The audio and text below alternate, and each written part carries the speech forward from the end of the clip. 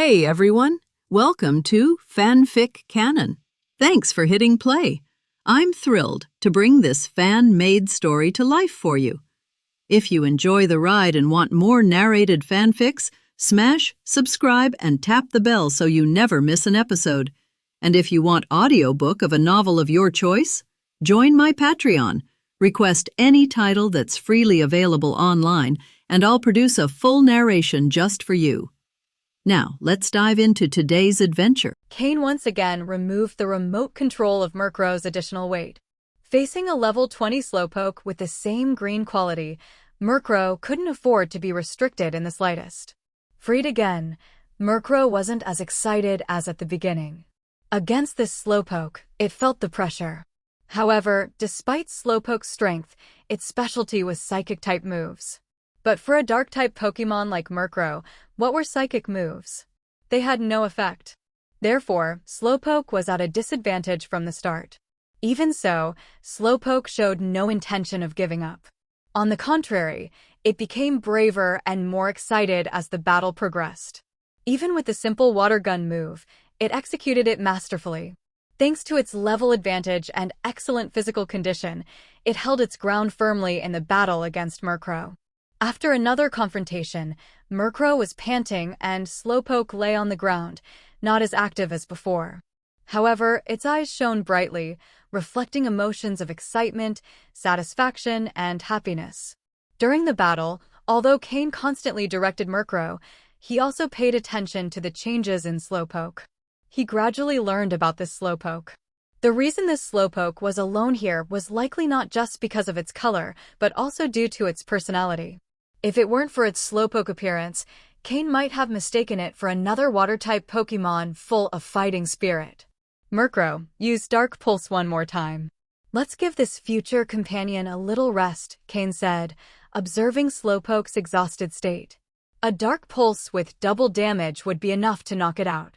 Although Murkrow was very tired, it still had the strength to launch a few more moves. With one breath, the Dark Pulse formed and launched the final attack on Slowpoke. Slowpoke, already exhausted, had lost the ability to resist. Although it had a higher level than Murkrow, being a Pokemon specializing in psychic moves it couldn't use, its disadvantage was evident from the beginning. Defeat was only a matter of time. It would be great to keep fighting like this. Slowpoke didn't feel much about its defeat, but its obsession with battle made it remember this thought as it lost consciousness. At the moment it fell, a super ball hit it, capturing it inside. The super ball shook on the ground, its red light flashing, indicating Slowpoke's internal struggle. Cain approached the super ball and, watching it shake, couldn't help but say, "Slowpoke, if you join me, there will be endless battles." As if it had heard Cain's words, the super ball stopped shaking after a few seconds, the red light stopped flashing, and it finally stayed still. Seeing that he had finally captured Slowpoke, Cain quickly picked up the super ball from the ground and, under Murkrow's eager gaze, released it. When the Pokeball opened, a red flash appeared and a small pale pink Pokemon appeared on the ground. The Slowpoke, previously unconscious, had now regained consciousness. Although its body was still injured and it couldn't move, its eyes were open.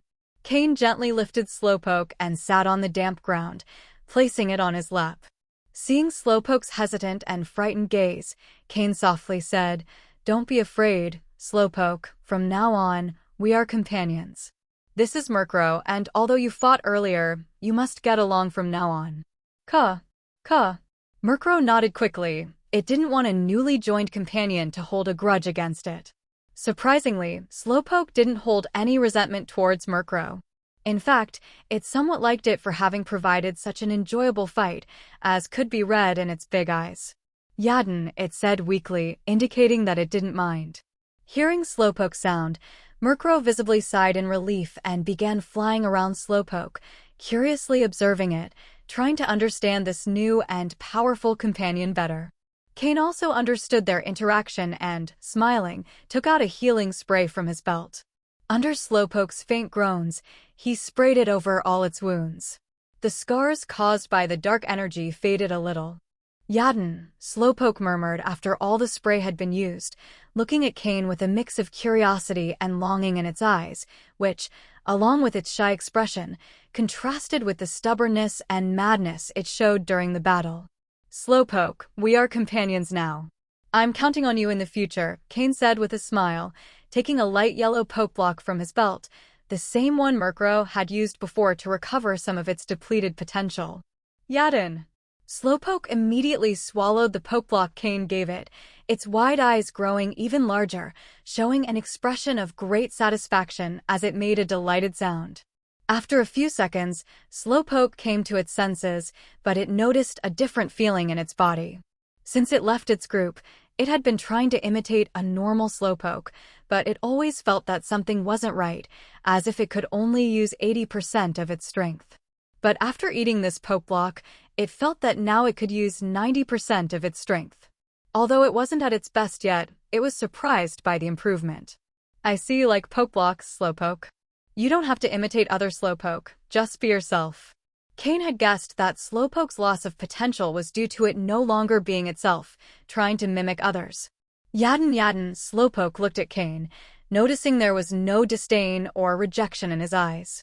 Although Slowpoke wasn't good at expressing itself, it could feel the kindness emanating from Cain and his lack of concern for the differences between it and other Slowpoke. Finally, Slowpoke began to lower its guard and show its true self. Although it still looked like a Slowpoke, its gaze became sharper, and its large eyes were no longer as vacant. Like windows to the soul, they reflected its desire to fight, a desire it no longer repressed. Cain smiled. Only when Slowpoke freed itself to truly be itself could it be the real Slowpoke. What did it matter if it was different from the others? Time would prove what was right. Indeed, using poke blocks and rediscovering its true self had reversed Slowpoke's loss of potential. During the next period, Slowpoke would need to continue using poke blocks. The supplies Murkrow had left weren't enough for it, so Cain would have to make more. Additionally, Slowpoke's wounds needed more treatment. Although the healing spray helped, it wouldn't recover immediately. For Slowpoke's future growth, Cain would also have to create some specific poke blocks for it. Although there were few recipes for poke blocks combining water and psychic types in the system's database, some did exist. "Slowpoke, can you walk? Let's find a place to rest." This place was too damp to camp, but it was a good point to refill their water supply. Slowpoke, which was 1.2 meters tall and weighed almost 40 kilograms, wasn't something Cain could easily lift. Yadin, Slowpoke nodded but didn't move.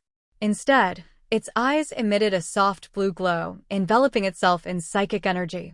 Cain felt the weight on his body begin to lessen until there was none at all. Slowpoke had lifted itself about 10 centimeters off the ground.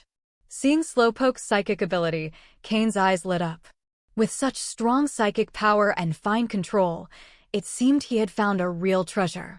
Unless it faced a Dark-type Pokémon, with Slowpoke's psychic power at that moment, it would probably be unstoppable against any opponent of a similar level.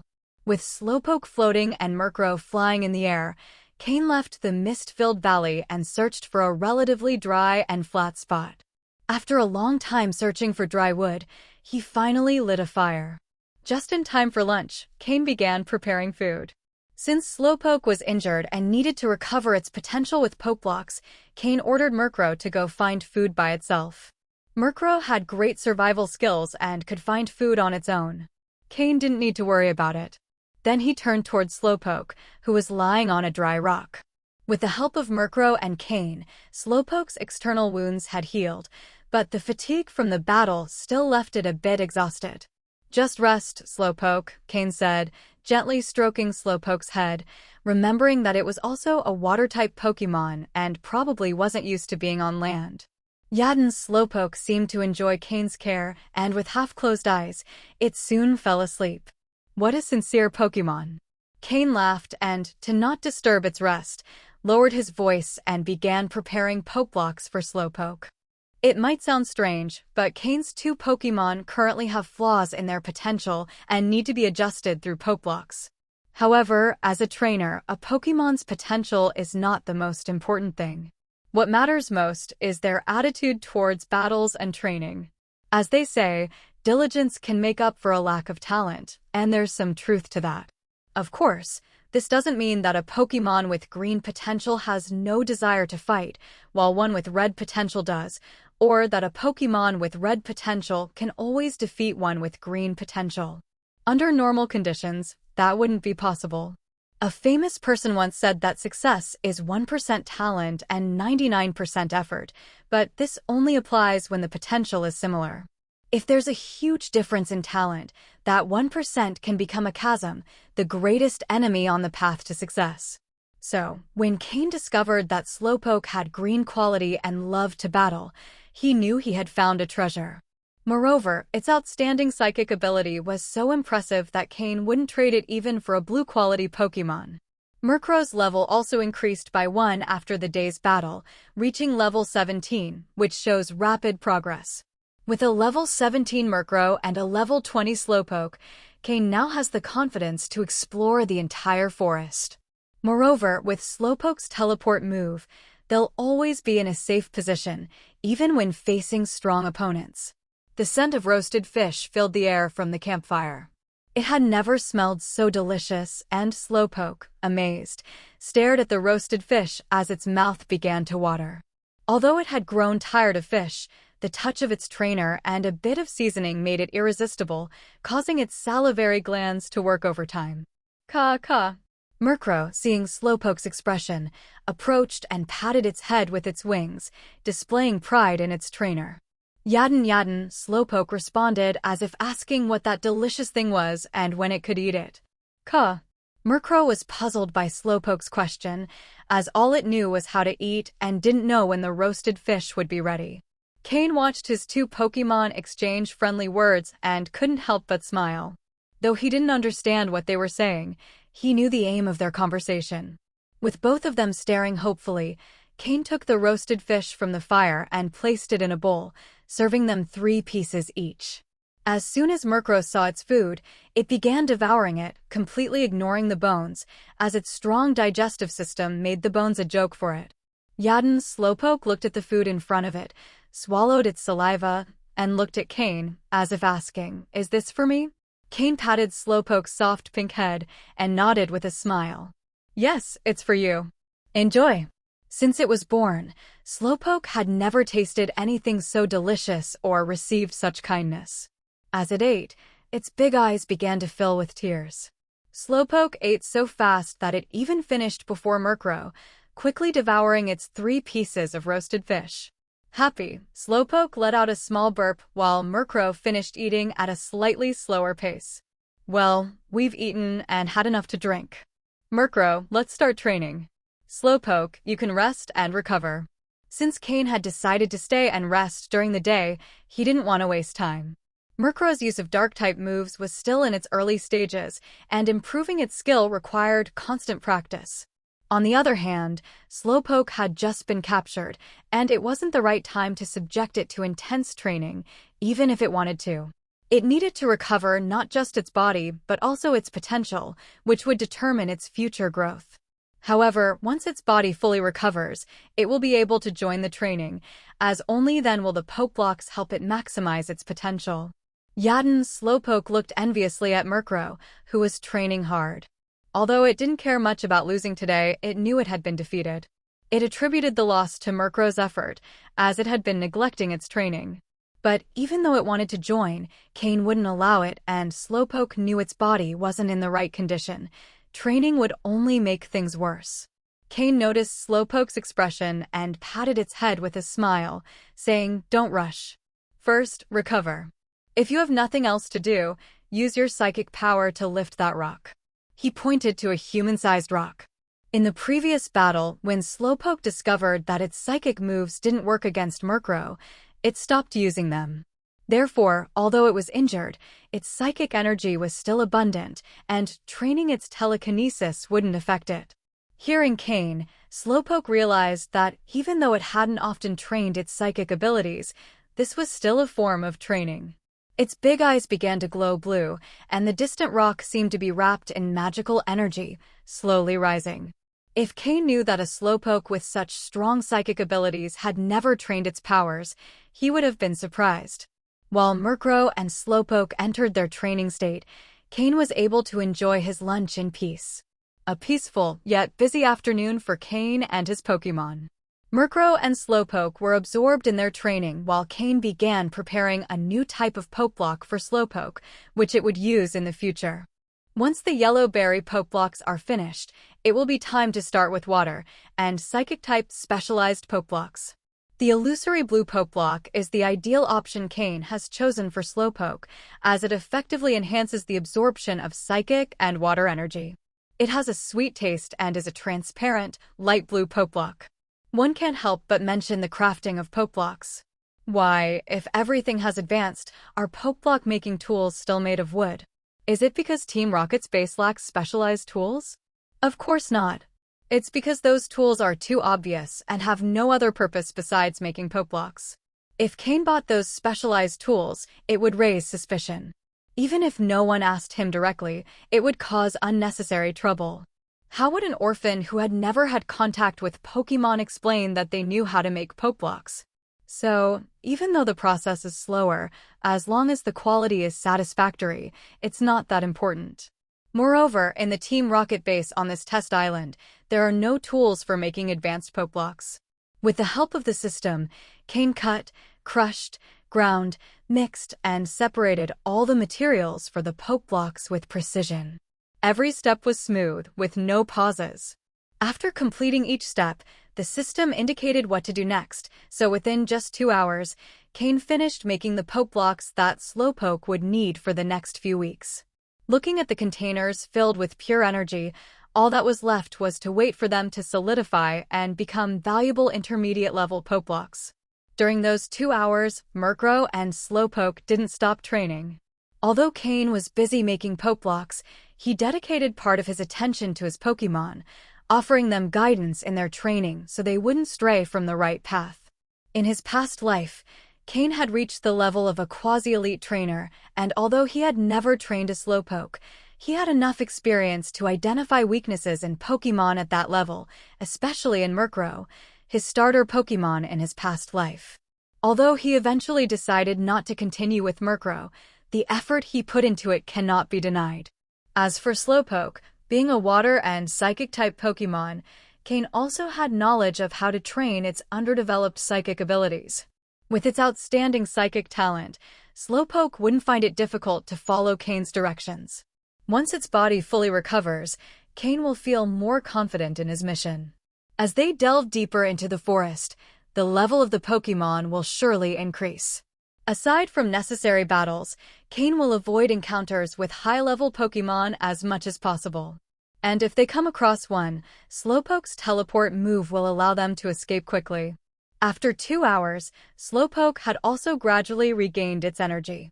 After training its psychic abilities for an extended period, and with Cain's guidance, Slowpoke also began training its body and water-type moves. Boom! Boom! Suddenly, the sky roared with a rumble, and lightning tore through the firmament in an instant, quickly disappearing into the increasingly dark clouds. The sky, which had originally been a clear blue, began to fill with black clouds that covered the sun. These clouds, accompanied by lightning and thunder, expanded rapidly, eventually dominating the entire sky. Sensing the change in the sky and being especially sensitive to moisture, Slowpoke approached Cain, tugging at his pants with his small pink hand, saying, "Yadin, Yadin," while pointing toward the sky. He was telling Cain that rain was coming, and it wasn't going to be just a drizzle, but a torrential downpour. "I know, we need to find a place to take shelter from the rain," Cain said, also noticing the change in the sky. After all, the thunder wasn't for nothing. However, this sudden storm took Cain by surprise. Hearing that Cain wanted to find shelter, Slowpoke rolled his eyes, suddenly remembering a place. He tugged at Cain's pants again, saying, "Yadin, Yadin." "Oh? You're saying you know where we can take shelter?" Cain, observing Slowpoke's actions, quickly understood his intent. Looking into Slowpoke's eyes, Cain could always understand what he wanted to convey. Perhaps this was one of the peculiarities of psychic-type Pokémon. "Murkrow, let's go. We'll follow Slowpoke to find shelter," Cain signaled for Murkrow to stop training. The wounds on Slowpoke's body had mostly healed. With a blue glow in his eyes, he used his telekinesis to lift himself slightly into the air. Although he normally never used his psychic powers to levitate, inspired by Cain, Slowpoke began to lift his body to move more quickly. Leading Cain and Murkrow, Slowpoke returned to the waterfall. Due to the impending rain, the air became denser, and the Pokémon in the water, suffering from a lack of oxygen, began to surface. Magikarp, Poliwag, Poliwhirl, Goldeen, Seaking, Wooper, Marill, and other common Pokémon from the Kanto region surfaced one by one. Although Cain was used to seeing them, his eyes gleamed as the system in his mind quickly analyzed each Pokémon, displaying their data in front of him. Most of the Pokémon had red quality, and a few were orange. Cain looked at them but wasn't interested in capturing or training them. Yadin. Upon reaching the edge of the lake beneath the waterfall, the atmosphere became even more humid. Just by staying for a while, their bodies became noticeably damp. For Murkrow, the humid air was very uncomfortable. His black, shiny feathers became heavy with moisture, making each flap of his wings harder. Moreover, the sensation of sticky feathers gave him the impression of falling into the water. Gah! Murkrow flapped his wings in displeasure, trying to shake off the moisture, but it was futile since the air was filled with water. Seeing Murkrow's disgusted expression, Slowpoke hurried up. He headed for the waterfall and pointed towards it, saying Yadin. You mean there's a cave behind the waterfall? Cain asked, intrigued by Slowpoke's action. He had originally thought it was just a regular waterfall, but it turned out there was a cave behind the water curtain. Slowpoke nodded, and his eyes gleamed with an intense blue glow as he increased his telekinesis, creating a gap in the waterfall large enough for a person to pass through. Normally, Slowpoke would have just crawled through, but knowing Cain and Murkrow didn't enjoy getting soaked, he used his psychic power to create a passage for them. Seeing Slowpoke was slightly fatigued, Cain and Murkrow wasted no time and quickly entered the cave behind the waterfall. After they went in, Slowpoke stopped controlling the waterfall and crawled inside under the water pressure, which only slightly pressed down on his body. You're amazing, Slowpoke. Thanks for the effort. Cain praised Slowpoke before continuing deeper into the cave with Murkrow. For Cain, it was customary to explore any unknown cave first. However, considering Slowpoke's situation, it seemed likely this was where he had been living lately. It wasn't unusual for him to crawl out of the water frequently, allowing him to discover this place. Unlike the outside, full of humidity, the inside of the cave became drier the further they went. This could be because the waterfall blocked contact with the outside, preventing moisture from entering. Finally free from the humid environment, Murkrow flew quickly around the cave, drying himself off as he moved. Not long after they entered the cave, it began to pour outside. The roar of the water, combined with the sound of the waterfall, created a symphony of nature in the jungle. As the rain began, the air ceased to be so dense, and the Pokémon in the water became immediately more active, appearing in the lake and on the shores. Cain approached the waterfall and, through the clear water, could see a bit of what was happening outside, though not clearly. Finally, Slowpoke used his telekinesis to form a small hole in the waterfall, allowing Cain to see fully what was happening outside. Cain watched as several Pokémon, usually hidden under the water, surfaced. In addition to the common Magikarp and Goldeen, a few relatively rare Pokémon appeared. What's that? Cain couldn't help but exclaim as he saw the figure of a Pokémon quickly pass by. It can't be. Besides those common Pokémon, she's here too. Before Cain's eyes passed a figure adorned with shining multicolored scales. Her elongated, elegant body had 2 long antennas, and her tail moved like a fan, glimmering under the rain. Milotic. I can't believe the water quality here is so good that there's even a wild Milotic. Milotic, being the evolved form of Feebas, only evolves when it carries a prism scale. Given how extremely rare the prism scale is, it's very unlikely for a wild Feebas to obtain one, so finding a wild Milotic is almost impossible. In Cain's mind, at this point, no one in the Pokémon League knew that Feebas could evolve, much less that its evolution resulted in the beautiful Milotic. To them, Milotic had no pre-evolved form, and they considered Feebas, which didn't have a known evolution, as a Pokémon even inferior to Magikarp. For a moment, Cain felt a strong temptation to rush out and capture that Milotic, regardless of its quality. After all, a Pokémon that managed to evolve in the wild couldn't be an ordinary Pokémon. However, that temptation was quickly dismissed. It would be madness to go out during a storm to capture a Milotic that was being admired by all the other Pokémon. Additionally, due to the distance, it wasn't clear what level Milotic was, and attacking rashly could mean the end for Cain and all his Pokémon. Shaking his head, Cain abandoned that idea and continued to observe the Pokémon in the water. Besides the surprise of seeing a Milotic, Cain also noticed the presence of some other rare Pokémon. What caught his attention the most was the occasional appearance of Squirtle. There was more than one wild Squirtle here. This was something Cain hadn't expected. And considering how frequently they appeared, it seemed like there was a small group of Squirtle in the area. As one of the water-type starter Pokémon from the Kanto region, Squirtle had always been controlled by the Pokémon League. If the League found out about the existence of a wild Squirtle group, they would quickly take action to ensure they were captured and prevent starter Pokémon from spreading beyond their control.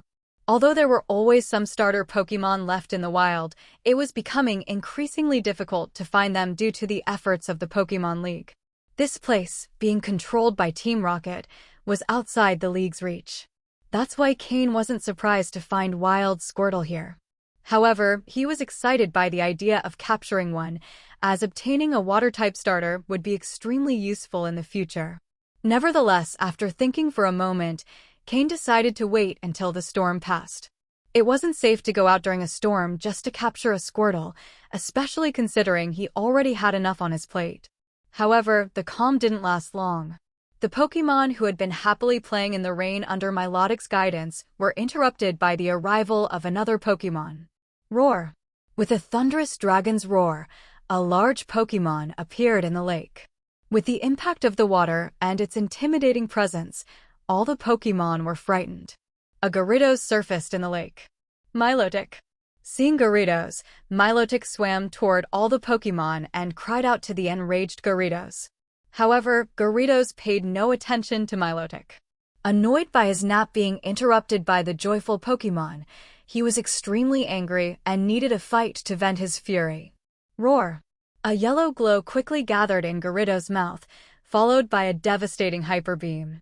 Water currents gathered around Milotic, and swimming at great speed in the water, she moved ahead of all the Pokémon, enduring Gyarados' attack. This cave is such a unique place.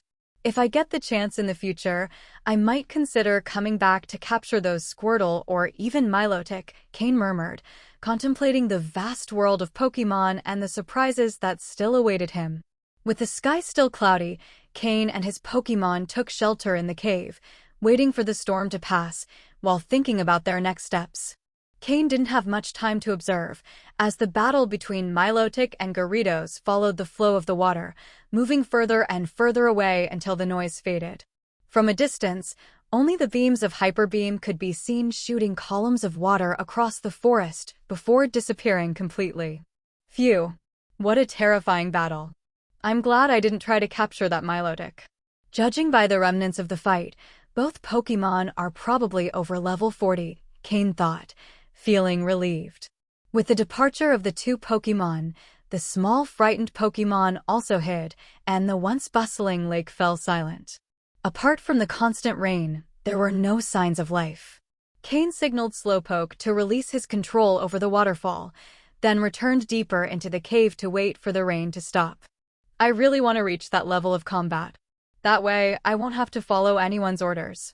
Influenced by the battle between Gyarados and Milotic, Cain thought to himself, but in this life, I won't abandon them. Looking at Murkrow, who had almost finished drying off, and Slowpoke, who always accompanied him, Cain made a silent promise to them. After half an hour, the rain began to gradually subside, and with Slowpoke's help, Cain slowly exited the cave behind the waterfall. Since the rain had just stopped, the forest was soaked, but at the same time, under the sunlight peeking through the clouds, the place radiated a completely new atmosphere. It was as if everything had come back to life. Walking through the meadow drenched in water droplets, Cain, accompanied by Murkrow and Slowpoke, left the lake area. Originally, he had planned to stay there for a day so Slowpoke could recover and to make some poke blocks, but the rain had interrupted his plans. Fortunately, Slowpoke had recovered well, and the poke blocks were already made. They just needed to fully solidify. Taking advantage of the clear sky after the rain, Cain walked along the river with Murkrow and Slowpoke, hoping to find the Squirtle he had seen earlier. He guessed there was a small colony of Squirtle in the area. The water level had risen due to the rain, flooding the paths where the Pokémon walked. Now they could only walk through the grass, which was full of water droplets, and it didn't take long for Cain's pants to get soaked. Despite everything, the clear water after the rain often allowed him to see small water-type Pokémon, but Cain felt a bit disappointed as most of what he saw were common Pokémon like Magikarp, with the occasional Goldeen appearing. Eventually, he resigned himself to the situation. After all, Squirtle is a valuable starter Pokémon. It was already surprising to see it in the wild. Capturing one would depend on luck. Cain walked about 10 kilometers along the river without finding a trace of Squirtle, although he did see some relatively rare water-type Pokémon. But since he already had a Slowpoke, he wasn't interested in water types with mediocre abilities, and it wasn't worth spending resources on them. Looks like finding Slowpoke was just a stroke of luck, Cain thought after walking a bit further. He was quite satisfied with having captured such a talented Slowpoke. Searching for Squirtle had been an impulse, and if he didn't find it, it didn't matter. After reaching that conclusion, Cain stopped focusing so much on the water Pokémon. I'll walk a little further and then head back, he thought as the sky began to darken. However, just as Cain was about to walk a bit further, he encountered an unexpected situation that made him immediately retreat. A light blue Pokémon, covered by a flow of water, jumped directly out of the water, landing not far in front of Cain. Golduck! Cain exclaimed, frowning as he saw the Pokémon that had suddenly appeared. This Golduck wasn't one Cain had seen earlier during the storm, and in fact, he hadn't seen a Psyduck during the storm either. Seeing the Golduck that had appeared out of nowhere, Murkrow quickly positioned himself in front of Cain, while Slowpoke approached seriously. His water-type instinct told him that this Golduck was strong, very strong. Cain's eyes flashed as Golduck's data appeared in his mind. Pokémon, Golduck, yellow. Gender, male. Level, 38. Type, water. Ability, damp. Held item, none. Egg moves, Mud Bomb, Yawn. Basic moves, Aqua Jet, Water Sport, Scratch, Tail Whip, Water Gun, Confusion, Fury Swipes, Water Pulse, Disable, Screech, Zen Headbutt, Aqua Tail, Soak, Psych Up. Learned moves, Hydro Pump, Iron Tail, Ice Punch. TMs, none. Cain instantly became serious, his expression turning grim. I didn't expect to run into a level 38 Golduck. What luck. Originally, Cain thought that after the battle between Gyarados and Milotic, no strong Pokémon would appear in this water area, so he felt safe searching for Squirtle. But unexpectedly, a level 38 Golduck appeared. What Cain didn't know was that this Golduck was actually the true owner of this area, while Gyarados and Milotic were just temporary visitors. Due to the immense power of Gyarados and Milotic, Golduck hadn't dared to confront them, so he had hidden along with his colony of Psyduck. It was only after the two Pokémon left following their battle that Golduck emerged from the water's depths. At that moment, he saw Cain and his group wandering through his territory. Filled with fury, Golduck thought, I can't face those two powerful Pokémon, but you little ones dare to provoke me. Fortunately, Cain was unaware of the situation. If he had known, he would have thought, disaster falls from the sky. Looking at the two Pokémon advancing toward him, Golduck eyed them with disdain. As a Pokémon that had reached such a level, he had his own method of judging the strength of other Pokémon. Although Murkrow and Slowpoke showed good eyes and presence, to him, they were still too inexperienced. As the ruler of the region, Golduck generally didn't bother dealing with weak Pokémon like Murkrow and Slowpoke, but his anger needed an outlet, and Cain and his team had just crossed his path. I'll show you who the real owner is here. Golduck roared internally as a powerful water-type energy began to concentrate in his closed mouth, where the turbulent water began to overflow. He was charging an attack. Cain's heart skipped a beat. Is he really going all out right from the start? He's going to attack us with his full power, he thought quickly. Slowpoke, teleport, let's go. Seeing that Golduck was about to unleash his attack, Cain quickly gave the order. Yaden's Slowpoke immediately responded, and with his blue eyes full of psychic power, a blue wave enveloped Cain, Murkrow, and himself. Golduck, sensing Slowpoke's movement, who was also a psychic-type Pokémon, stopped charging the move and fired his Hydro Pump, his strongest water-type move. A column of water the size of a person shot out from Golduck's mouth, quickly approaching Cain. Murkrow, use Protect. With a cold gaze, Cain gave the order just in time. A light green energy shield surrounded Murkrow, and with great effort, he expanded the shield, blocking the Hydro Pump. Slowpoke, quickly. Murkrow could barely maintain the shield as the Hydro Pump, under Golduck's control, continued to fire. Yaden's Slowpoke, realizing the situation, ignored the limit of his psychic power and, with a flash of blue light, enveloped Cain and his team in an increasingly powerful wave of energy. In an instant, the psychic wave reached its peak, and with a flash of blue light, Cain, Murkrow, and Slowpoke disappeared from the spot. Bang! The suppressed Hydro Pump exploded in the spot where Cain had been. Golduck watched helplessly as the weak insects vanished before his eyes and felt his majesty as the supreme ruler had taken another hit. But when he thought of Cain's eyes, an inexplicable chill arose from his heart. Golduck couldn't help but shudder and abandoned his intention of pursuing them. With a whistle, he dived back into the water and disappeared. With a fluctuation of psychic energy, the trio reappeared in the cave behind the waterfall. Murkrow stumbled and fell to the ground, exhausted after barely holding on. Slowpoke also collapsed to one side, his spirit drained. Cain's expression was unusually solemn as he said, "There really are many powerful Pokémon in this forest." He helped Murkrow up, gave him a few poke blocks, and then let him rest for a while. Slowpoke, use Calm Mind to restore your psychic energy, Cain said apologetically after looking at the Slowpoke. If Slowpoke hadn't explosively used his psychic energy at the last moment, things wouldn't have gone so smoothly. Yaden's Slowpoke let out a faint cry, then closed his eyes and began using Calm Mind. A slight wave of psychic energy appeared around him. This move not only increased the user's special attack and special defense in battle, but it also enhanced the effects of psychic energy during regular training. After organizing Murkrow and Slowpoke, Cain sat beside the cave. This time, it truly was an unexpected disaster. He was merely walking near the river when he encountered a powerful ruler of the area. Both Pokémon took a significant hit. However, for Cain, who had explored wild areas in his past life, encountering powerful Pokémon in their territory and being driven off like this was nothing new. Don't look so down, it's just about living a few more years. As long as we train hard, sooner or later, we'll regain what we lost today, Cain said to console them. With Cain's words, they began to relax as well, transforming their frustration into an inexhaustible source of motivation. We must become stronger and reclaim what's ours. Although they wanted to start training right away, both Murkrow and Slowpoke were injured to varying degrees, so Cain ordered them to train only after they had fully healed. Thus, in the cave at night, only the sounds of the waterfall and the crackling firewood could be heard. There were no other sounds. Murkrow lay obediently against the cave wall, eyes closed, digesting the poke blocks.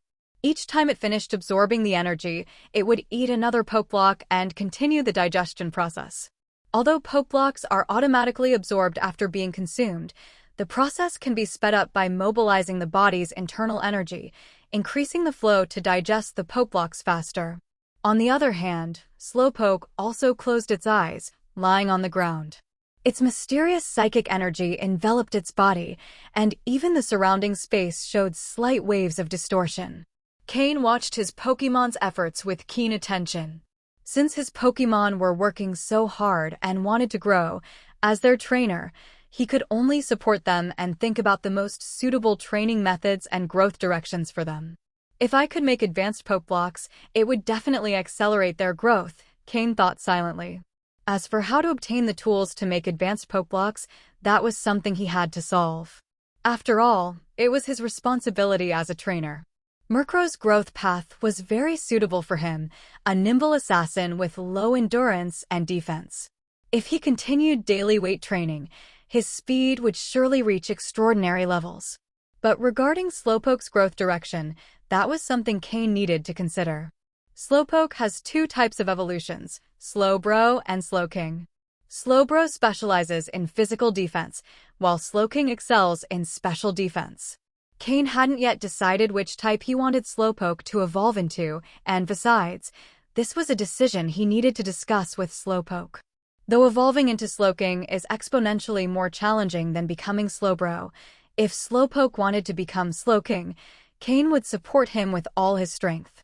In Cain's view, Slowpoke, who is a bit slow but has good endurance and exceptional talent in psychic skills, should aim towards Slowking, focusing on special attack and special defense, without worrying too much about physical defense.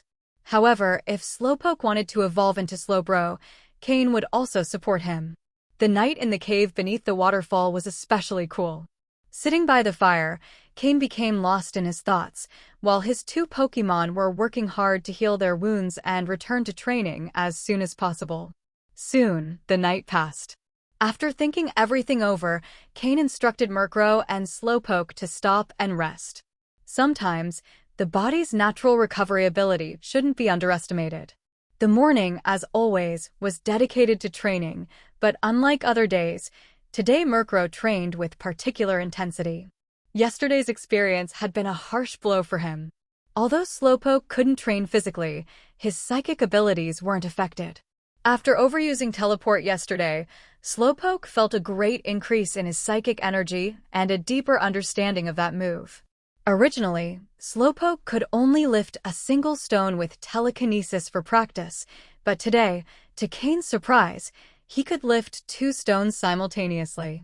Although the overuse of psychic powers yesterday had been exhausting, the growth achieved was significant. Cain concluded that Slowpoke had always had great psychic potential, but had only been using that power superficially. If Slowpoke's psychic energy was compared to a glass of water, his previous use of psychic powers was like drinking through a thin straw. But after yesterday's excessive use, the straw had become twice as wide, exponentially increasing his energy usage. Seeing Slowpoke's growth, Murkrow pushed himself even harder. He knew that in a battle against Slowpoke, part of his success was due to Slowpoke's psychic moves not affecting him, and another part due to Cain's leadership. In terms of overall strength, Slowpoke's combat ability was likely twice as much as his. Of course, as a teammate, Murkrow didn't envy Slowpoke. But that didn't stop him from seeing Slowpoke as a goal. Only through continuous training and improvement could he grow enough. He didn't want to lag behind when Cain captured other powerful Pokémon in the future. As Cain's first captured Pokémon, Murkrow had his pride and didn't want to become a burden to the team. In fact, he wanted to be the strongest Pokémon on the team to protect the others in future battles. While his Pokémon trained, Cain also exercised. Accompanying his Pokémon in their training helped to bring their hearts closer together. When one is busy, time flies. The 3 hours of morning training vanished in the blink of an eye. Although he wanted to continue, Cain didn't forget that he had a mission given by Umbra. Beyond whether completing the mission would allow him to advance in the organization, the 10,000 reward points were something he urgently needed. Now that he had 2 Pokémon to raise, the resource consumption would multiply. The resources needed to raise these 2 Pokémon were astonishing. It didn't seem like raising Murkrow had consumed many resources, partly because Cain made the poke blocks himself, so the investment wasn't as high. But for an ordinary trainer, doing something like this would be impossible. You have to know that a single medium-level poke block costs 5 points on Team Rocket's exchange list. Murkrow consumes around 30 poke blocks a day, meaning a daily investment of 150 points. And if we add the poke blocks that Slowpoke needs, the required points increase. Furthermore, We must remember that a Pokémon not only needs physical strength, but must also master important moves. Cain had already spent over 10,000 points on teaching Murkrow 3 moves, and would need to invest more as both Pokémon learned additional moves. That's why it's so challenging for an average trainer to stand out in this world. Without special opportunities, the resources required to raise a single Pokémon would take a lifetime, and by then, the Pokémon would have passed its peak. Cain had always relied on the system. In his previous life, even with the system's help, he had to become a Pokémon hunter and leverage Team Rocket's resources to reach the level of a quasi-elite trainer. But being a quasi-elite trainer only placed him in the mid-upper ranks among Team Rocket members. In the league, there were countless hidden quasi-elite trainers. Only by becoming an elite-level trainer does one barely have the right to live freely in this world. But just barely. After all, being an elite-level trainer doesn't mean being one of the Elite Four. They are two different concepts. He stepped out of the cave, and after yesterday's heavy rain, today the sky was clear. The warm rays of the sun touched Cain's skin as he exited the cave, bringing him a sense of comfort like drinking cool water when thirsty. Walking again on the smooth stones by the lake, Cain noticed that the water, which had risen significantly yesterday, had miraculously returned to its original level. The stones, washed by the rain, shone softly under the sun, showing their cleanliness. Looking at the water's surface, Cain said to Murkrow and Slowpoke, "The next time we come here, it'll be to take revenge." Craw. Yadin. Though Cain's words were calm, the determination in them made Murkrow and Slowpoke feel completely convinced. Both responded with a sound to Cain. This desire for revenge was also what they now believed in, and what would guide their efforts in the future. 10 minutes later, Cain, along with his Murkrow and Slowpoke, set off again to complete the mission. Holding a dagger in hand, Cain walked through the forest, comparing his surroundings with the marks on the map. If he wanted to keep searching for the mission items, the first thing he had to do was return to the path drawn on the map. Murkrow hovered above Cain's head, constantly watching the surroundings.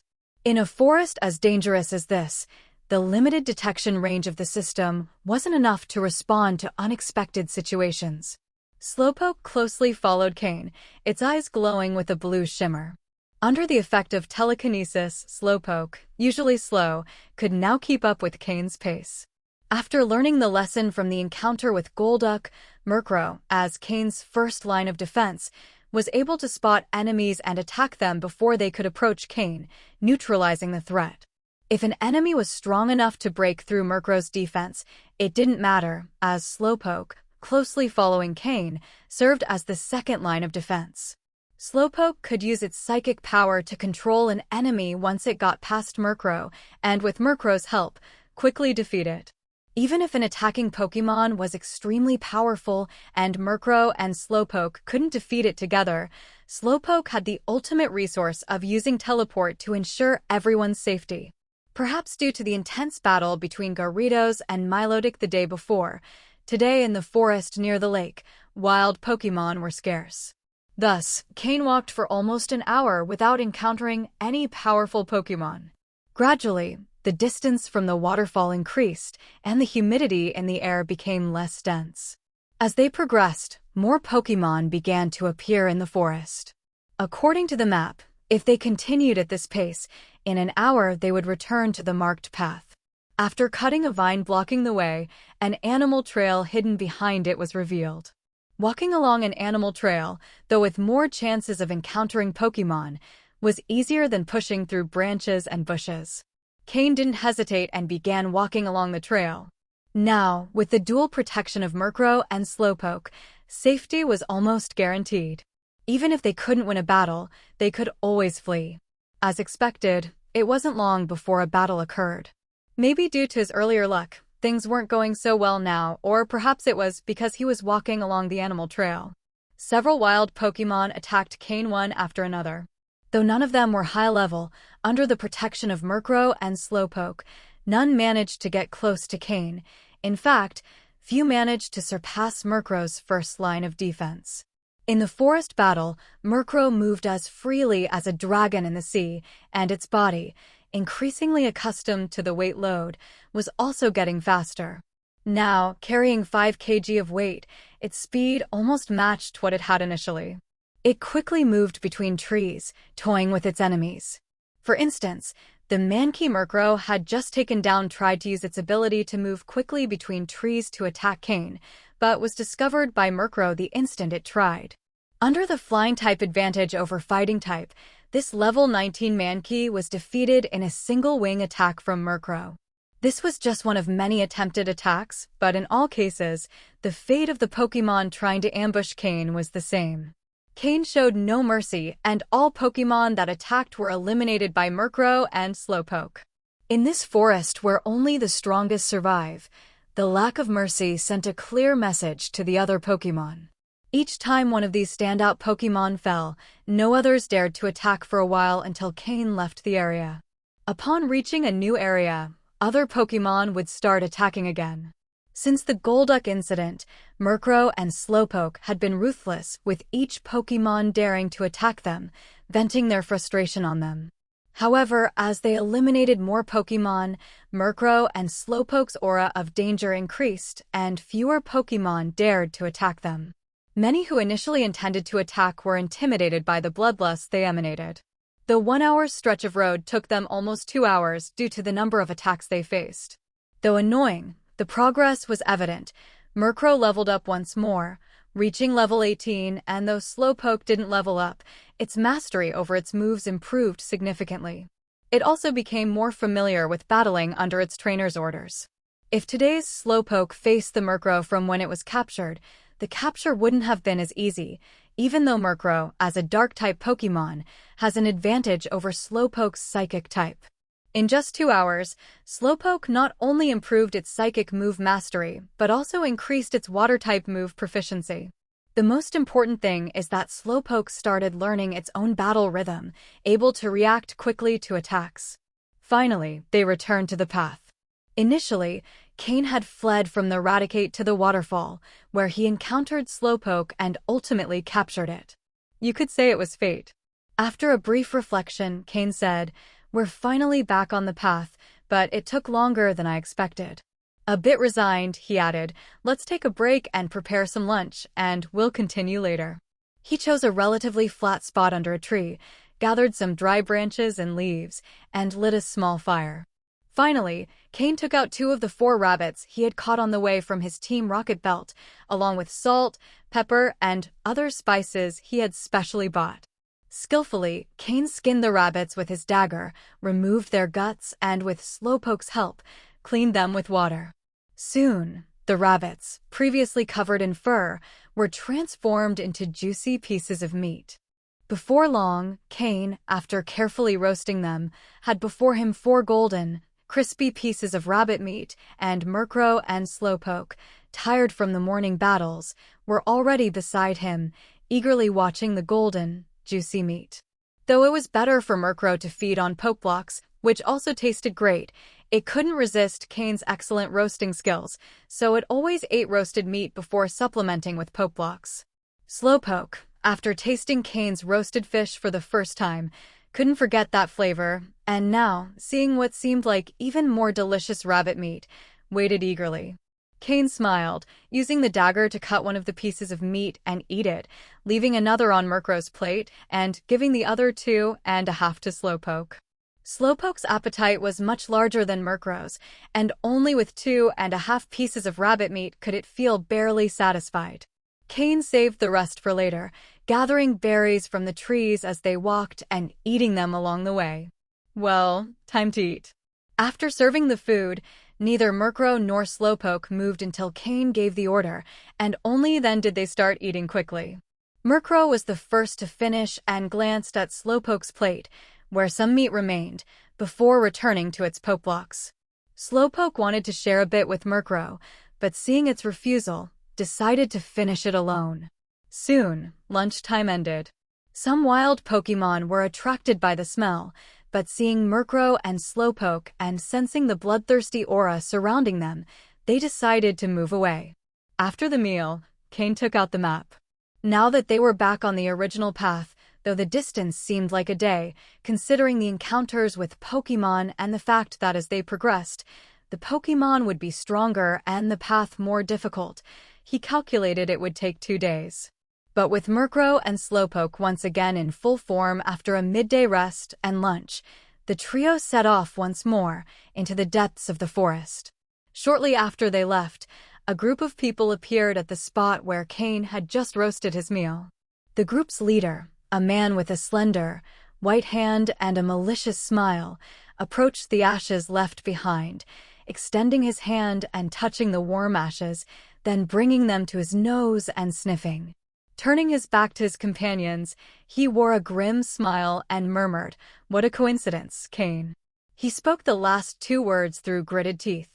One of the men behind him, noticing his actions, stepped forward and touched his shoulder. "Have you found something, Soros?" His expression shifted from grim to cheerful in an instant, showing a very friendly smile. He turned to that person and said, "Oh, it's nothing. I just discovered someone quite dangerous." Upon hearing this, the person's expression changed slightly. "Someone? Do you know him?"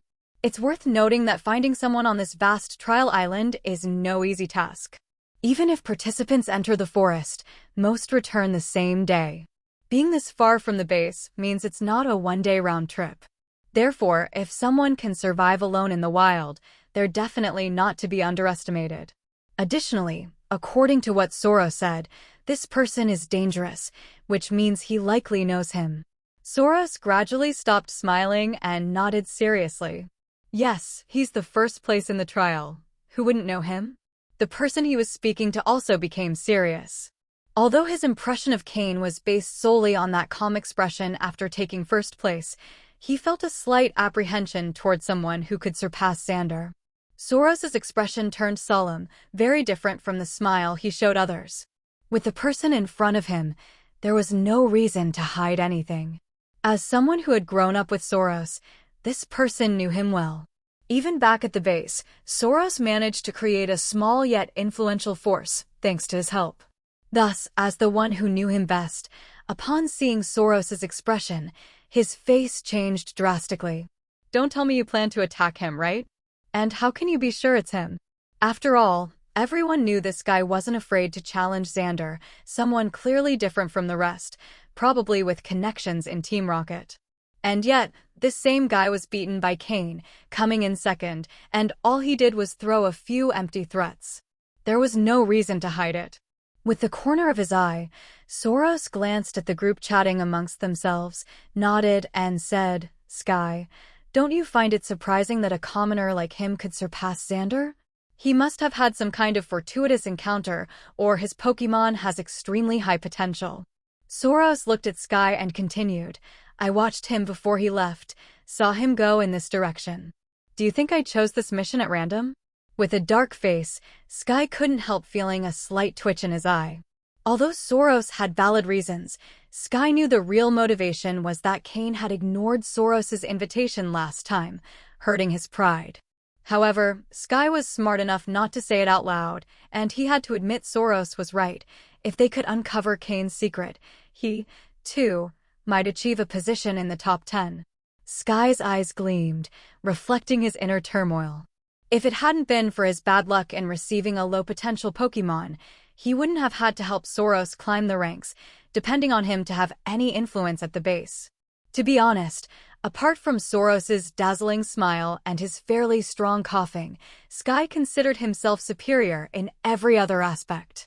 However, circumstances forced him to lean on Soros if he wanted to stand out in the trials. He had to admit that the Pokémon distribution by Team Rocket, except for Xander, was entirely random. Whether one received a high-potential Pokémon or not depended solely on luck. Soros didn't notice Sky's hidden thoughts, busy fantasizing that if he discovered Cain's secret, he could become first in the trials and secure a prominent position in Team Rocket, standing above everyone else. "But we're not sure we can beat him," Sky commented with respect for the first place. After all, he himself was only in the 20s in the ranking, a big difference. "Don't worry, we won't know how strong he is until we try. And if we can't beat him, we'll still have others covering our backs," Soros replied, glancing toward the group of 5 people accompanying them. Shortly after, the two exchanged looks and made the decision to test Cain's abilities. He quickly changed expressions, putting on his characteristic smile, and turned to the 5 behind him. Those discussing Pokémon stopped talking and looked at Soros when he turned toward them. There was no denying Soros knew how to present himself effectively. Pleased to have everyone's attention, Soros smiled and said, "I just discovered a great opportunity. If we seize it, we can all pass the trial without any issues." Upon hearing this, the eyes of the 5 lit up immediately. Although they were relatively strong, securing their place in the trial was a bit uncertain. If there was a chance to guarantee it, they had to seize it. Although they didn't doubt Soros's words, someone still wanted to be sure. "Really, Brother Soros?" Soros looked at the one who asked, smiling and nodding. "That's right. I just confirmed it with his brother, Sky." Everyone turned their gaze to Sky, who looked at them one by one and nodded to confirm. With confirmation from both leaders, the 5 were encouraged. The 50 spots in the Team Rocket final trial had always weighed on their minds. If they could pass with their own ability, they wouldn't need to rely on anyone else. After all, living in someone's shadow wasn't easy. Seeing the confidence in the other's eyes, Soros and Sky smiled internally. "When the time comes, follow my orders without any hesitation or delay. If I see anything, we won't include you again, and you'll have to fend for yourselves," Sky warned, taking on the role of the bad cop in the group. The others felt a slight fear in their hearts. No one wanted to lose an ally, as it would make life much harder at the base. They quickly nodded, indicating they understood. "If you have any doubts, wait until everything is over to ask. Don't make everyone suffer," Sky continued warning. If they knew their opponent was the first place Cain, they might desert at the last minute, so Sky made sure to prepare them. Everyone nodded again. At that moment, Soros stepped forward and smiled. "Don't worry, I'll handle everything. If we face danger, I'll stay behind to cover the retreat." His smile and confidence reassured the 5 a bit. After all, they trusted Soros's actions thus far. However, when they weren't looking, a cold expression crossed Sky's eyes. He knew Soros's true intentions well. "All right, let's go as soon as possible. The warmth of the ashes suggests he's not far. If we hurry, we'll catch up to him," Sky said, hiding his displeasure behind a smile. Soros didn't suspect a thing, nodded, and raised his hand for everyone to quickly move in the indicated direction. Elsewhere, Cain walked at a steady pace through the forest, unaware that someone had ill intentions toward him, nor that the ashes he'd left behind had revealed his location. In reality, even if Cain knew, he wouldn't worry. Had this happened before capturing Slowpoke, he might have avoided confrontation due to the number of opponents. But now that he had Slowpoke, he could challenge any participant from the base. "Slowpoke, use Confusion to control Meowth. Murkrow, use Screech, and then finish it off with Wing Attack," Cain ordered calmly, watching as a wild Meowth fell under the combined attacks of Murkrow and Slowpoke, lying on the ground like a corpse. That level 20 orange quality Meowth had tried to take advantage of its speed to attack Cain, who appeared vulnerable. But before it could approach within 3 meters, it was stopped by Slowpoke's Confusion move. When it tried to escape, it was caught by Confusion again, and Murkrow used Screech to lower its defense before finishing it with a Wing Attack. This was the battle method Murkrow and Slowpoke had perfected. Slowpoke would use its powerful Confusion to immobilize the opponent, while Murkrow would weaken and finish them off. Few Pokémon could withstand this type of combined attack. The Meowth on the ground was just one of many Pokémon they had defeated along the way. "Murkrow, Slowpoke, good job," Cain praised his Pokémon without holding back on compliments. That said, he took a mid-level Pokeblock from his belt and gave it to Murkrow to restore its energy. Slowpoke, on the other hand, still only 8 yellow berry Pokeblocks, so it didn't receive one. Luckily, Slowpoke mainly consumed psychic energy, so with a little use of the Calm Mind move, it could quickly recover. The training goal Cain set for Slowpoke was to be able to restore its psychic energy through Calm Mind while walking, just as Murkrow maintained its Tailwind state at all times. Suddenly, Slowpoke tugged on Cain's pant leg and made a sound. Craw, Murkrow also flew toward Cain and cawed softly. Seeing his two Pokémon's reaction, Cain felt slight concern. With the help of Slowpoke and Murkrow, Cain finally understood what they meant. Are you saying someone is following us? Cain narrowed his eyes, his gaze sharpening. Through Murkrow and Slowpoke's gestures, Cain realized it wasn't just one person following him. In this forest, apart from participants, there shouldn't be any other humans. It seems I haven't asserted my authority. Everyone wants to test my limits, huh? Cain's face grew dark, a fierce killing intent flashing in his eyes. Since they want to measure my strength, I'll make them see just how great the gap truly is. Suppressing his intent to kill, Cain signaled his Pokémon, Murkrow and Slowpoke, to act normally but stay alert. I wonder who it could be? Xander. Although his face remained emotionless, Cain couldn't help but speculate on who it might be. Thinking of Xander, Cain couldn't resist a slight smile. If Xander were so petty, he wouldn't have kept him beneath him in the past life. Or could it be him? A certain figure flashed in Cain's mind. At the base, besides Xander, whom he had clashed with, there was only one other person, Soros. Moreover, Soros was someone who, despite his sunny facade, had a petty heart. Confirming his suspicion, Cain was now 90% sure. Following his original route, Cain avoided drawing Soros and his group's attention, who trailed closely behind. To follow him undetected, they kept a significant distance. Deliberately, Cain led Murkrow and Slowpoke down an overgrown path, gradually moving off the main trail. The followers suspected nothing, with some impatiently suggesting to Soros that they strike immediately, taking advantage of Cain's supposed unawareness. What they didn't know is that the person they planned to attack was the top rank in the trials. If they knew, they'd probably reconsider their aggressive stance. Once Cain reached an ideal location, he stopped abruptly and told Slowpoke, teleport us back to where we were before. As soon as Cain finished speaking, Slowpoke's eyes, already prepared, glowed with a blue light. Using its psychic power, it surrounded Cain and Murkrow, and in the blink of an eye, they vanished.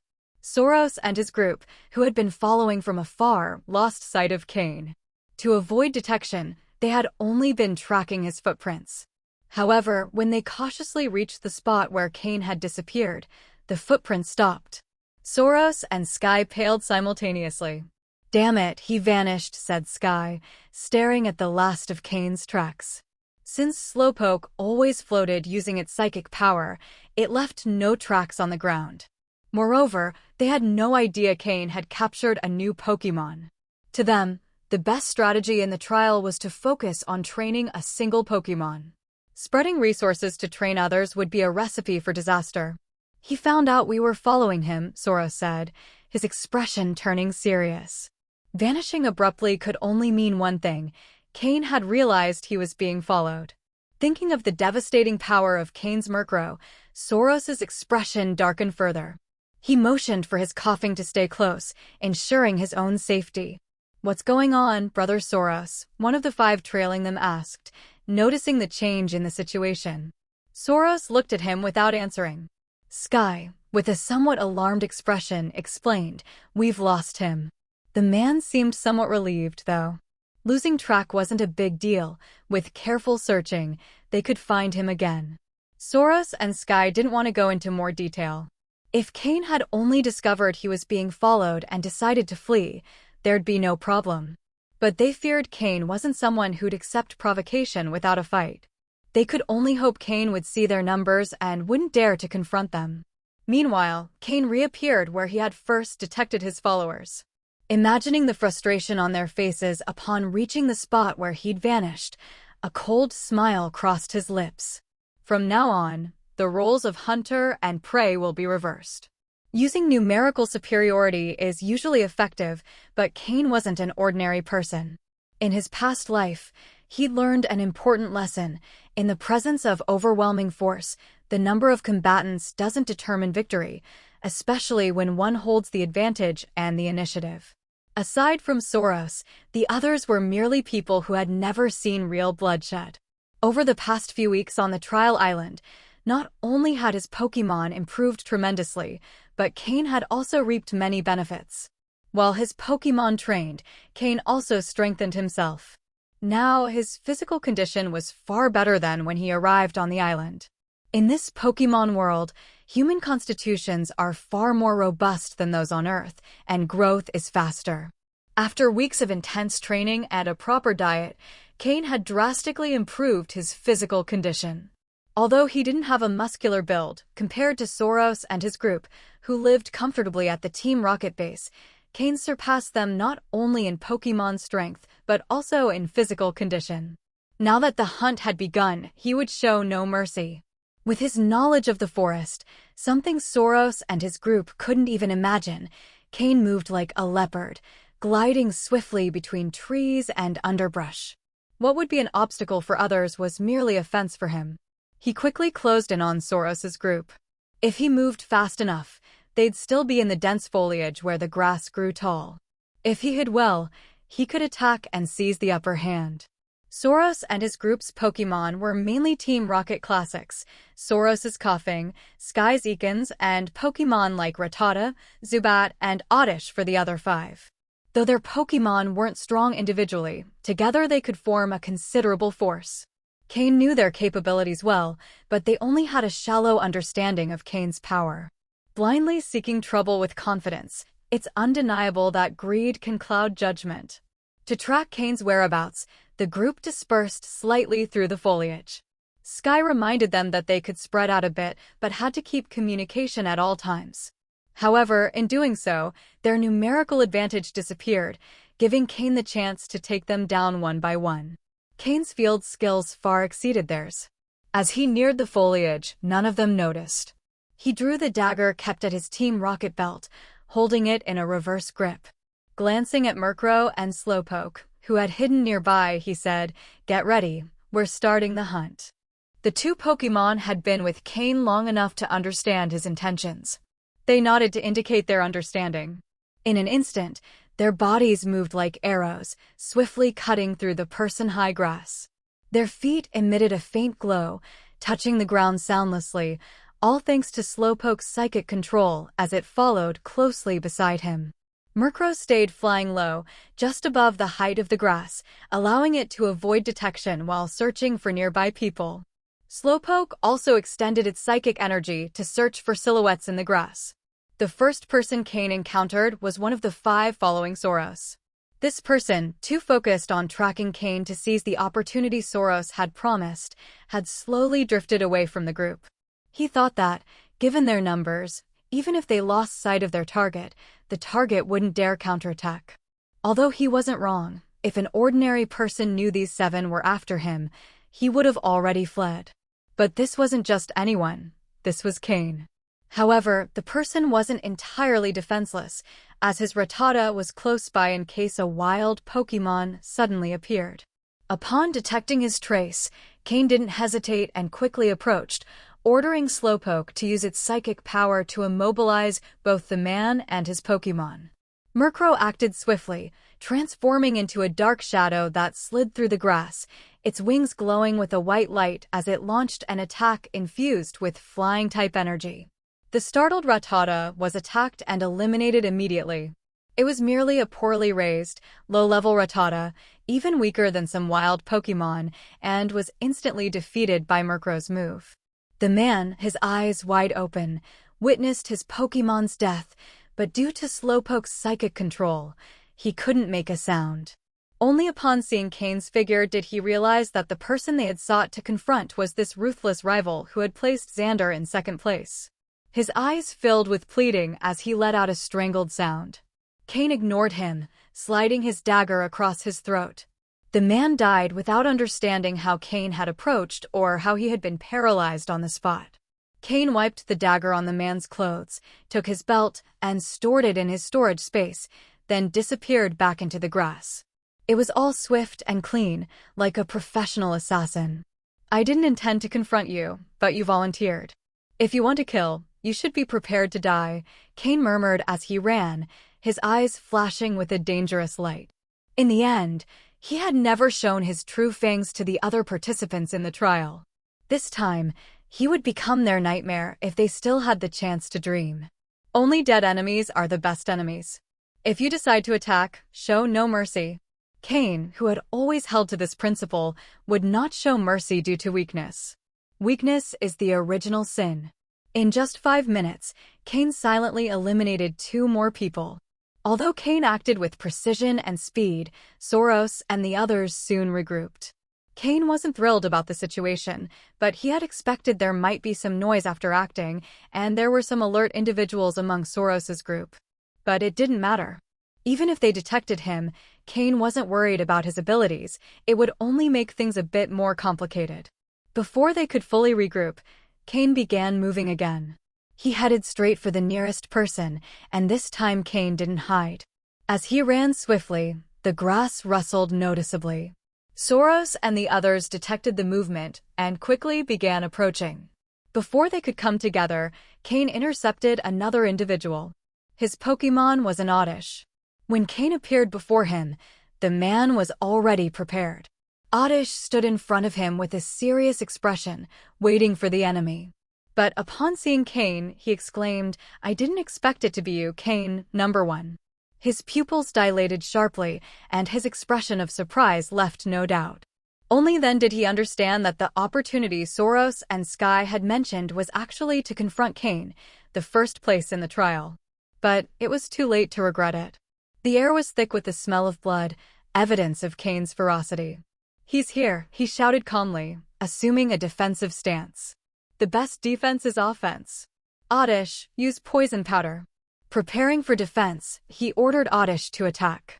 He knew that if Oddish also defended against the power of Cain's Murkrow's initial strike, and with the dual-type advantage, it probably wouldn't withstand even a single move. Cain smiled slightly. "Why didn't I eliminate him immediately? Because I wanted him to shout that. Now that he had achieved his goal, he had no further use for him. Murkrow, don't hold back. Use Gust and send the poison powder back. Slowpoke, use Confusion." Cain ordered the attack. With Cain's command, Murkrow, already prepared, flapped its wings rapidly. The flying-type energy condensed into 2 small tornadoes, swirling around the poisonous powder emitted by Oddish and returning it to the man and his Pokémon. Hearing Cain's order, the man, who was in a defensive position, attempted to roll to evade, but just as he moved, he felt an explosion in his head and then lost all sensation. Slowpoke's confusion move was incredibly powerful, evidenced by the blood flowing from the man's nose. There was no doubt, with the dual-type advantage and Slowpoke's confusion move, both the man and his Oddish lost their lives. At that moment, Soros and Sky, along with the last remaining follower, finally appeared before Cain. Upon seeing his companion lying on the ground, motionless, the last follower froze. He had thought that joining Soros on this mission would involve no danger, that they'd merely earn points. Even when they decided to face someone, he believed that, with their numerical advantage, they would have no problem defending themselves, no matter how strong the opponent was. But in the end, the situation hadn't turned out as he expected. Seeing that their opponent was Cain, besides the surprise on his face, he instantly understood why. He never would have guessed that Soros planned to face Cain, the number 1. As Soros appeared, Cain smirked slightly, flashing a malicious grin, and said, "We meet again, Soros." Upon hearing Cain's words, Soros's face turned pale. He hadn't expected things to reach this point. Observing the Murkrow flying above Cain's head and the pink Slowpoke by his side, Soros understood everything. He realized that he had underestimated Cain. While everyone else struggled to train their first Pokémon, Cain had already captured a second, and both were incredibly powerful. Comparing the forces in the field, Soros realized that his team was at a disadvantage. Glaring at Cain, if looks could kill, Cain would have died 1,000 times. Finally, gritting his teeth, Soros spat out a few words. "This time we lost. Let's go." With that, he grabbed the dazed man and tried to retreat. Cain sneered and said, "Now you want to leave? Don't you think it's a little too late? Murkrow, use Gust." Hearing this, Murkrow flapped its wings and a whirlwind appeared behind them, blocking their retreat. "Cain, don't push it. If we keep this up, we'll die together." Soros's face twisted with rage, his eyes burning. He had never felt so humiliated. Even when Xander spoke to him, it was never with such disrespect. Die together? If the fish dies, the net won't break. Want to test it out? Cain said as he stepped forward, followed closely by Slowpoke. Someone who had tried to kill him couldn't just leave like that, without consequences. That wasn't Cain's style. Murkrow cawed. If Cain hadn't stopped it, Murkrow would have already attacked. Soros remained motionless for a moment and cast a meaningful look at Sky, who hadn't spoken. It was a signal for him to talk. Noticing the gesture, Cain turned his gaze to the young, unremarkable man. He observed his Ekans, and the system displayed the data of this Pokémon. Pokémon, Ekans Orange. Gender, female. Level, 19. Type, poison. Ability, shed skin. Held item, none. Egg move, poison tail. Basic moves, wrap, leer, poison sting, bite, glare, screech. Learned moves, acid. TM moves, none. Cain looked at Sky with some surprise. He hadn't expected Sky to have trained Ekans up to level 19. If not for the limitations of its potential, Sky might have been the leader of his group. With a small flicker of interest, Cain had an idea. What's your name? Cain asked Sky indifferently. In this situation, being asked for his name surprised Sky, but after a moment of hesitation, he replied, Sky. In a situation where they were at a disadvantage, it was better not to provoke Cain's anger. Besides, talking to him might buy some time to think of an escape. Fight Cain? Don't even think about it. Couldn't he see the corpse on the ground? Initially, Sky had only thought Cain had a powerful Murkrow, and even then, they only decided to attack after careful consideration. But now Cain clearly had an equally strong Slowpoke, while they were only 3 people, one of whom hadn't even recovered from the shock. There was no comparison in terms of power. Sky wasn't foolish enough to provoke Cain and invite death. Yet, even after considering all factors, Sky couldn't find a way to escape. Despair began to creep into his heart. He had worked hard to elevate Soros, using his power and position to gain many resources that had allowed him to train his Ekans to its current level. But what he hadn't expected was that Cain's next words would leave everyone speechless. You're not bad. Are you interested in working for me?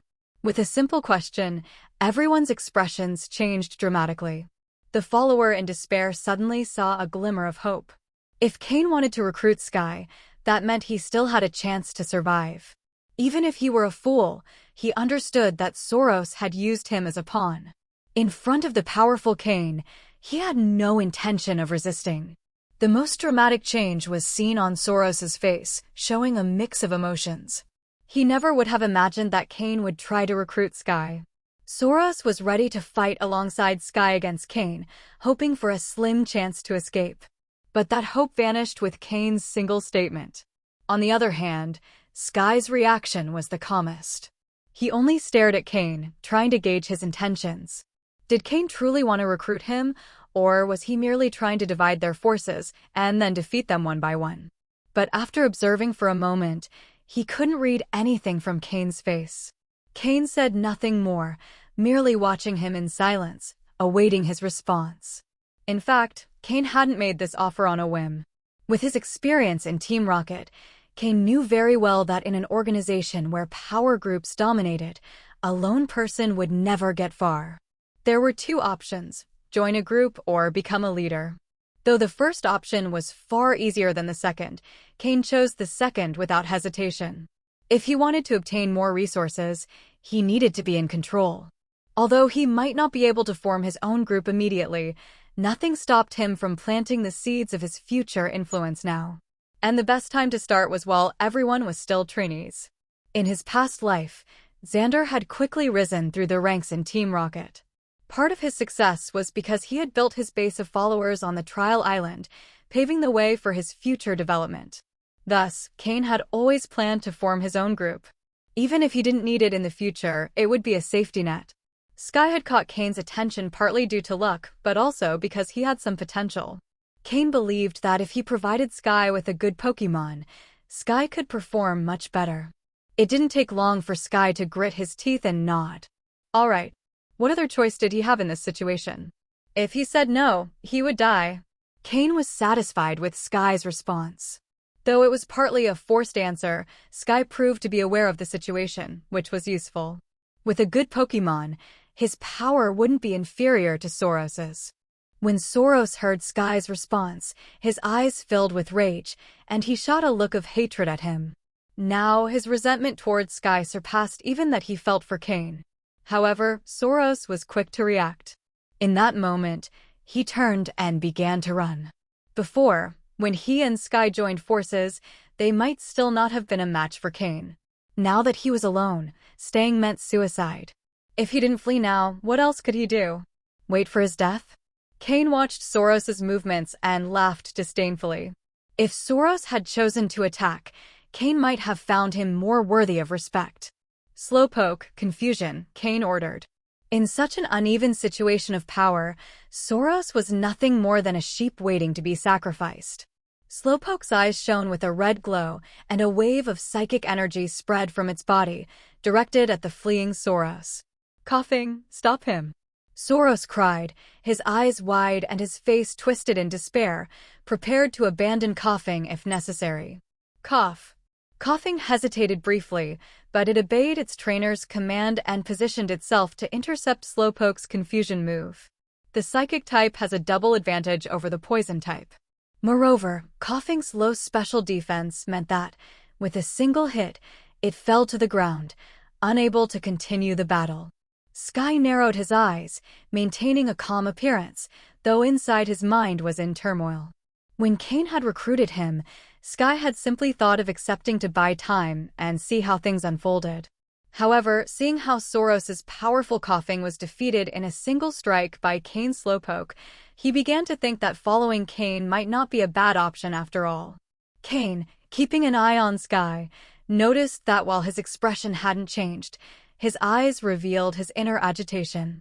The defeat of Coughing was not only meant to showcase Slowpoke's strength, but also to send a clear message to Sky. Cain knew Sky wouldn't submit so easily, and that his initial acceptance was more out of fear than genuine loyalty. But Cain was confident in his ability to keep Sky under control, ensuring he wouldn't dare think of rebelling. Realizing his Coughing had been defeated, Soros ran even more desperately. But as a human, he couldn't hope to escape a Pokémon. Murkrow, finish him off, Cain ordered, uninterested in Soros's desperate escape. Murkrow nodded and, with a flap of its wings, quickly caught up with Soros. With a slash of its claws, it added another body to the ground. Soros, who had once had his moment of glory at the base, would never have imagined this would be his final fate. As for the last survivor of the group, Cain decided not to kill him. If he planned to form a team, a single follower like Sky wouldn't be enough. He would need more members for his group. Cain approached Soros's body, observing his open eyes filled with horror and regret. Skillfully, he removed his rocket belt, and after a moment's thought, he also took the Pokeball at his waist. He pressed the button on the Pokeball to recall Coughing, then locked it. Under Sky's surprised gaze, Cain tossed him the Pokeball containing Coughing and said disdainfully, "This Pokémon is yours now. I hope you won't disappoint me." Soros's Coughing had a dark yellow quality, much better than the orange quality of his Eakin's. "This is for me?" Sky asked incredulously, wanting confirmation. Ignoring the other man's envy and jealousy, Sky gripped the Pokeball in his hand like a lifeline, clutching it so tightly his fingers turned white. This was the Pokémon that had ranked 5th in the previous trial. For anyone who could control it, it was like leaping directly to that position, something that would be tempting to anyone. "What's wrong? Can't you handle it?" Cain frowned. For a Pokémon with a previous trainer, adapting to a new one wasn't easy. It often wasn't simple to gain its loyalty. But Cain believed Sky had the necessary skills to achieve it. No, thank you." Sky shook his head repeatedly, bowing slightly, showing respect, though unsure how to address Cain. "Call me Cain," Cain said, unconcerned about formal titles. "Yes, thank you, Sir Cain," Sky said, bowing further, quickly adapting to his new role. Cain nodded, approving of Sky's response. Sky was older than Cain, who was only 15 and still growing. Sky, at 18, was already taller than Cain. However, to show respect, he bowed so deeply it was almost like a reverence. First the punishment, then the reward. This was a tactic Cain often used in his past life, one of the most effective. Cain looked at the man who had been silent the entire time. Aside from a glance filled with envy when Cain handed coughing to Sky, the man seemed to be in a state of shock. For him, that day had been a nightmare. His 4 companions were dead, and the man he had so admired, Soros, hadn't escaped that fate. Sky, whom he considered his second in command, had betrayed him. Now, he didn't even know what his next step would be, let alone if he'd survive. Seeing his dazed state, Sky frowned and kicked him to snap him out of it. The man reacted immediately, his face pale as he looked at Cain and Sky, stammering. Boss, my name is Fox, my nickname is Fox. My Pokémon is a coughing. I'm willing to swear loyalty. Please don't kill me. Cain had already scanned his Pokémon, a level 16 coughing with orange quality, quite common. However, if he survived, he could be a useful asset. From now on, follow Sky, Cain said indifferently. Yes. Fox responded, bowing deeply.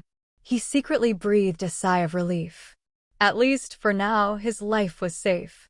Moreover, working for Cain seemed far safer than following Soros.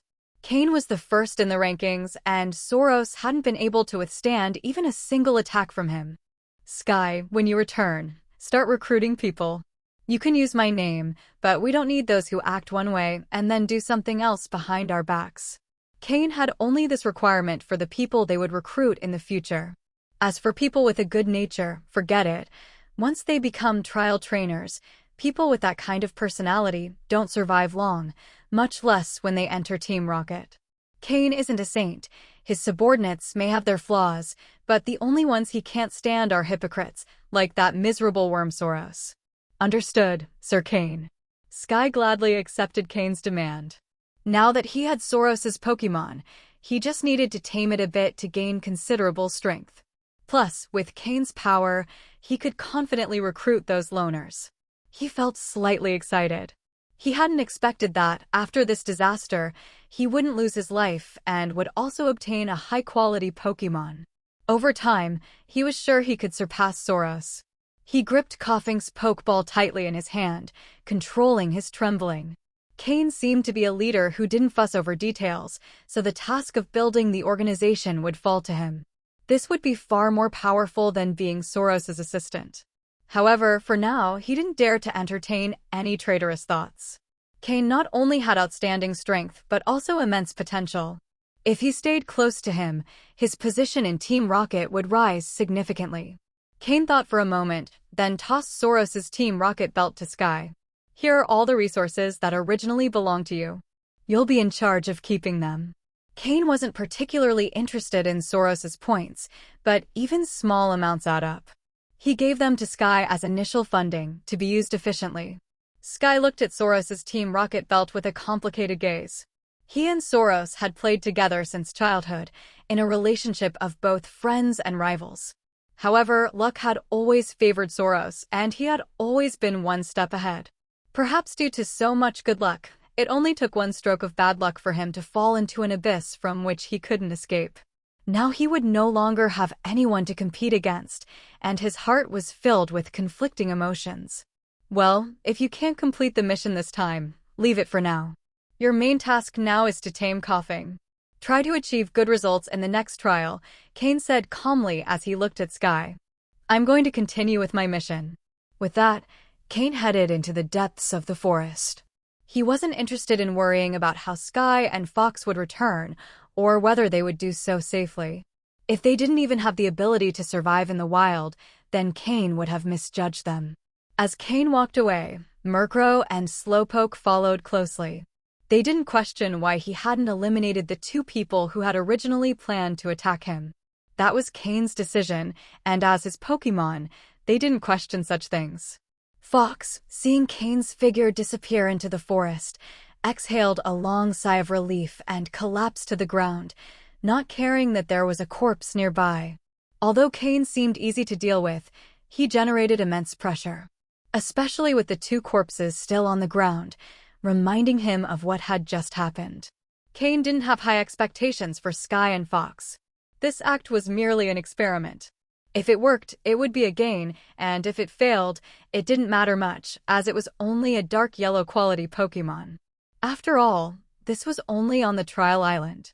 It's really annoying. We veered off the path again, Cain murmured with a wry smile.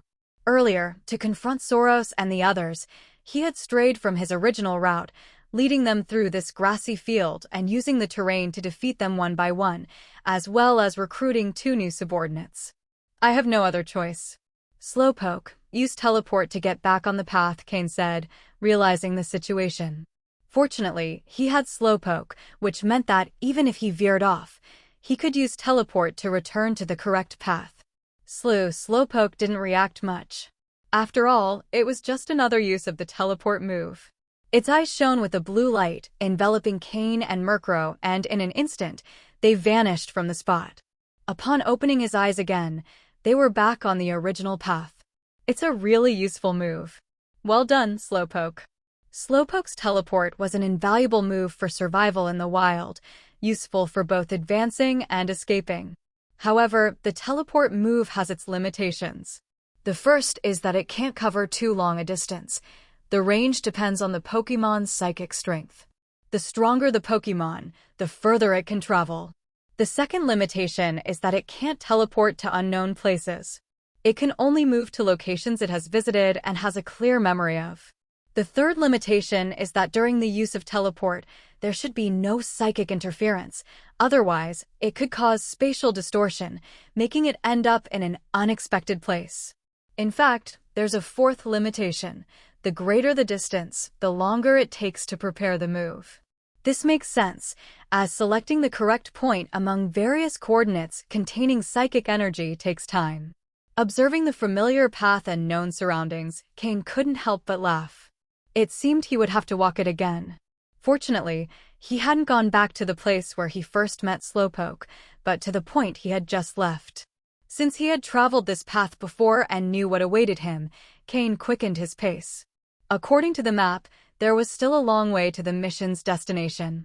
According to the map's directions, Cain had to pass through several Pokémon territories before reaching the mission site. Continuing on his path, the first territory he would reach was that of the Scyther. Cain had always had a certain fascination with Scyther. If he had the chance and found one of good quality, he'd consider capturing it. Although Scyther doesn't have a direct evolution, but only a branching evolution into Scyther, which gains metal armor, it doesn't improve in terms of overall stats. It simply transforms its speed into physical defense, shifting from an assassin to an excellent warrior.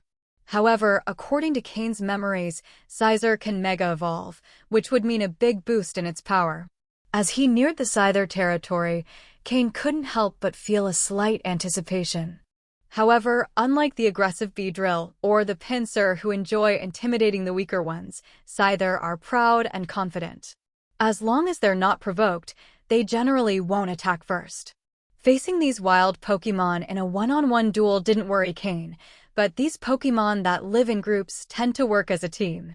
If you upset one, the whole group will quickly appear. If they all attacked at once, they would easily overwhelm Cain by sheer numbers. Additionally, as Cain ventured further into the forest, the level of the Pokémon also increased. Cain had no idea what level the Scyther he would encounter might be.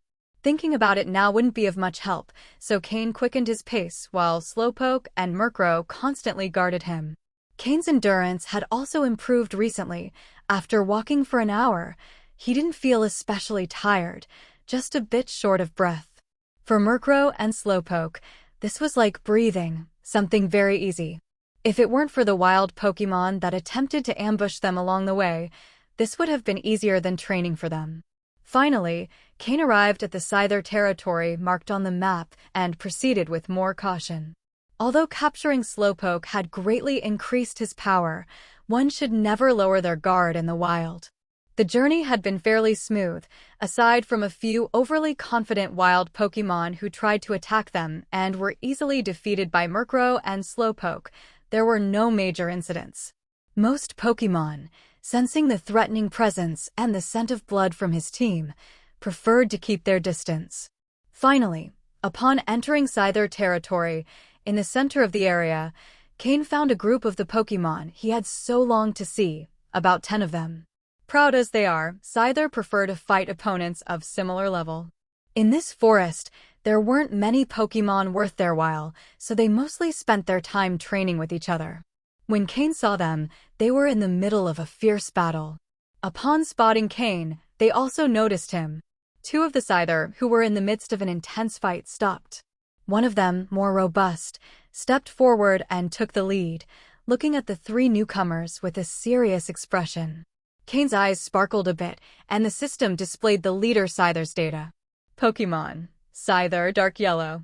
Gender: male. Level: 23. Type: Bug plus Flying. Ability: Technician. Held item: None. Egg move: Endure. Basic moves: Vacuum Wave, Quick Attack, Leer, Focus Energy, Pursuit, False Swipe, Agility, Wing Attack. Learned moves: Bug Buzz, Bug Bite. TM moves: None. It was a powerful Pokémon. Cain glanced at the other Scyther. All were above level 20. In addition to the dark yellow quality leader, there were 2 others of yellow quality. However, Cain decided not to attempt capturing any of them. Not only would it be difficult to capture one of these powerful Scyther in the middle of a group, but the leader Scyther itself was quite troublesome. As a speed-based Pokémon, although Murkrow had a type advantage, his main advantage, speed, wouldn't be as significant, and Scyther, with its high physical power, could deal considerable damage if it struck. Additionally, the numerical advantage was considerable. Even if he managed to defeat the leader, he wasn't certain Slowpoke could protect him from all the attacking Scyther. It's important to remember that, being so fast, they could prevent Slowpoke from using teleport to escape. Moreover, none of the Scyther in the group met Cain's standards for potential, so capturing them wasn't worth much. Some Scyther in the group showed interest in fighting, feeling the threat posed by Murkrow and Slowpoke. For them, lovers of combat and challenges, these were perfect opponents. However, before they could attack, the leader stopped them. It could see beyond what its companions perceived. Not only did it feel the threat of the Pokémon, but it also sensed an aura of gravity from the human, as if he didn't fear its group. This feeling could only mean 2 things. Either the human was a fool who didn't understand the situation, or he possessed real power. Its instinct told it that if they attacked, they should be prepared for half of the group to perish. Although they enjoyed fighting, that didn't mean they were unafraid of death.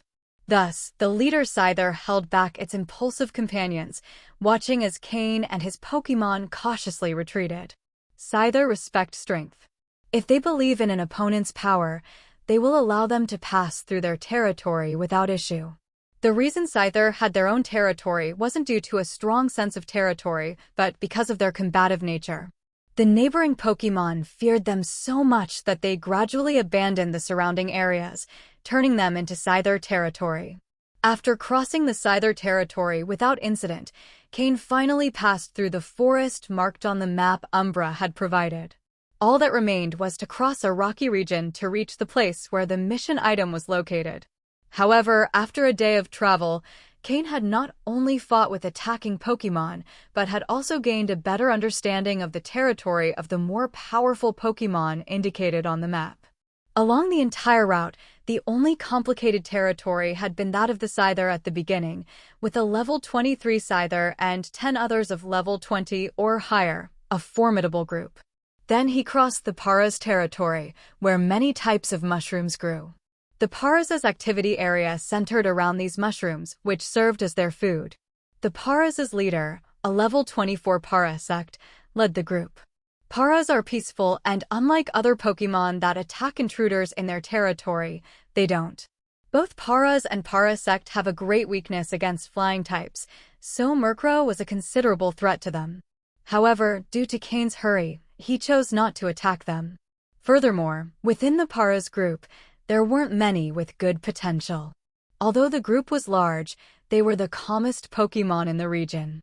In Paras' land, many other Pokémon coexisted, mostly in harmony.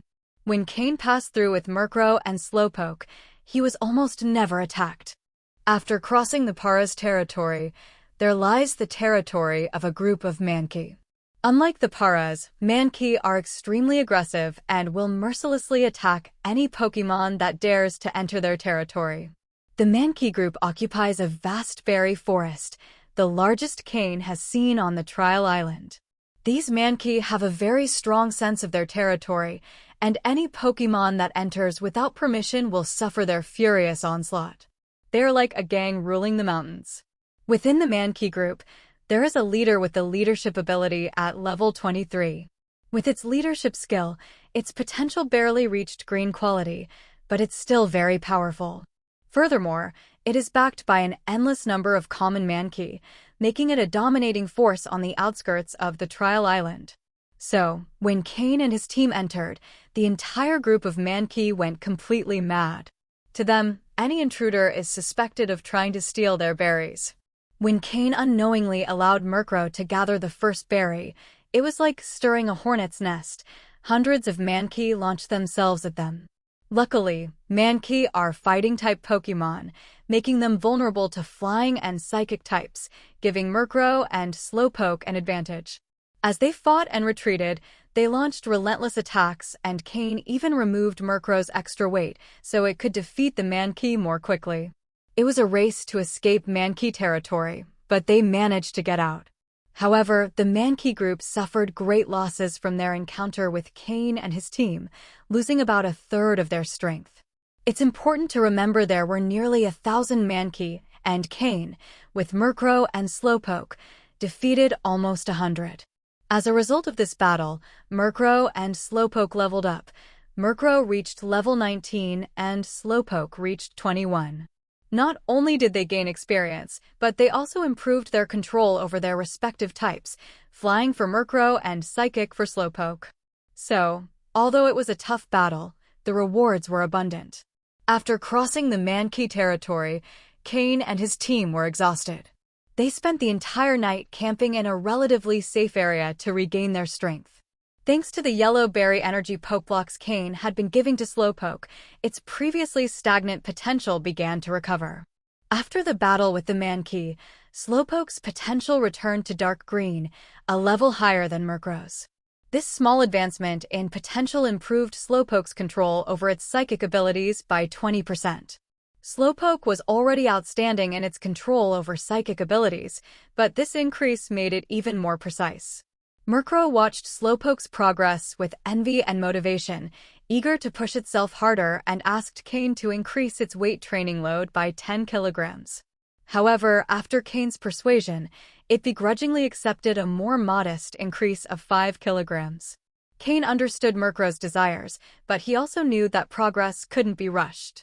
Increasing the weight too much could cause physical problems, potentially leading to hidden injuries. Thanks to his previous training experience, Cain knew how dangerous these injuries could be. Some Pokémon with great potential end up with less success than others with lesser potential due to poorly treated injuries. Hidden injuries are hard to treat. They can only heal with a long period of rest, which means the Pokémon cannot train or fight, wasting valuable development time. By the time they recover, they've already been outpaced by others.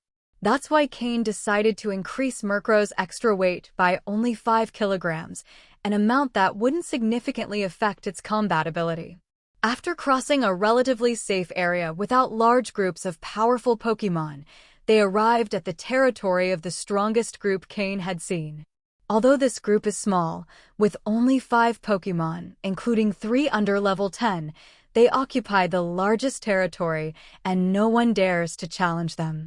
This group is dominated by a level 32 Nidoking and a level 30 Nidoqueen, along with lower-level Nidoran male sign and Nidoran female sign. The Nidoking occupy an area rich in resources. In their territory, there is a natural lake and a low hill, with a green meadow by the lake, where some weak Butterfree live as playmates and bodyguards for the Nidoran. On the hill, a variety of berries and herbs grow, and the lake is full of peaceful Pokémon and many fish, which are the main food source for the Nidoking family. Normally, Nidoking and Nidoqueen don't leave their self-sufficient territory, and thanks to their great strength, no other Pokémon dares to challenge them. When Cain saw Nidoking and Nidoqueen, he was surprised. These Pokémon only evolve from Nidorino and Nidorino with the help of a moonstone, so finding even one of these species is rare, but seeing two at once was unexpected. Driven by curiosity, Cain stealthily approached the lake to see if there was a source of moonstones in the area. However, before he could get close, Nidoking detected him. Nidoking showed no kindness and launched a fierce attack on Cain. If it weren't for Murkrow's Protect move, they would have been crushed in a single blow. Cain had no choice but to flee, using his team's speed to escape Nidoking's territory. However, Nidoking pursued them for quite a stretch. Cain decided to leave the search for moonstones for later, when his team is stronger. For now, Nidoking alone is strong enough to pose a problem for them, and with Nidoqueen's assistance, their combined strength would be even more devastating. It's no wonder they can dominate such vast territory and resources. Although the Mankey group was numerous, they were just a bunch of weaklings in the face of Nidoking. If it weren't for fatigue, Nidoking could wipe out the entire Mankey group by himself, thanks to his tough armor that practically ignores their attacks, and with his powerful arms, he could sweep away dozens with a single blow. With Nidoqueen by his side, the Mankey don't dare challenge his authority. This shows how formidable Nidoking is. Cain had barely escaped the Mankey group, and Nidoking could already destroy them with ease. Fortunately, after crossing Nidoking's territory, Cain finally reached a stone field. Looking at the map in his hand, Cain murmured, "I just need to cross this stone field to reach the mission location." Finally, Cain was close to the mission's objective and could breathe a little easier. If he wanted to return before the next trial, he didn't have much time left. They're finally about to reach their destination, so there's no longer a rush. After a long trek, the priority for Cain and his team is now to have lunch and let Murkrow and Slowpoke rest a bit to recover their energy. They found a large, relatively flat rock, and Cain took out all his tools. Although this is a stone forest, not everything is just rock. In fact, there's more dry grass and withered reeds here than in a forest. They lit a fire and, using the stones abundant in the area, built an improvised oven. Then they placed a small pot on top and carefully poured in the water they had collected earlier from the lake. In the wild, it's best not to drink unboiled water. Even if it looks clean, no one can say how many bacteria it might contain. Murkrow and Slowpoke, being Pokémon with bodies and resistance much stronger than humans, wouldn't have any problems, but Cain can't take the risk. Getting sick from drinking unboiled water without the right medicines could be very dangerous in the wilderness. Cain doesn't want to face a situation where, after surviving all the battles, he ends up sick due to a careless everyday detail. While the water boiled, Cain took out food for Murkrow and Slowpoke. In addition to their usual poke blocks, Murkrow had a rabbit they had caught earlier, while Slowpoke enjoyed his favorite fish. Cain has spoiled their tastes. Slowpoke used to enjoy eating raw fish, but ever since he tried Cain's grilled fish and meats, he's lost interest in raw fish. Murkrow has also developed certain preferences. Although he always has enough poke blocks to stay nourished, he needs a bit of meat in every meal to feel satisfied. With Slowpoke's help, they clean the rabbit and 5 fish as thick as an arm, covering the organs and blood with dirt. In the wild, Cain doesn't want to attract a bunch of Pokémon with the smell of blood while eating. Once the water boiled, he poured it into a bottle to have enough drinking water for the afternoon. Then, like an expert, Cain started grilling the food, applying oil, turning it over, and adding seasonings. The delicious aroma filled the air as he prepared the meal. For Cain, a rabbit leg and half a fish are enough to satisfy him, leaving the rest for Murkrow and Slowpoke. Murkrow and Slowpoke quickly devoured their lunch. After a brief rest, they continued on their way. Traveling through the stone forest was much more comfortable than crossing a regular forest, though the terrain was uneven with raised stones everywhere. But compared to the dense foliage of a forest, where every step can hide an obstacle, the terrain in the stone forest is visible, so there's no risk of tripping unexpectedly. The best part is that the Pokémon inhabiting this stone forest are mostly Geodude, who, although numerous, are calm and peaceful. As long as they aren't stepped on, they won't cause trouble. Geodude prefer tranquility and can spend the whole afternoon motionless in a pile of rocks. The Geodude in this area are relatively low level. Cain hasn't encountered any above level 20, and he hasn't even seen a Graveler, their evolved form. The path was easy to traverse, and without the hassle of occasional Pokémon attacks, Cain made good progress. In just half an hour, he had crossed half of the stone forest. At this rate, he would soon reach his destination. However, as often happens, something unexpected occurred. A Pokémon blocked his path, though unintentionally. Its massive size simply obstructed the way. The Pokémon blocking the path was an imposing Onix. Pokémon: Onix, dark yellow. Gender: male. Level: 30. Type: rock/ground. Ability: sturdy. Held item: none. Egg moves: defense curl, rock climb. Basic moves: mud sport, tackle, harden, bind, curse, rock throw, rock tomb, rage, stealth rock, rock polish, Euroball, smackdown, dragon breath, slam. Learned moves: iron head. TM moves: none. This Onix rested on a huge rock, blocking the way. If they wanted to pass, they would have to climb over its body. Although Onix isn't an aggressive Pokémon, letting Cain and his team climb over him would probably make him furious. Taking an alternative route wasn't a viable option, as the stone walls on both sides stretched as far as the eye could see. Cain sighed and murmured to himself, a level 30 Onix, this is tricky. The stone forest lacks resources, so there aren't powerful groups of Pokémon claiming this vast area. Only Geodude and Onix, who don't require large resources, thrive here, as the rocks rich in minerals are their favorite food. The stone forest abounds with rocks, their greatest treasure. However, since the Geodude here are low level, the stones in this place probably don't contain rich minerals. Otherwise, the Geodude would be at higher levels. But then, how did this Onix reach level 30?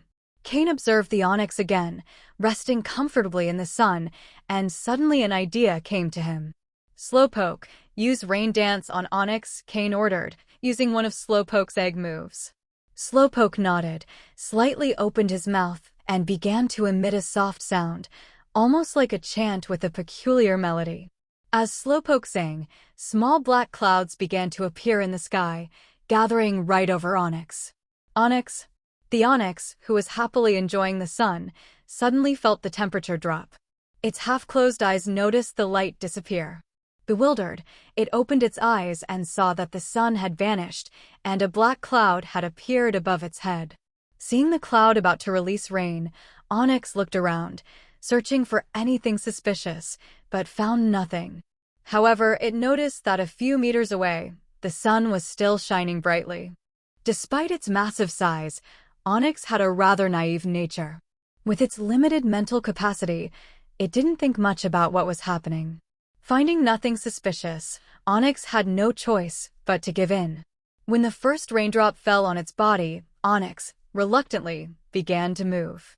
Although the area where it was lying was its favorite sunbathing spot, and it had been lying there for years, for Onix, who is extremely vulnerable to water, the rain was much more annoying than losing his favorite spot. From their hiding place behind a stone pillar, Cain and Slowpoke watched as Onix quickly moved away once the rain began to fall. The rumble of rocks being dragged by Onix's massive body gradually faded until finally, the path was clear. As soon as Onix was out of sight, Cain ordered Slowpoke to stop the rain dance. The clouds quickly dispersed, allowing the sun to shine again, with only a few puddles on the rocks as evidence of what had just happened. After waiting a few minutes to make sure Onix wouldn't return, Cain moved forward with Murkrow and Slowpoke. They saw that between the tall cliffs, there was a path wide enough for 3 people to walk side by side. The path rose toward the sky, forming a landscape known as a line in the sky. Onix had been resting right at the entrance of this passage. Entering this narrow passage made the temperature drop immediately, with a cold, enveloping feeling, as if they were standing in front of a refrigerator in the middle of summer. The air inside the passage was also very dry, creating a cold and dry atmosphere. As they moved forward, life around them dwindled until it disappeared entirely. Not even a single blade of grass grew there. It's understandable, as the sun never reaches this place, the air is cold and dry, and it rarely rains. Even moss, which is incredibly resilient, needs at least some water to survive. Suddenly, about a third of the way through this narrow passage, they noticed a huge cave in the rock wall. The cave entrance was over 2 meters high and wide enough for 3 people to pass through at the same time. From the outside, the cave looked like an abyss of darkness. Cain looked at the hole, momentarily stunned. How can there be a cave in a place like this? And it looks like it's been here a long time. The cave showed signs of having been dug, yet parts appeared natural. Clearly, it had originally been a natural cave that some Pokémon had expanded. The claw marks on the dugout sections were already somewhat faded. Based on Cain's knowledge, it was clear that these marks could not have been made by a Geodude or a Graveler. Slowpoke, sense if there's any Pokémon inside, Cain instructed his Slowpoke. Slowpoke slightly closed its eyes, and a subtle psychic wave began to spread from its body. A few moments later, Slowpoke shook its head toward Cain, indicating it didn't sense any Pokémon presence. Seeing Slowpoke's confirmation, Cain relaxed a bit. He took a flashlight from his rocket belt and turned it on, illuminating the cave. The end of it was out of sight. After a brief hesitation, he decided to move forward. The space was relatively tight, so Murkrow perched on top of Slowpoke, who used its psychic power to stay close to Cain. After walking for several minutes, Cain noticed the cave expanding. He quickened his pace slightly, and finally, after 5 minutes, he reached the end. The end of the cave was a spacious area, but aside from rocks, there was nothing else. How strange, could it just be an empty cave? Cain murmured to himself while examining the area. Yadun. At that moment, Slowpoke gently tugged on Cain's leg, indicating a direction within the cave with a soft grunt. Cain's heart quickened as he followed the direction Slowpoke was pointing to. On the dark cave wall, there was a stalagmite as thick as a person, stretching from top to bottom. At the tip of the stalagmite, a drop of thick, milky liquid hung, full and rounded, yet not falling, clinging to the tip of the rock. A soft, comforting aroma emanated from that drop of milky liquid, spreading less than a meter before dispersing into the air. It was no wonder Cain hadn't detected it initially. This is geocentric cleansing milk. Cain exclaimed in surprise. Geocentric cleansing milk is one of the natural wonders of the Pokémon world, formed by an accumulation of minerals in nature. It's filled with energy and minerals. Consuming it can strengthen a Pokémon's body and increase its physical defense. When mixed with other ingredients to create Pokeblocks, its effects are even greater. Even humans can consume geocentric cleansing milk. Not only does it prevent diseases and improve immunity, but it also extends life and strengthens the body. Within Team Rocket, geocentric cleansing milk can be exchanged as well, but due to its extreme rarity and powerful effects, as soon as it appears, it's quickly acquired by various factions, being an incredibly sought-after item. Cain recalled that in his past life, when a batch of geocentric cleansing milk appeared on the exchange list, it sold out in less than a minute, even at a price of 1,000 points per drop. Due to its life-extending properties, it's highly sought after by great families and powerful organizations. Unless in extreme need of money, no one would be willing to sell it. Geocentric cleansing milk takes months to form a single drop. It's a shame there's so little of it, Cain sighed again. Without needing further instruction, Slowpoke looked at the ground, and its eyes began to glow blue. A rock the size of a pot lid was lifted by its psychic power. Immediately, a strong, pleasant aroma filled the air, and just inhaling it, Cain felt his entire body relax. Underneath the rock, there was a pool of geocentric cleansing milk. The drop that had been hanging from the stalagmite finally fell, merging smoothly into the milk pool. The impact of the drop created tiny ripples on the surface, but it didn't splash at all.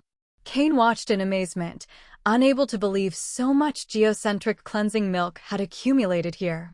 Looking at the milky liquid emitting a faint glow, he couldn't help but swallow hard. In the silence of the cave, the sound of his gulp was extremely clear. Finally regaining his composure, Cain took out several flasks and containers from his belt. Slowpoke cleaned them carefully, and Murkrow dried them with a gust, making sure not a single drop of water remained. Then, Cain used a spoon, usually for preparing poke blocks, to carefully scoop up the geocentric cleansing milk and fill the containers.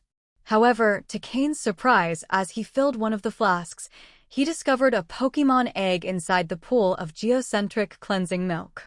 A Pokémon egg had been kept in this geocentric cleansing milk, which had likely accumulated over many years. Immediately, Cain remembered the claw marks at the cave's entrance and in various parts of the interior. Could it be that a Pokémon placed this egg here? Cain thought to himself. With how much time has passed, this egg is probably already dead. Even seeing the egg shell, not even the system could scan its status. Without rushing, Cain continued filling the flasks with geocentric cleansing milk. As the containers filled, the milk pool's level dropped, finally revealing the entire egg. The system activated in Cain's mind, and the complete data on this egg, which had been here for an indeterminate time, appeared before him.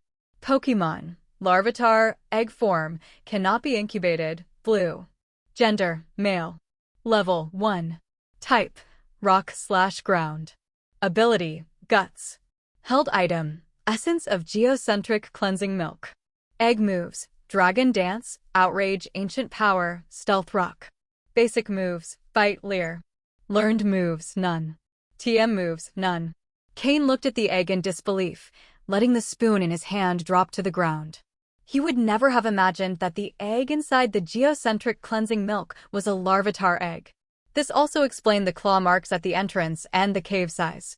Additionally, looking at Larvitar's inherited moves, which included Dragon Dance and Outrage, two incredibly powerful moves, he could imagine how strong and talented its parents must have been.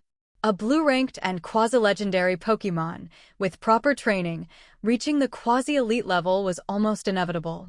In his past life, thanks to the advantage of the system, Cain had also owned a quasi-legendary Pokémon, though it wasn't a Larvitar. It was because of that Pokémon that Cain was able to reach the threshold of a quasi-elite trainer's strength. What does it mean that it cannot be incubated? Cain noticed that after the egg's description, the words "cannot be incubated" appeared. Since he had access to the system, this was the first time he had seen such an annotation. If the egg were dead, it being unincubatable would make sense. But just by looking at it, the egg seemed full of life, which made the situation even more puzzling. Cain gently lifted the egg from the geocentric cleansing milk and placed it on a cloth on the ground. The egg, which radiated a soft glow, looked almost identical to the geocentric cleansing milk. Murkrow and Slowpoke moved closer. As Pokémon, their sensitivity was even greater. They could clearly sense the life within the egg but also noticed something unusual, as if a sadness emanated from it. Slowpoke gently brought its round pink head close to the egg. Cain observed Slowpoke's gesture and didn't stop it, understanding what his Pokémon wanted to do. Slowpoke rested its head on the egg and, with one of its front paws, pulled Cain, signaling him to place his hand on its back, while also indicating to Murkrow to do the same. Without hesitation, Cain placed his hand gently on Slowpoke's back. In that instant, the scenery before them changed. The dark cave from before had disappeared, and now Cain, Slowpoke, and Murkrow were in a meadow under a sunny sky. The place was full of flowers, birdsong, and a scene so pleasant that it was truly comforting. Suddenly, an enormous creature covered in light green armor appeared in the meadow. Everything changed. The pleasant scene vanished, and a sky filled with yellow sand began to spread everywhere, flying with the wind, gradually covering all the trees and grass. Roar! With a roar from that creature, the entire meadow finally turned into a desert. The creature, with spikes on its back and green armor, was none other than the final evolved form of Larvitar, Johto's pseudo-legendary, Tyranitar, also known as the Tyrant of the Desert. After arriving here, Tyranitar turned the entire meadow into a desert and then found a relatively comfortable spot to sit. It sat, and who knows how many days and nights passed. During that time, Tyranitar did not move from its place. Its originally violent nature had calmed down, becoming very quiet. However, while Tyranitar remained sitting, an unexpected group of intruders arrived in that desert. It was a group of houndooms, about a dozen of them. When they saw Tyranitar, they did not hesitate at all and attacked immediately, as if they had already planned it. Tyranitar, who had been sitting in the desert for almost a month without eating or drinking, was at its weakest. But when faced with the attack of the Houndoom pack, it showed no hesitation or fear and stood up to face them. A pseudo-legendary is worthy of its title. Despite not having eaten or drunk for so long, it was able to easily repel the Houndooms that charged at her. However, when Tyranitar stood up, Cain saw that the spot where it had been sitting all this time had left a deep pit, and in the pit, there was a Pokémon egg radiating a soft yellow light, identical to the egg they had found earlier in the geocentric cleansing milk. It turned out that Tyranitar had been sitting there for so long to give birth to that Pokémon egg, to give birth to her own child. The weakness after giving birth, along with a month without food, had left Tyranitar at her weakest since she evolved from Larvitar. That group of Houndooms had probably carefully planned the timing, intending to bring down the pseudo-legendary in that place. However, Tyranitar's strength far exceeded their expectations, especially now that she was in the desert. This was her domain. After a day and night of combat, the battered Tyranitar finally buried all the Houndooms in the desert forever. However, due to the intensity of the battle, Tyranitar had not been able to constantly care for her child. When she returned to the pit where she had been sitting for a month, she became enraged, desperate, lost, and also sad. Because her child, who had not yet been born, had been affected by the shockwaves of the battle, and a crack had appeared in the egg. As a mother, Tyranitar could clearly feel the life fading inside the Pokémon egg. Tyranitar knelt before the egg, with tears falling from her seemingly fierce eyes. Another day passed this way. When Tyranitar stood up again, the sadness in her eyes was undeniable. Regardless of her wounds, she gently picked up the Pokémon egg and began a journey to save her child. Cain and his group's gazes moved along with Tyranitar. It's unknown how much time passed, but Tyranitar's body weakened more and more, though she never let go of her child. As a pseudo-legendary who had fought around the world, she couldn't protect her own child, and in her eyes, a deep sense of guilt and self-condemnation could be seen. When the scene changed again, Cain recognized the place. They were in the familiar stone forest and also in the narrow passage known as One Line Sky. Tyranitar walked with staggering steps, but the presence of a pseudo-legendary remained intact, and no Pokémon dared appear to obstruct her path. When Tyranitar reached One Line Sky, her eyes, which had lost their brightness before, began to light up, and a glimpse of joy could even be seen on her face. She walked directly into One Line Sky, and halfway through, she stopped in front of a cave in the mountainside. As a rock and dark-type pseudo-legendary, Tyranitar had a much higher sensitivity to rocks than Geodude and Onix, Pokémon whose bodies are strong but whose minds are simple. She perceived a faint fluctuation coming from the cave, telling her that inside might be something she needed. But the cave was too small for her to enter. So, with one hand protecting the Pokémon egg and the other frantically starting to dig into the rock wall, the hard rock wall crumbled under Tyranitar's sharp claws as if it were tofu, easily creating a space large enough for her to pass through. The interior of the cave was the same as the place where Cain stood now, practically unchanged. Tyranitar, with her sharp perception, walked directly toward the geocentric cleansing milk well. At that time, the geocentric cleansing milk had not yet been covered by the rock. Seeing the geocentric cleansing milk, Tyranitar became excited. As a rock-type Pokémon, she understood the energy and mystical powers contained in the geocentric cleansing milk. With trembling hands, she carefully took out the Pokémon egg she was carrying. After so much time, the appearance of the Larvitar egg had worsened considerably. The shell that had once been crystalline and translucent was now very opaque, and the smooth surface had become quite rough. Tyranitar looked at the Pokémon egg deeply, with a gaze full of emotions that Cain, who had never had children, could not fully understand, but he grasped one thing: a mother's love. Tyranitar carefully placed the Pokémon egg into the well. Perhaps it was fate, as the geocentric cleansing milk completely covered the Pokémon egg, leaving not a single space.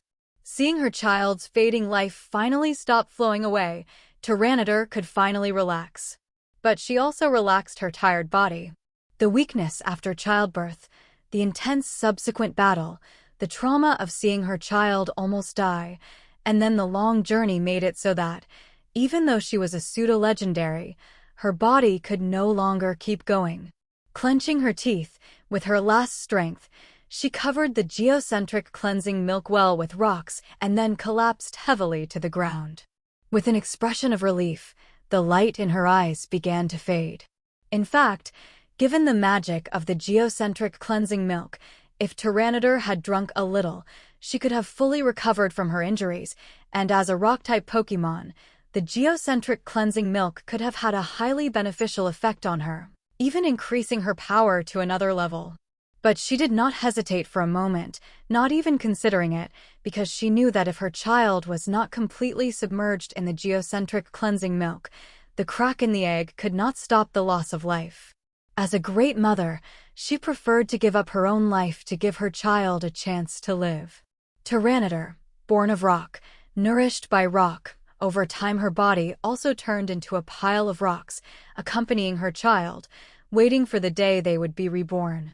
The light changed and Cain slowly opened his eyes. Slowpoke had mentally connected with Tyranitar's lingering obsession in the Pokémon egg, allowing them to see the entire story. Cain looked at the Larvitar egg with a complex expression, feeling the weight of maternal love. Murkrow and Slowpoke, who had also witnessed everything, had tears shining in their eyes, but thanks to their strength, they had not yet fallen. He crouched down, placing his hand on a nearby rock. He felt a cold sensation spread from his palm, but for some reason, it brought a sense of relief. Shaking his head, he tried to clear that feeling from his mind and carefully lifted the Larvitar egg. As he suspected, there was a small crack on the surface. Now, the crack was firmly sealed, thanks to the cleansing geocentric milk that had condensed over it, repairing the egg with nature's power. Additionally, the geocentric cleansing milk, known for its life-extending properties, had restored the life energy that Larvitar had lost. Feeling the vitality radiating from the egg, Cain reflected, "A great mother, a great nature." By a series of coincidences, Cain had found this Larvitar egg. Perhaps it was meant to be. The layer of geocentric cleansing milk had allowed the egg's vitality to recover. If it could hatch, Larvitar would surely show extraordinary talent for the rock type.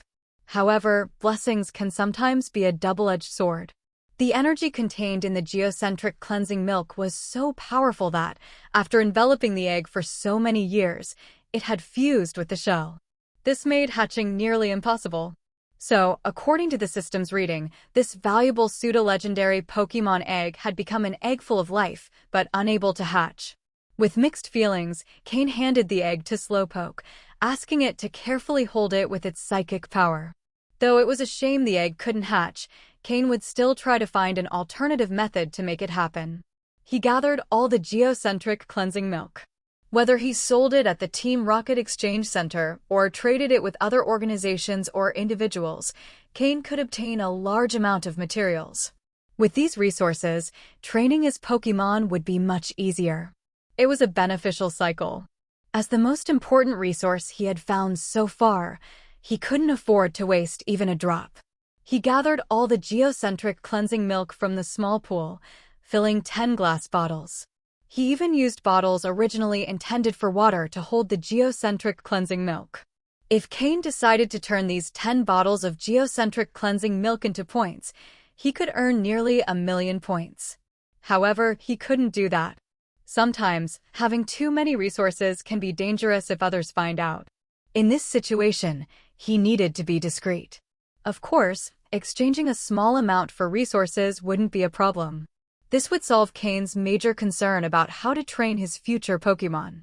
From now on, any Pokémon that met his criteria could be captured. He would first gather his main 6 for the team. However, that didn't mean he would catch just any Pokémon.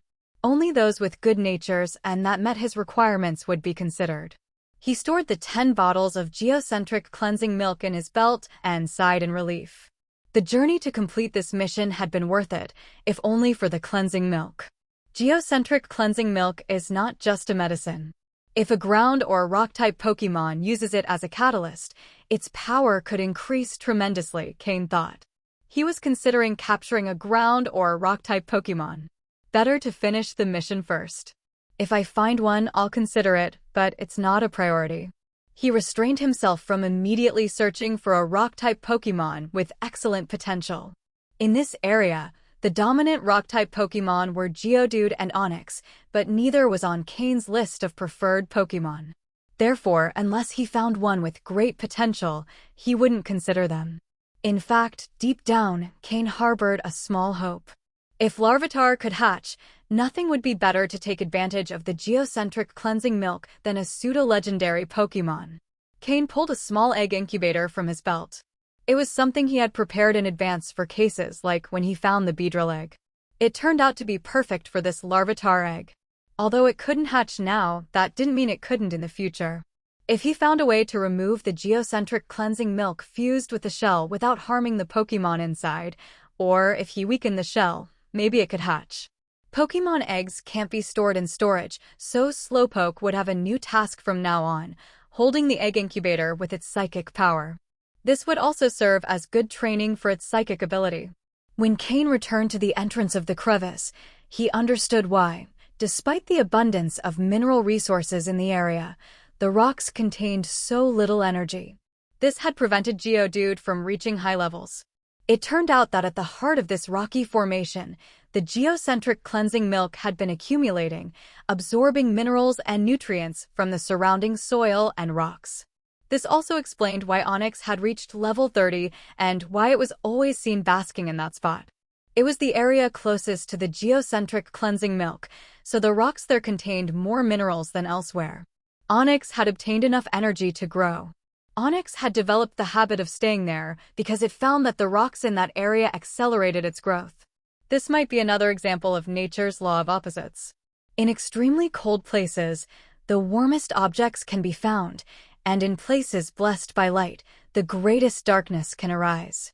Thus, in a rocky forest with few minerals, geocentric cleansing milk, rich in minerals, had emerged. That's the wonder of nature, and Pokémon are just one part of that wonder. Once we pass through this crevice, we'll reach the location, said Cain, finally recovering from the influence of Tyranidar's motherly love, ready to continue his mission alongside Murkrow and Slowpoke. Although the geocentric cleansing milk had been a great find, he wasn't willing to give up the mission, especially since the reward points were related to his entry into the Shadow Unit. After nearly 5 days of travel, upon passing through the crevice, he finally reached the spot marked on the map as the mission site. Seeing that the mission location was another cave, Cain couldn't help but laugh. Looks like I'm destined to explore every cave on the trial island, huh? Though he joked a bit, he wasted no time. After coming this far, he wouldn't abandon the mission over a simple cave. For instance, when Cain and his team entered the cave, the slight noise they made caused a great stir among the Zubat resting on the cave's ceiling. Fortunately, Zubat is a poison-type Pokémon, weak to Slowpoke's psychic-type moves. After a quick cleanup thanks to the psychic energy, the cave fell silent, except for the Zubat bodies lying on the ground. The slippery ground, covered in moss, made every step produce a squeak, and one had to pay close attention to force and angle to avoid falling.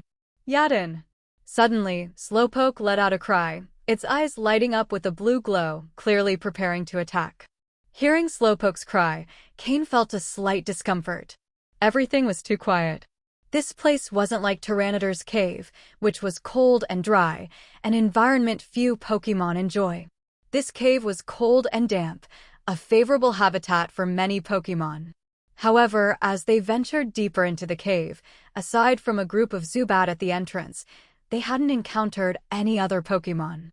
Perhaps thanks to Slowpoke's warning, a spherical Pokémon began to slowly appear. A purple gas spread in the air, surrounding a black sphere in the center. Its eyes took up half its body, and below them was a large mouth with 2 prominent fangs. The Pokémon that appeared was a Ghastly, a ghost and poison-type Pokémon known for its mischievous nature and love of pranks. Slowpoke had detected Ghastly's presence. Being a psychic-type Pokémon, it was naturally sensitive to ghostly energies. When Ghastly appeared to scare them, Slowpoke had already warned them. Caw. Murkrow flapped its wings, dispersing some of the purple gas surrounding Ghastly, positioning itself in front of Cain. As a Dark-type Pokémon, Murkrow had a natural advantage against Ghost types, so it showed no fear, even when faced with a sudden Ghastly. Kikik. Ghastly smiled broadly and, with an exaggerated laugh, made a mocking face. Wow, this Ghastly is quite cheeky, Cain remarked with a slight smile. Slowpoke, catch it. It was only a level 16 Ghastly, and its potential wasn't high. It wouldn't be a challenge for Slowpoke. An invisible hand appeared out of nowhere, grabbing Ghastly. Got it. Ghastly was startled. Its body, made entirely of gas, was usually untouchable by other Pokémon, except for its fellow ghosts. However, this invisible force made it feel very uncomfortable, like water meeting fire, causing a sharp pain. Kikik. Ghastly let out a sharp cry. Kikik, kikik, kikik. As Ghastly's cry intensified, more and more Ghastly began to appear around it, their large eyes glaring at them with hostility. However, the energy emanating from Slowpoke and Murkrow stopped them from attacking. As the number of Ghastly increased, Cain's smile widened. Amazing, it seems we've walked into a ghost nest. Cain wasn't worried about the number of Ghastly. With Psychic-type Slowpoke and Dark-type Murkrow protecting him, plus the move Teleport, his safety was guaranteed. Caw. Yadin.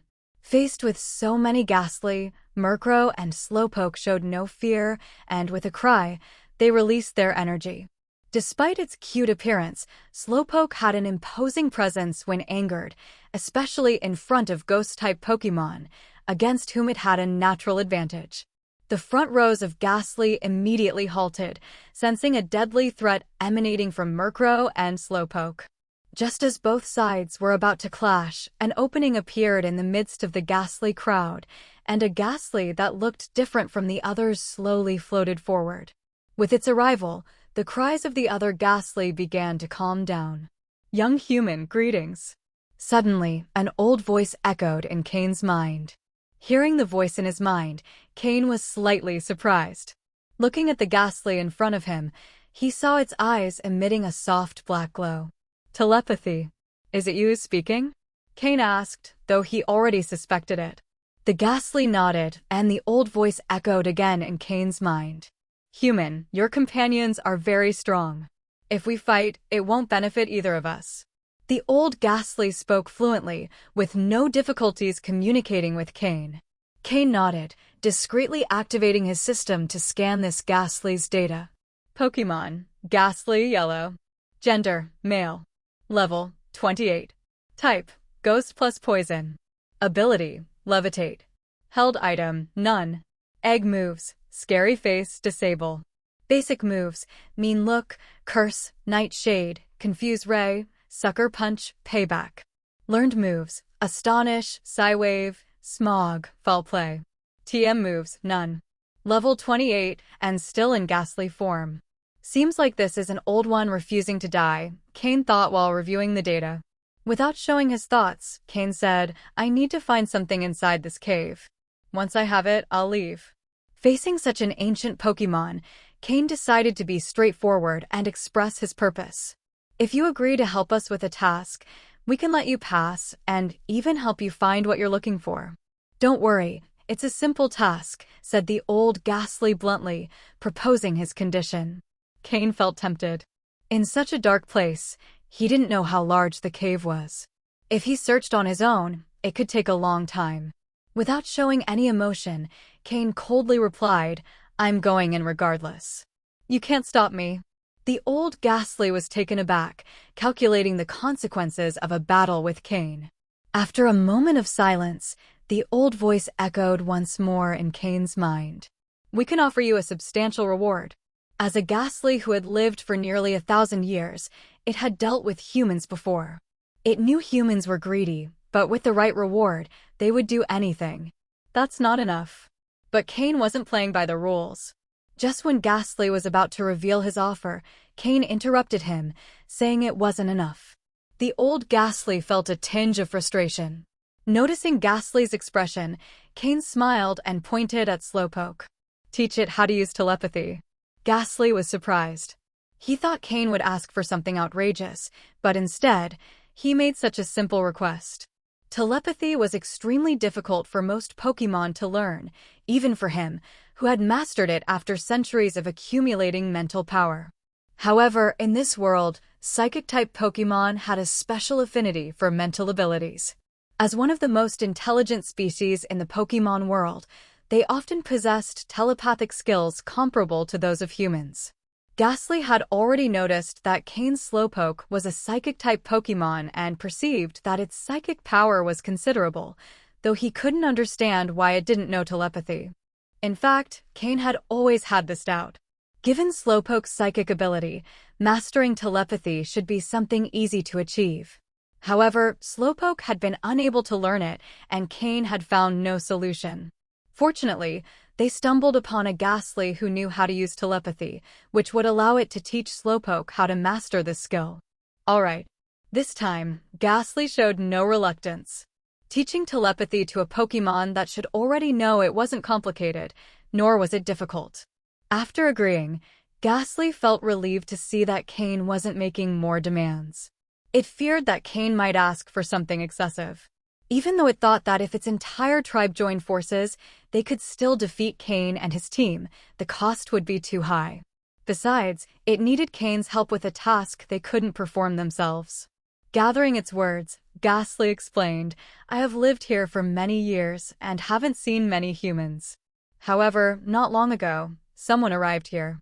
Recalling its vast memory, the old Ghastly continued, "That human was very powerful, much stronger than you." Ghastly looked at Cain, who showed no reaction. At that time, I only dared to observe him from afar, not daring to get close. But I could feel that, in reality, he knew I was there. Speaking about that person's strength, Ghastly couldn't help but tremble. He left an object in the center of our old dwelling and then disappeared. At first, we thought everything was over, but it wasn't. That object began to absorb the ghost-type energy that was here. Taking a deep breath, Ghastly continued, "The longer it stayed, the faster it absorbed the energy. Soon, the ghost energy that filled this cave was completely absorbed, and we had to retreat to the outskirts of the cave." Although Ghastly couldn't express many facial emotions, Cain felt its helplessness and asked, "Why didn't you destroy that object or remove it from there?" "That's precisely what we want your help to do." "We can't get close to that object, but you can," replied Ghastly in a resigned voice that Cain clearly heard. "If all of you can't remove it, what makes you think I can?" Cain responded. The old Ghastly showed an obviously frustrated expression and, after a moment of silence, said, "Come with me. When you see it, you'll understand." After saying this, it turned and motioned for Cain to follow. The Ghastly around them began to disperse, leaving enough space for Cain to pass. Although the Ghastly made faces and tried to scare them as they passed, they didn't dare touch Cain. With an impassive expression, Cain followed the old Ghastly, while Murkrow and Slowpoke stayed close, watching the surrounding Ghastly to prevent any suspicious moves. The old Ghastly didn't stop their behavior, as it knew that these gestures were part of the Ghastly's nature and couldn't be corrected. It continued guiding Cain deeper into the cave. The cave was truly complex. In comparison, Tyranidar's cave seemed like child's play.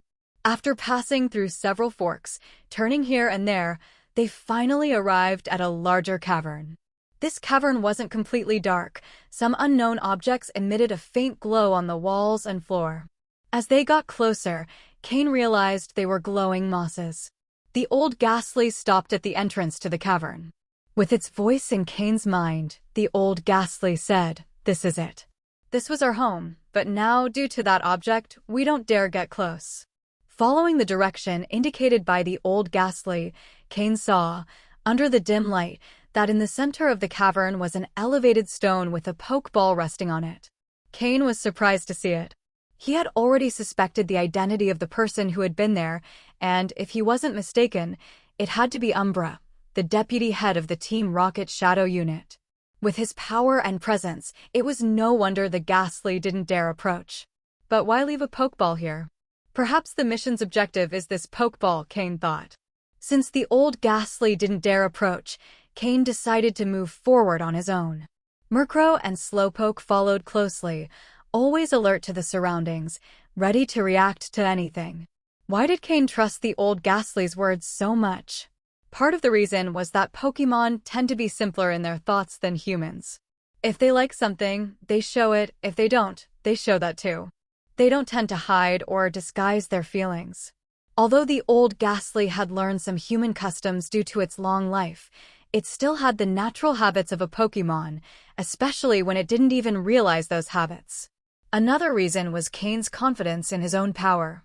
With Slowpoke and its teleport move, he could quickly escape if necessary. As for the reward promised by the old Ghastly, Cain didn't give it much importance. He didn't expect to find anything valuable in such a desolate place. With this mindset, Cain approached the stone column. When the Pokeball entered the system's scan range, it activated. Inside the Pokeball, which bore the Team Rocket emblem, a Pokémon flickered. Pokémon: Gengar, light blue. Gender: male. Level: 48. Type: Ghost plus Poison. Ability: Curse Body. Held item: none. Egg moves: Scary Face, Fire Punch, Astonish, Taunt. Basic moves: Hypnosis, Lick, Spite, Mean Look, Curse, Nightshade, Confuse Ray, Sucker Punch, Payback, Shadow Ball, Dream Eater, Dark Pulse. Learned moves: Snatch, Foul Play, Giga Drain. TM moves: Rest, Protect, Sleep Talk, Toxic, Hidden Power, Water, Thunderbolt. Cain was surprised to see this Gengar's characteristics. Is this Umbra's Pokémon? Cain murmured. After seeing Gengar's wide range of moves, he couldn't help but think so. Just the learned and taught moves represented a huge investment of resources. Moreover, with Team Rocket's immense wealth, only Umbra could possess such a Pokémon on the entire island. Since this was a mission assigned by Umbra, Cain was almost certain that this was Umbra's Gengar. With this thought, Cain felt more at ease.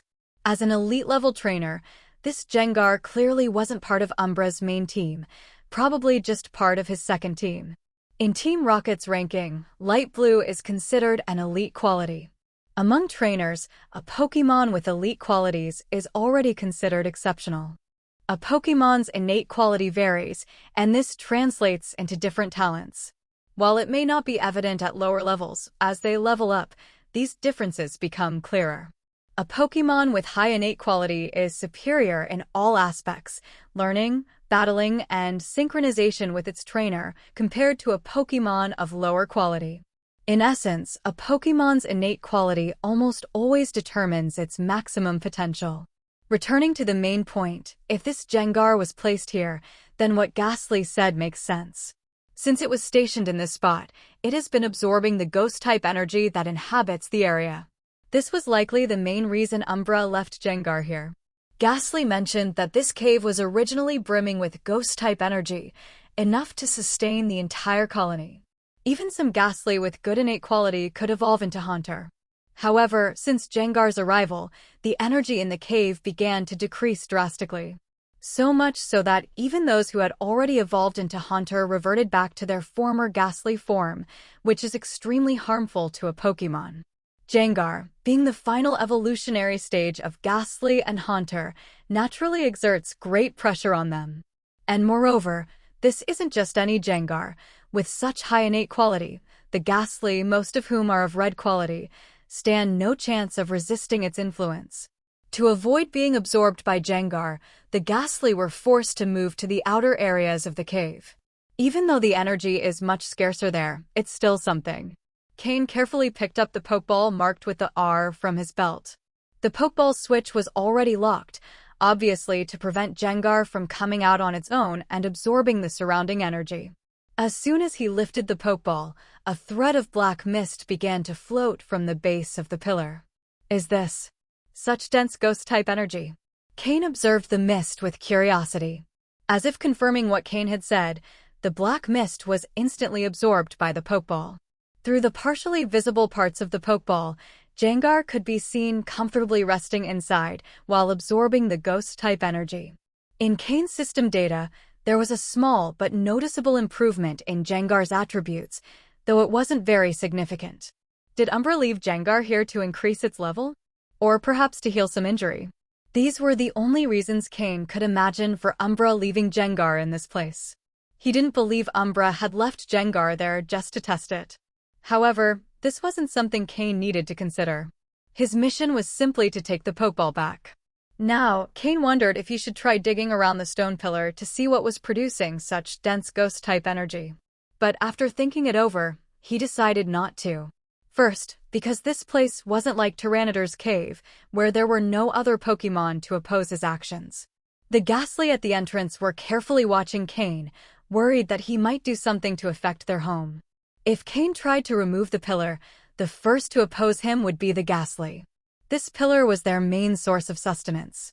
If it were destroyed, many Ghastly would die, and those who survived would lose any chance of growth. Additionally, Cain suspected that if Umbra, an elite-level trainer, hadn't touched the pillar, there was surely a good reason for it. If a trainer of his level had decided not to act, Cain also thought it best not to get involved. In the end, Cain decided to leave the pillar alone, hoping that perhaps in the future he could return and discover more. He placed Gengar's Pokeball back on his belt.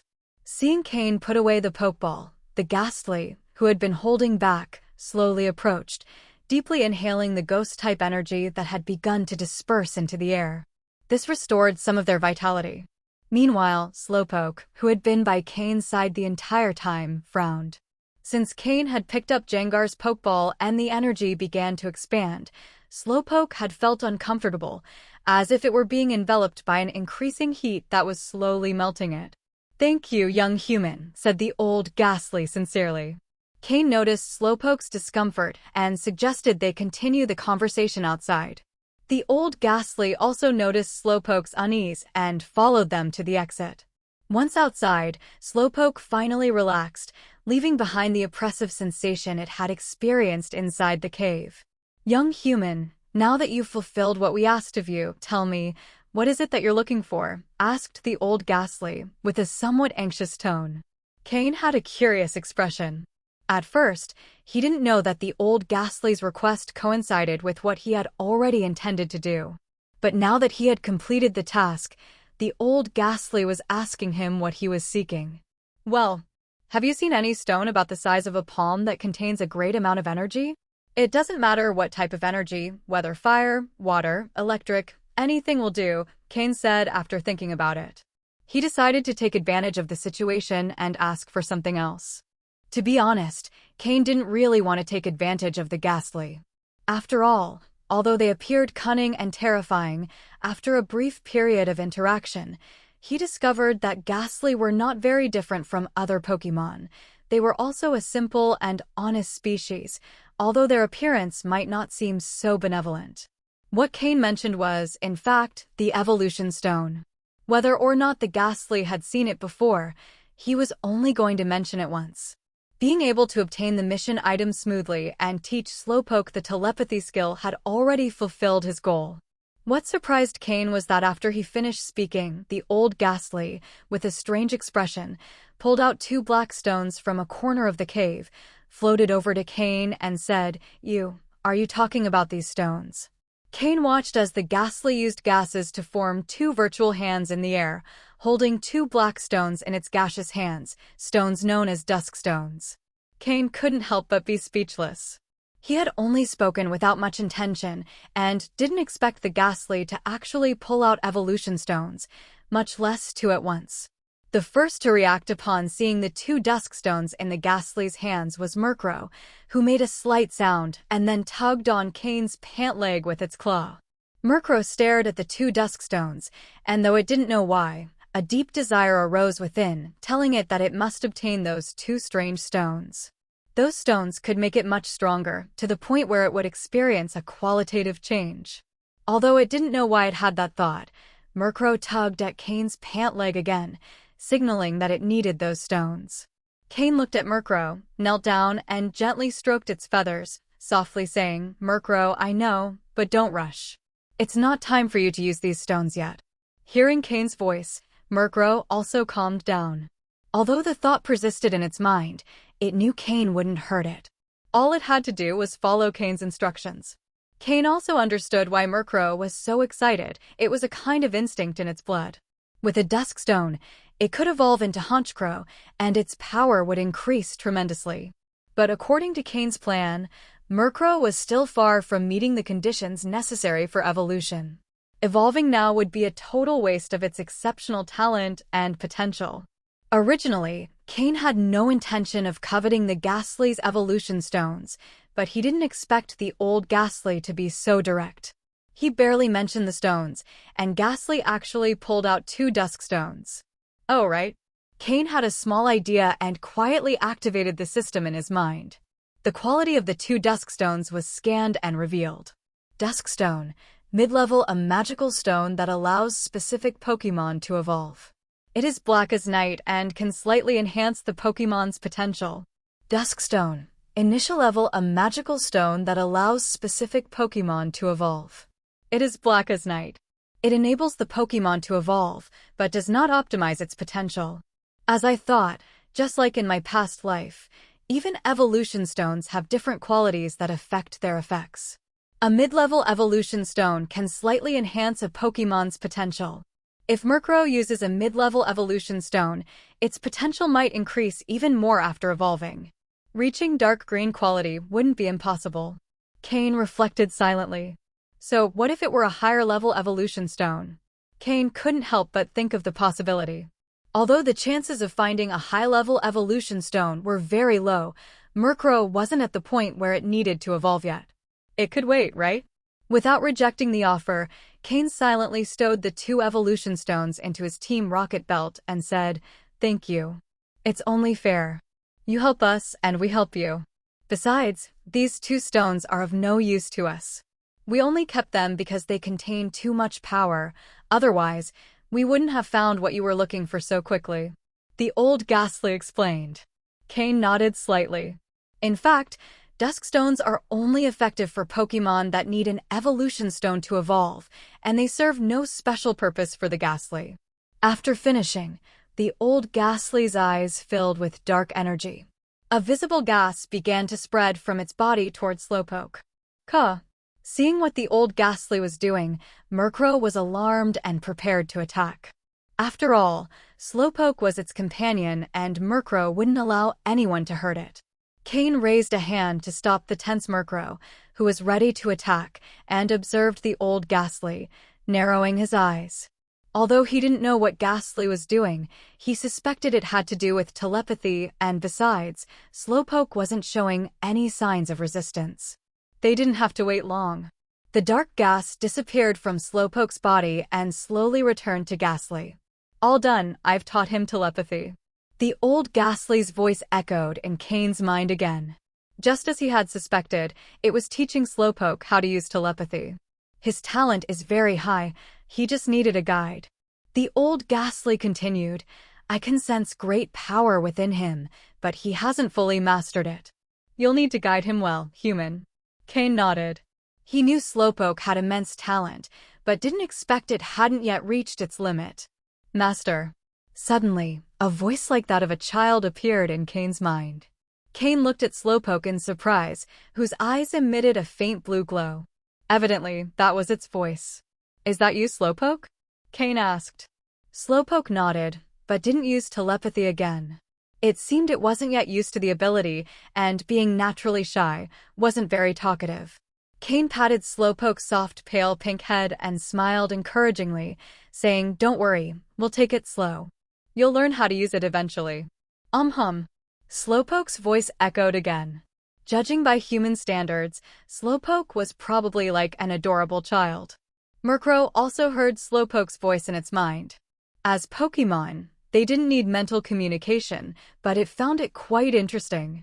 Murkrow flew around Slowpoke a few times, curious that its companion had learned such a fun ability, making Slowpoke feel a little embarrassed. Telepathy is a very special ability. It doesn't mean you can learn another species' language, but rather it's a form of mental communication. The voice you hear is just a mental simulation, not actual verbal communication. With that, Cain's journey was nearly complete.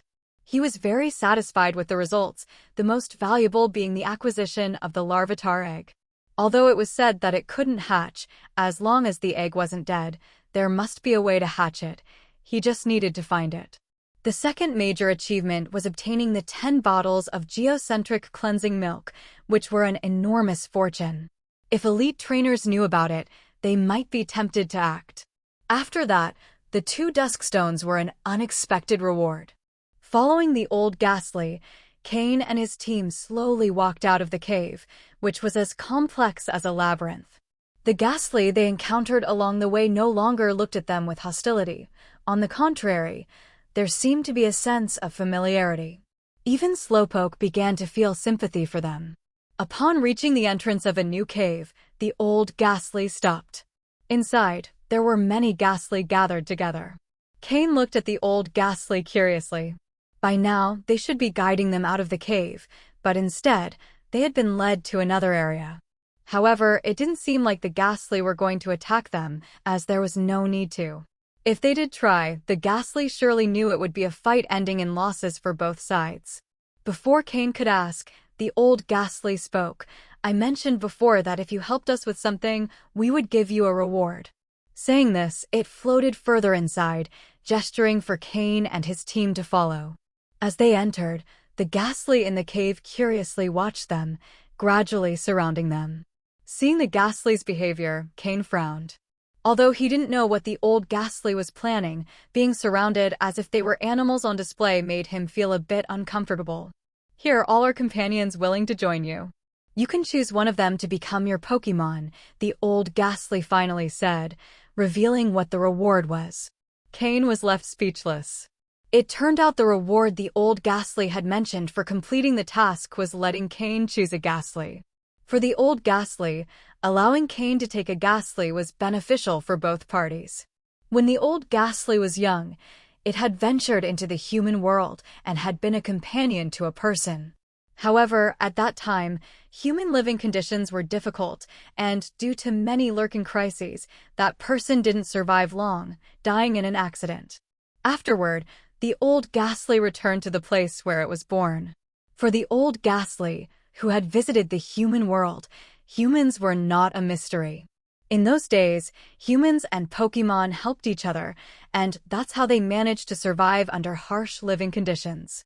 Typically, wild Pokémon that received help from humans grew at an astonishing rate, much faster than they would have on their own in the wild. The old Ghastly knew that while life here was carefree, it also meant there wouldn't be any special growth. It was difficult for any Ghastly to become particularly strong, and even evolving into Hunter was a challenge, let alone reaching Gengar. Allowing a Ghastly to follow a human was an idea the old Ghastly had had since seeing the Gengar that ruled over the area where they lived. Then Cain arrived, and since Cain left a good impression on him, the old Ghastly decided to let Cain choose a Ghastly as his Pokémon. The Ghastly present had been curious when they saw Cain and his team, as it was the first time they had seen a human. These Ghastly were relatively young and had grown up hearing the old Ghastly's stories, so upon hearing about the human world, they felt a certain fascination. Seeing a human for the first time, their curiosity was hard to contain. Cain's heart was filled with mixed feelings. He never imagined, nor did it even cross his mind, that the old Ghastly would allow him to choose a Ghastly as his Pokémon. Ghastly was a Pokémon that Cain had always liked, both when he played video games on Earth and in his previous life as a member of Team Rocket. Although it was a ghost and not particularly pretty, that didn't diminish Cain's enthusiasm for Ghastly, or more precisely, for its final evolved form, Gengar. First, Gengar has very high base stat values in special attack and speed, which perfectly aligns with Cain's growth direction and battle style requirements. Additionally, Gengar is a ghost and poison-type Pokémon with a highly versatile battle style. Often, with the right strategy, it's possible to defeat stronger opponents. The most important thing is that Gengar is a Pokémon capable of mega evolving. Upon Mega Evolving, it becomes a special attack cannon with terrifying output power. For now, Slowpoke is the main one responsible for Cain's personal security, but when he enters the human world, there will be places where openly carrying Pokémon won't be allowed. In the event of a surprise attack, there might not even be time to throw a Pokeball. However, if Cain had a Ghastly, it could hide in his shadow and always be ready to protect him, capable of facing any unexpected situation. When the old Ghastly mentioned that Cain could choose a Ghastly, it was as if he had read Cain's mind. Ever since he entered this cave and encountered the Ghastly, Cain had been tempted to capture one with good potential for his team. But as more and more Ghastly appeared, Cain suppressed the idea, as capturing one and leaving the cave without issue would be extremely difficult. Moreover, a Ghastly captured under such circumstances would be very difficult to train and might even become uncontrollable. However, the old Ghastly's reward hit the mark, and Cain decided that if among all those Ghastly there was one with the potential he was looking for, he would capture it and take it with him. Of course, if there wasn't a Ghastly that met his requirements, he'd rather not take one at all, as he didn't want to waste resources training a mediocre Pokémon. Cain follows an elite training philosophy, and his standards for Pokémon are high. Since his resources are not abundant, he prefers to train fewer Pokémon, but ensure each one is capable of performing excellently. Even so, Cain felt he was taking advantage of the Ghastly, and seeing them so happy made him feel a little uncomfortable, the first time since his rebirth that a Pokémon had made him feel this way. Cain nodded toward the old Ghastly, who returned his nod with a curious look.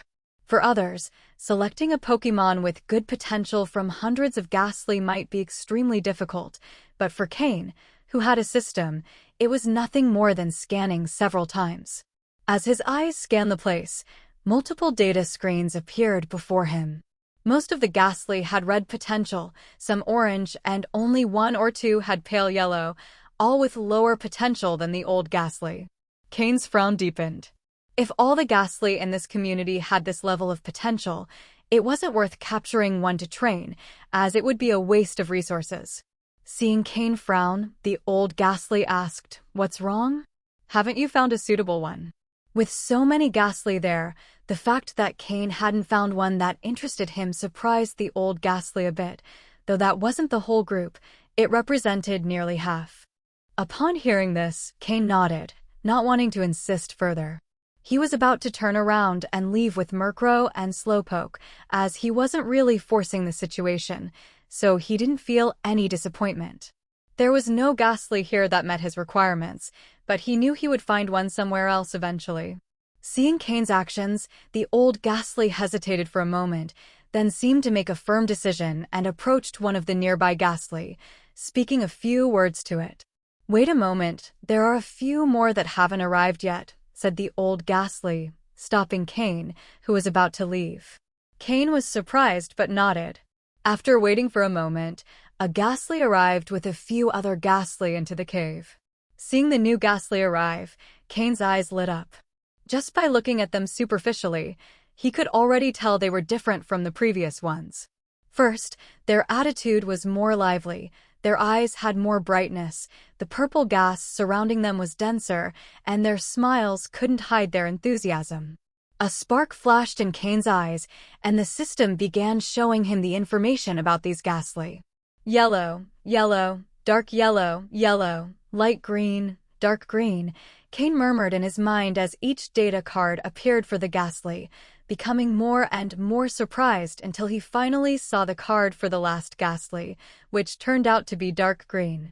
Pokémon, Ghastly, dark green. Gender, male. Level, 10.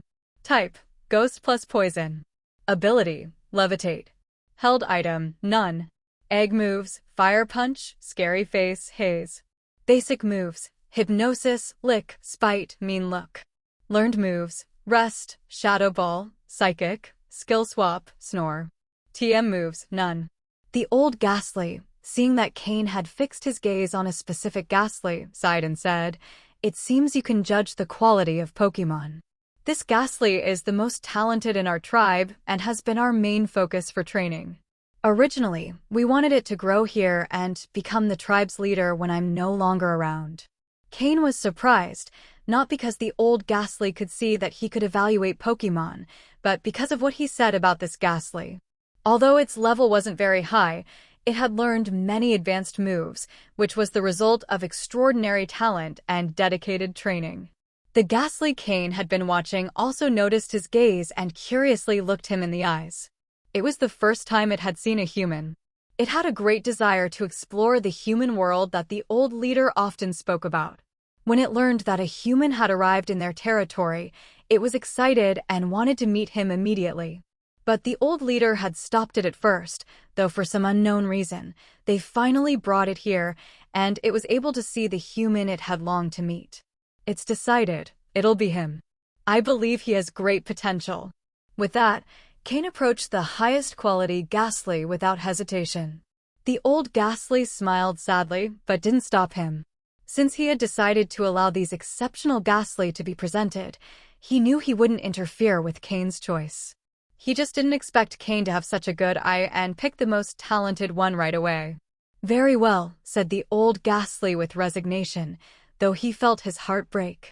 Cain walked up to the Ghastly and smiled, asking, "Would you like to come with me and explore the vast and colorful outside world?" Kikik. Hearing Cain's proposal, the Ghastly was momentarily stunned.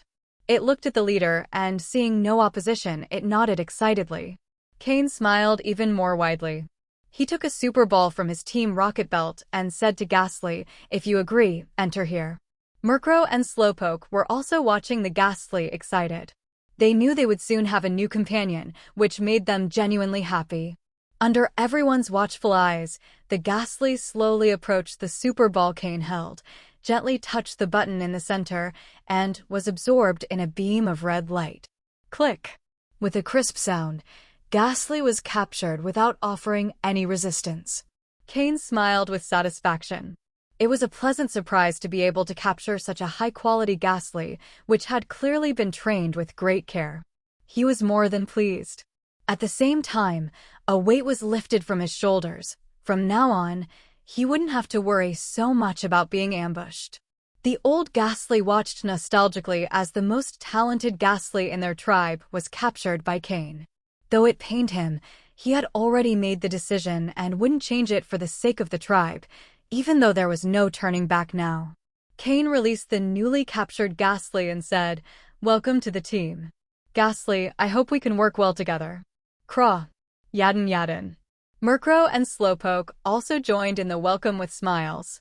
Kikik. The Ghastly, who seemed very active and energetic, began circling around Cain, Murkrow, and Slowpoke, clearly happy with its new situation. Though it seemed younger than Murkrow and Slowpoke, its attitude was more immature, which made Cain smile. Perhaps this would add some energy to the team in the future. The old Ghastly sighed in resignation, though he tried to maintain a facade of magnanimity while enduring the pain in his heart. Seeing how happy Ghastly was gave him a bit of relief. After capturing Ghastly, the old Ghastly finally led Cain and his Pokémon toward the entrance of the cold, damp cave. Seeing the sunlight again, feeling its warmth on his skin, brought a deep sense of relief. After all, anyone who spends a long time in a damp, dark underground world surrounded by ghosts would feel uncomfortable. Cain stretched, hearing his joints crack, and prepared to say goodbye to the old Ghastly. When he looked back, he saw that the old Ghastly had stayed far inside the cave, avoiding the sunlight. Though it wasn't afraid of the light as a ghost, it clearly didn't like it. Ghastly also seemed uncomfortable with the sun, though it showed no signs of physical discomfort. "Ghastly, you'd better hide in my shadow for now," Cain said with a smile. Though he had just captured it, Cain already fully trusted Ghastly. Ghastly nodded, knowing the shadow was much more comfortable than being in the sun. Besides, after living in a cave, there wasn't much difference between being in a shadow, though it was smaller, but for him, that was enough. Cain didn't put Ghastly in a Pokeball, considering that one of its main functions would be to protect him at all times. So he decided it was better for Ghastly to get used to it from the start. He gave a small wave to the old Ghastly, signaling that he was leaving. After all, he planned to return sooner or later. The mysterious stone pillar in the cave alone was enough reason to come back. Besides, now that he was taking Ghastly with him, he would surely return one day to show off his achievements. That day, he would surprise everyone. As Cain and the others walked away, the old Ghastly remained at the entrance of the cave for a long time. In the end, as if sighing, he returned to the cave alone, his silhouette reflecting an inexplicable melancholy. Shortly after, in a place where the old Ghastly couldn't see them, Cain and his team were standing under a tree, all looking at Slowpoke. Cain gently patted Slowpoke's back and, with a smile, said, "Slowpoke, use teleport to take us back. Don't push yourself too hard. Go as far as you can and conserve your energy." That's right, Cain had no intention of retracing their steps. It was at least a 3-day journey back to the Team Rocket base from here, something they couldn't cover all at once. Luckily, Cain had already accounted for Slowpoke's use of teleport, or he wouldn't have been so calm and relaxed while training as they advanced. There's no doubt that teleport is a god-tier move for survival in the wild. Slowpoke's telepathy was not yet fully developed, so he didn't say anything, just nodded slightly, enveloping Cain and the others in his psychic power, even covering Ghastly, who was in Cain's shadow, with his energy. Ghastly began to take form in Cain's shadow, curiosity in his eyes. It was the first time he'd been pulled directly out of a shadow. Ignoring Ghastly's curious gaze, Slowpoke focused on locking in the coordinates. Teleporting so many beings over a long distance all at once was quite a burden for him at this point. As his psychic power intensified, Slowpoke's eyes shone brighter. With a flash of his energy, the entire group disappeared from the spot.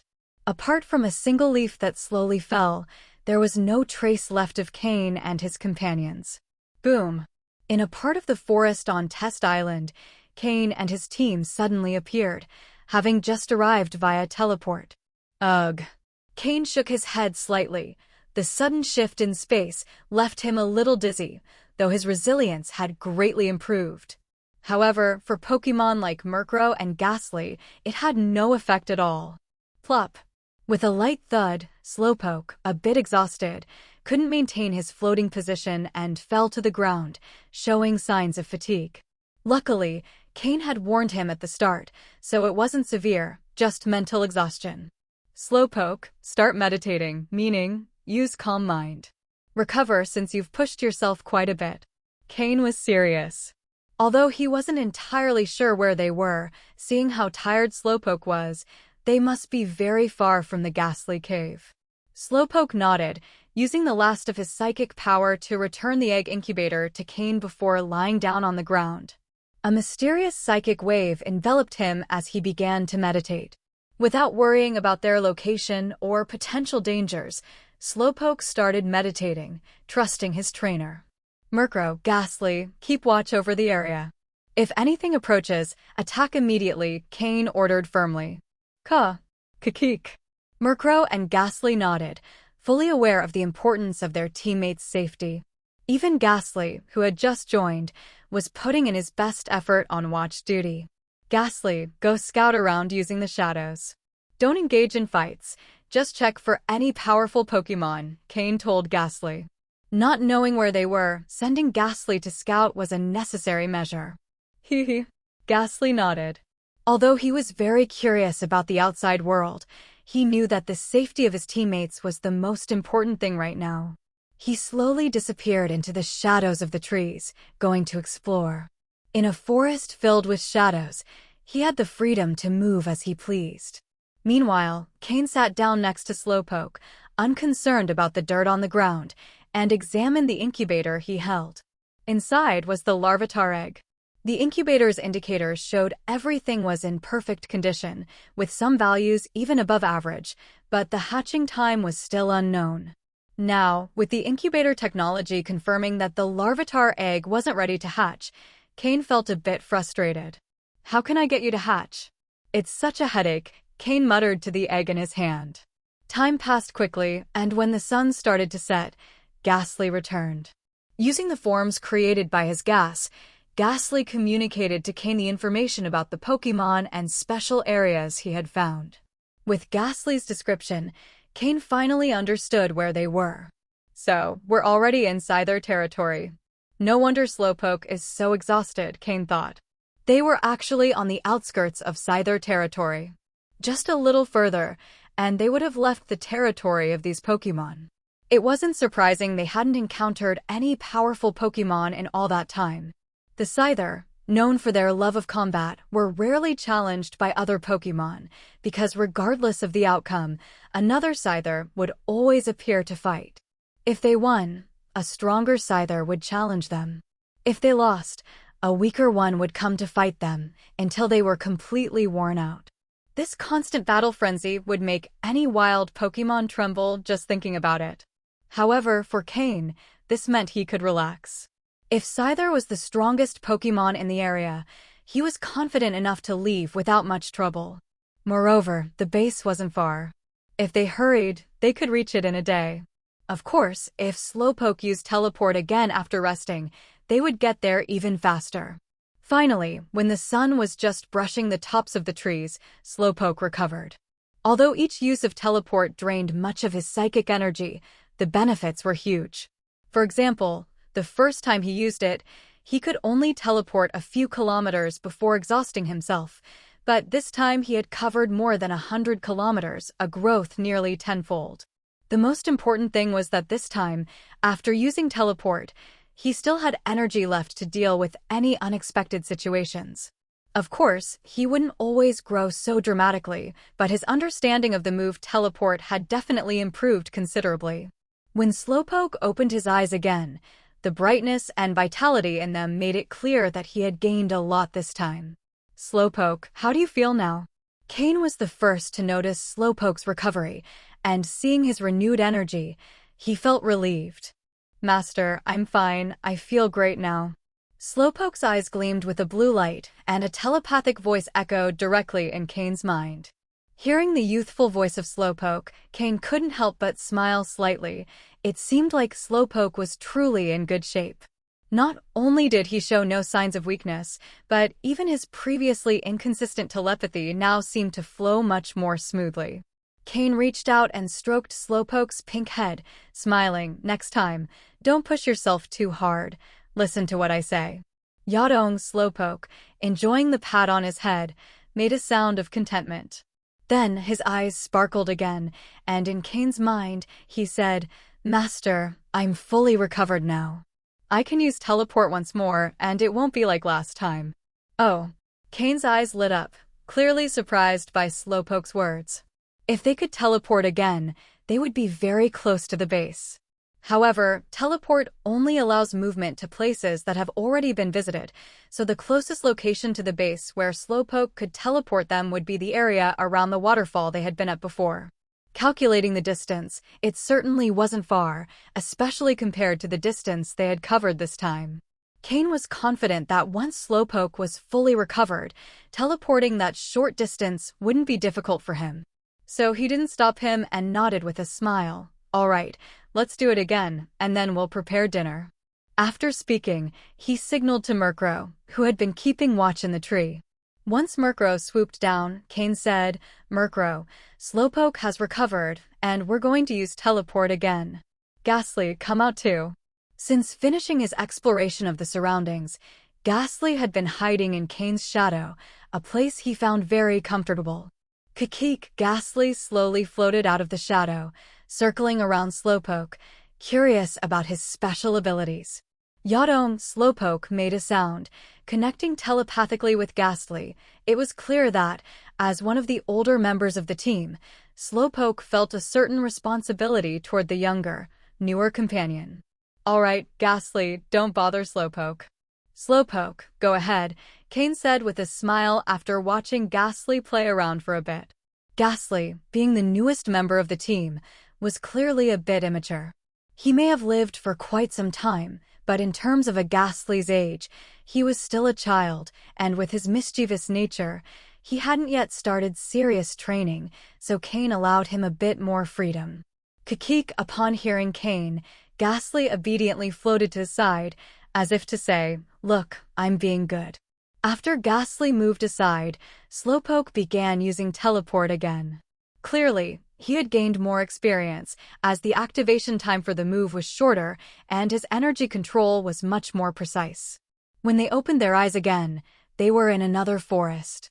Looking around, Cain tried to recall where they were.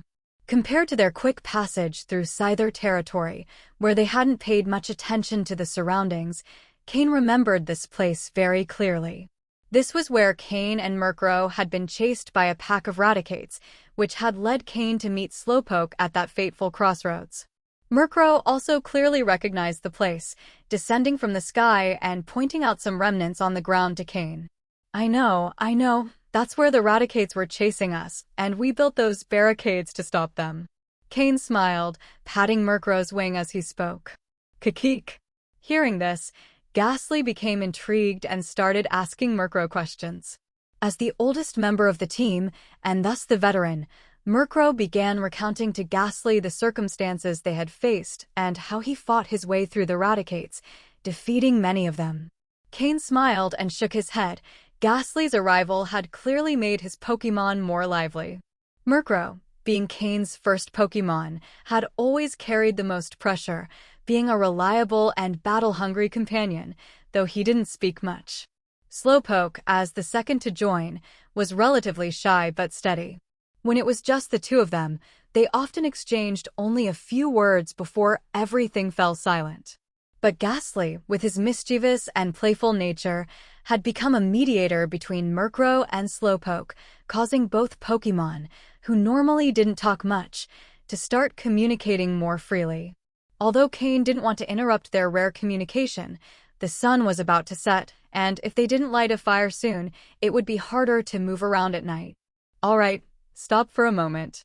Murkrow, go hunt some rabbits or wild pheasants. Ghastly, gather some firewood. Slowpoke, use your psychic power to set up the tent." Cain interrupted their conversation and assigned the tasks. Murkrow and the others stopped chatting immediately. They didn't show any complaints at Cain's orders and quickly set out to complete their tasks. That night, they sat around the fire. Murkrow, satisfied after the meal, lay on the ground unwilling to move, and Slowpoke, too, didn't want to do anything after eating. Only Ghastly remained full of energy and very active. As a ghost-type Pokémon, he didn't need to eat, though he could consume energy Pokeblocks. However, Cain had not yet prepared specific Pokeblocks for Ghastly, so his meal for the day consisted of residual energy from the beasts Murkrow had hunted. During the meal, seeing Murkrow and Slowpoke eating so enthusiastically, Ghastly became curious, wondering what was so special about the food that his older teammates enjoyed it so much. However, after trying once to put food in his mouth only for it to fall to the ground immediately, Ghastly decided not to insist. After resting for a bit following dinner, Cain said, "All right, we've rested enough. Before bed, let's do some exercises to digest the food." At these words, Murkrow and Slowpoke automatically stood up, accustomed to waiting for Cain's training plan. Ghastly, though not knowing what to do, imitated the others and stood still. Murkrow, 50 uses of Dark Pulse and 100 of Wing Attack, targeting that big tree. Cain pointed to a large tree, assigning Murkrow's night training. Slowpoke, continue training your psychic power. Today you need to lift 5 rocks, 500 times. As Slowpoke's psychic power was increasing rapidly, Cain immediately raised the requirements of his training. "As for you, Ghastly." Cain paused for a moment to think. "Today you'll just do sprints. Use your speed to run back and forth between those two trees. Let's do 2,000 reps first. I want to see what your stamina is like." Ghastly was participating in training for the first time, so Cain couldn't precisely estimate the right amount of training for him. Thus, he assigned a quantity that he deemed reasonable. After that, Ghastly went off to train on his own. The first move Murkrow trained was Dark Pulse, focusing on concentrating Dark-type energy into a single point to maximize the attack's damage. Then, he practiced Wing Attack, which is currently Murkrow's most powerful flying-type move. Part of the move's damage comes from concentrating flying energy into the wings to increase their power, while another part relies on physical strength and the impact of the flapping. As for Slowpoke, being a water and psychic-type Pokémon, although he has decent aquatic talent, his psychic talent is much greater. That's why Cain has always focused on training his psychic power. With enough development in this aspect, and complementing it with water-type moves, Slowpoke would become a kind of mobile cannon, capable of controlling and attacking, in addition to having good defense and endurance. Ghastly, being a ghost and poison-type Pokémon, although he has a high special attack value, his strategy shouldn't be based on quick battles, but rather on wars of attrition. By using the persistence of the ghost type and the continuous damage of the poison type, the longer the battle lasts, the greater the damage he inflicts on the opponent. Of course, he first has to survive the opponent's attacks. Although Ghastly has high special attack and speed stats, his endurance is very low. If he faces a Pokémon that counters him, he could be defeated in a single hit. Therefore, the main thing for Ghastly is to survive in battle and then attack. The longer he survives, the more damage he will cause. In addition to his special attack, Ghastly shouldn't waste his talent in speed. The more speed he has, the longer he will survive. Moreover, Ghastly can learn a variety of control moves and techniques that irritate the opponent, further increasing his ability to prolong the battle. In Cain's strategy, if Ghastly masters the moves Hypnosis, Dream Eater, Rest, and Sleep Talk, along with the poison-type move Toxic, his strategy will be complete. He could even wear down higher-level Pokémon over time. Thus, Ghastly is, in fact, the main offensive Pokémon in Cain's team. Murkrow isn't built for long battles, and Slowpoke is too slow, making him easy to counter, but these problems don't apply to Ghastly. If we consider Ghastly's future evolution into Gengar, and if he manages to obtain a compatible Mega Stone, then battles against higher-level or higher-quality opponents will be possible. When Cain appeared once again at the entrance to Team Rocket's base, a day had passed. From Raticate's territory to the Team Rocket base, it took a full day to arrive. Of course, not all the time was spent traveling, most of the time was spent training the Pokémon's moves and leveling them up.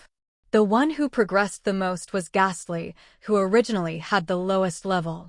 With the help of Murkrow and Slowpoke, Ghastly, who fought against higher-level Pokémon, quickly increased his level. In just one day, he went from level 10 to level 14. Thanks to the intense battles and the influence of Murkrow and Slowpoke, Ghastly, who was already restless, became a fervent fighter, eager to battle any Pokémon. This passion was what allowed him to level up 4 times in just one day. Slowpoke and Murkrow also leveled up, reaching levels 22 and 20 respectively. The main reason was that Ghastly caused many problems. He encountered powerful Pokémon and provoked them, and when they attacked him, he sought out Murkrow and Slowpoke for revenge, which naturally resulted in their levels increasing. After a full day of battles, they finally returned. Slowpoke, it's not convenient for you to be here. Rest a bit in your Pokeball, Cain said, taking out Slowpoke's Super Ball. Being a shiny Pokémon, even though he's pink, he's still very eye-catching. Anyone could notice him immediately, so to avoid unnecessary trouble, Cain decided to store him. Of course, Cain wasn't worried about other trainers, but about some Team Rocket members on the island. They are the ones who have truly survived fire and blood, and if the reward is big enough, they might take the risk. Figures like Viper and Umbra might not be interested, but their stronger subordinates could be unpredictable. Cain handed the incubator with the Larvitar egg to Ghastly, to keep it in his shadow, and then, along with Murkrow, confidently entered Team Rocket's base. The long, familiar hallway no longer caused him the same oppression as before. They say that when your power increases, your perspective on the world changes. This perfectly describes Cain's situation. He now has 2 level 20 Pokémon with great aptitude, in addition to Ghastly, who, although he is level 14, has outstanding talent. He also possesses treasures like the geocentric purifying milk and the Dusk Stone.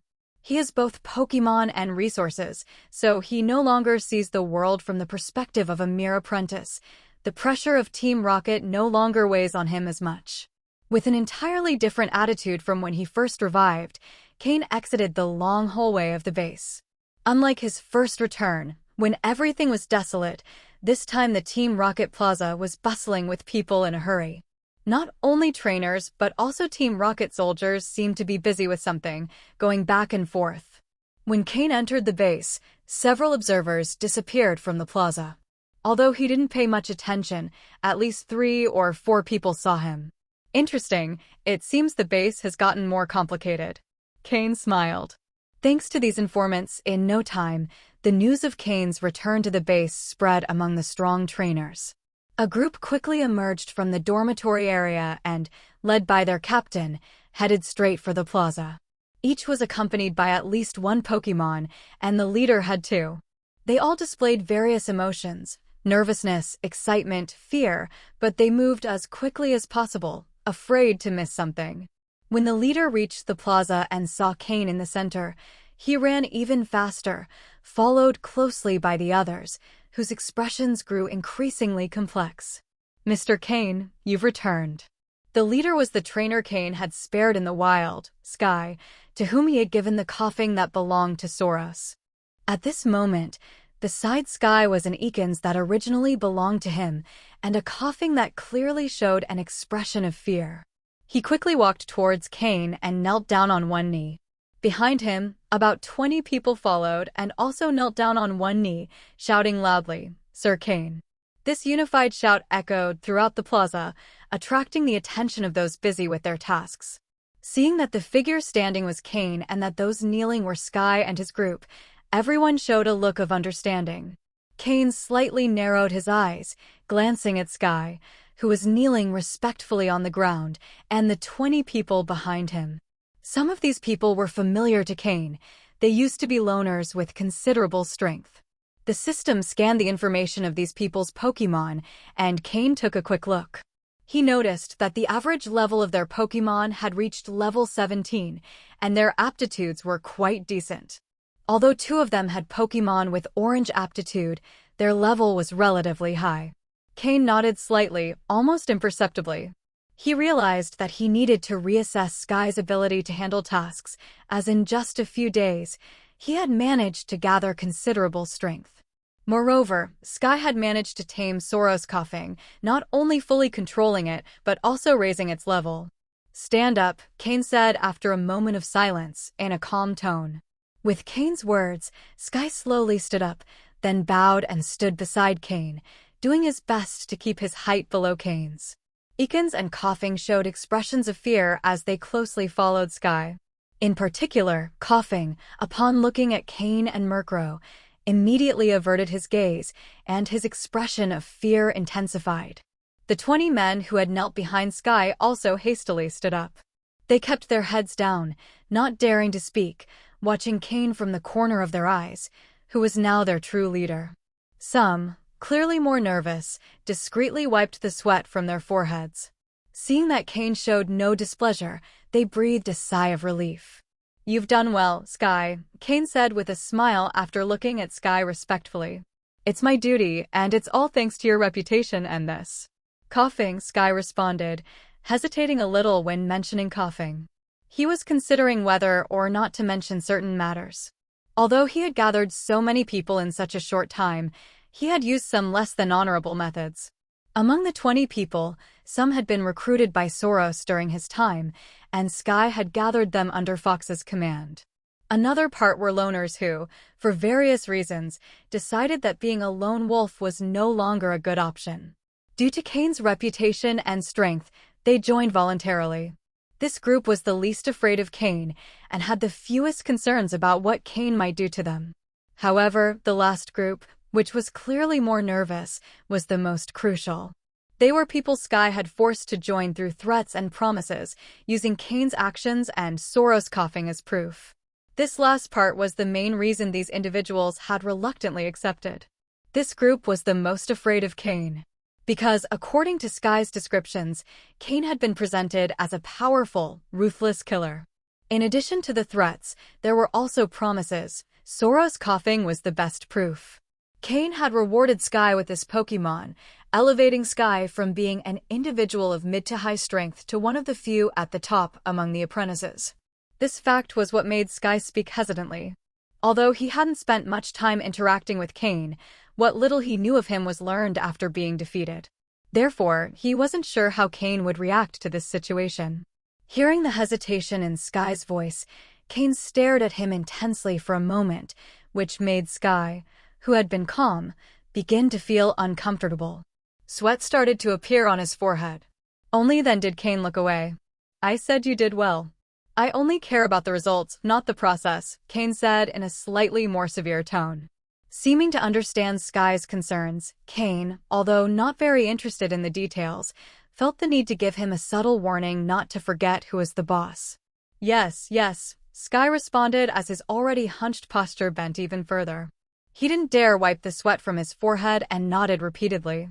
As for the 20 people standing beside him, they didn't dare breathe too loudly.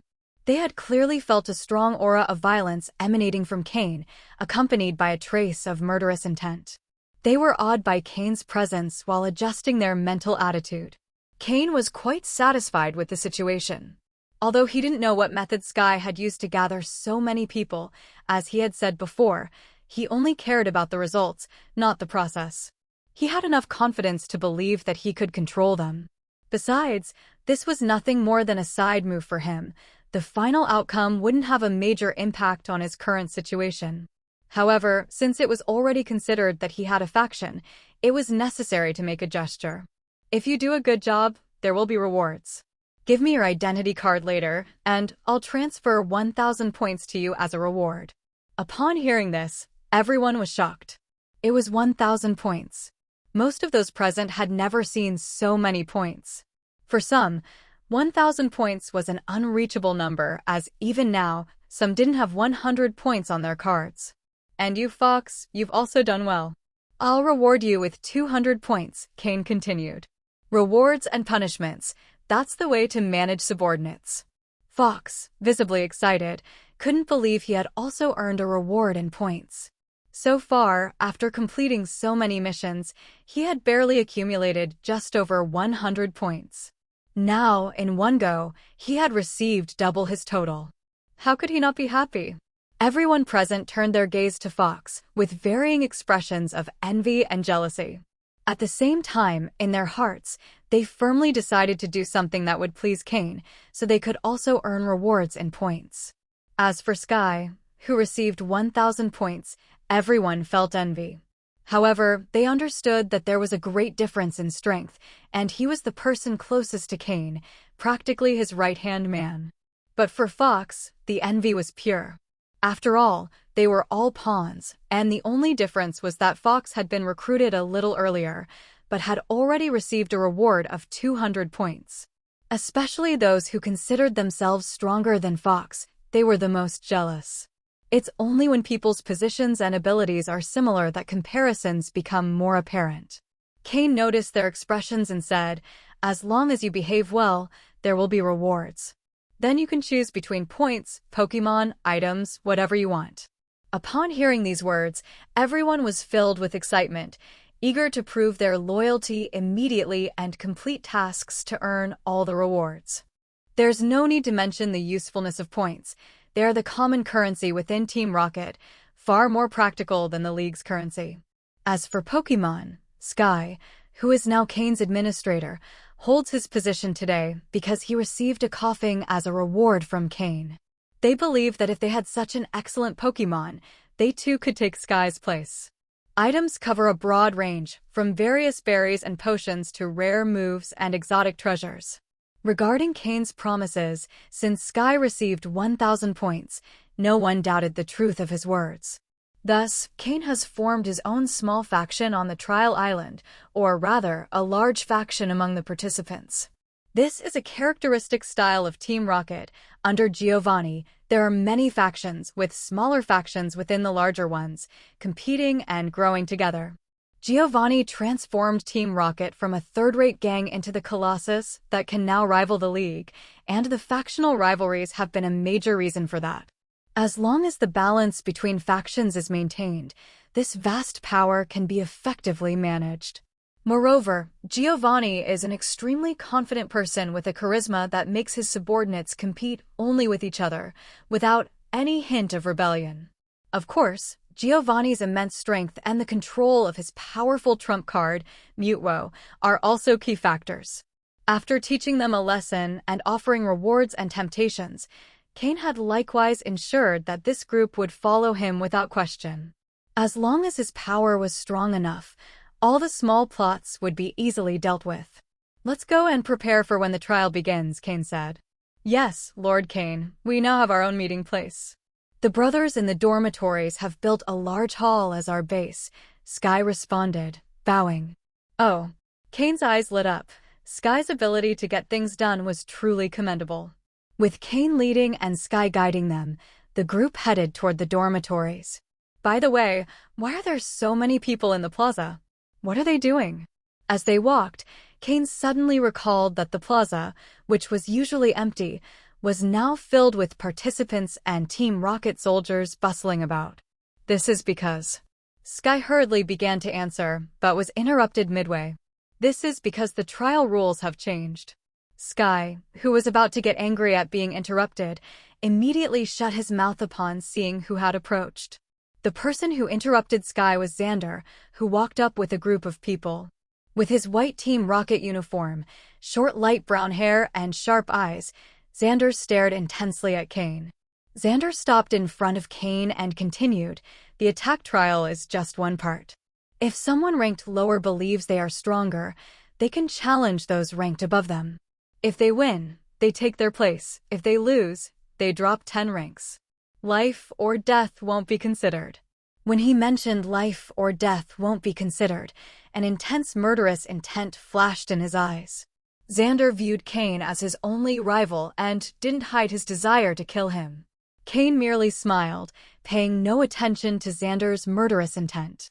At this point, unless Xander had a fortuitous encounter, he wouldn't be a match for Cain. "So, do you want to face me now?" Cain asked. Xander came with such momentum that even Sky thought he had come to fight, though Cain didn't think so. His words were just a joke. Cain knew a bit about Xander. Though he was someone who easily showed his emotions and had a strong desire to compete, he wasn't foolish. If they fought here, wouldn't it turn into a group battle?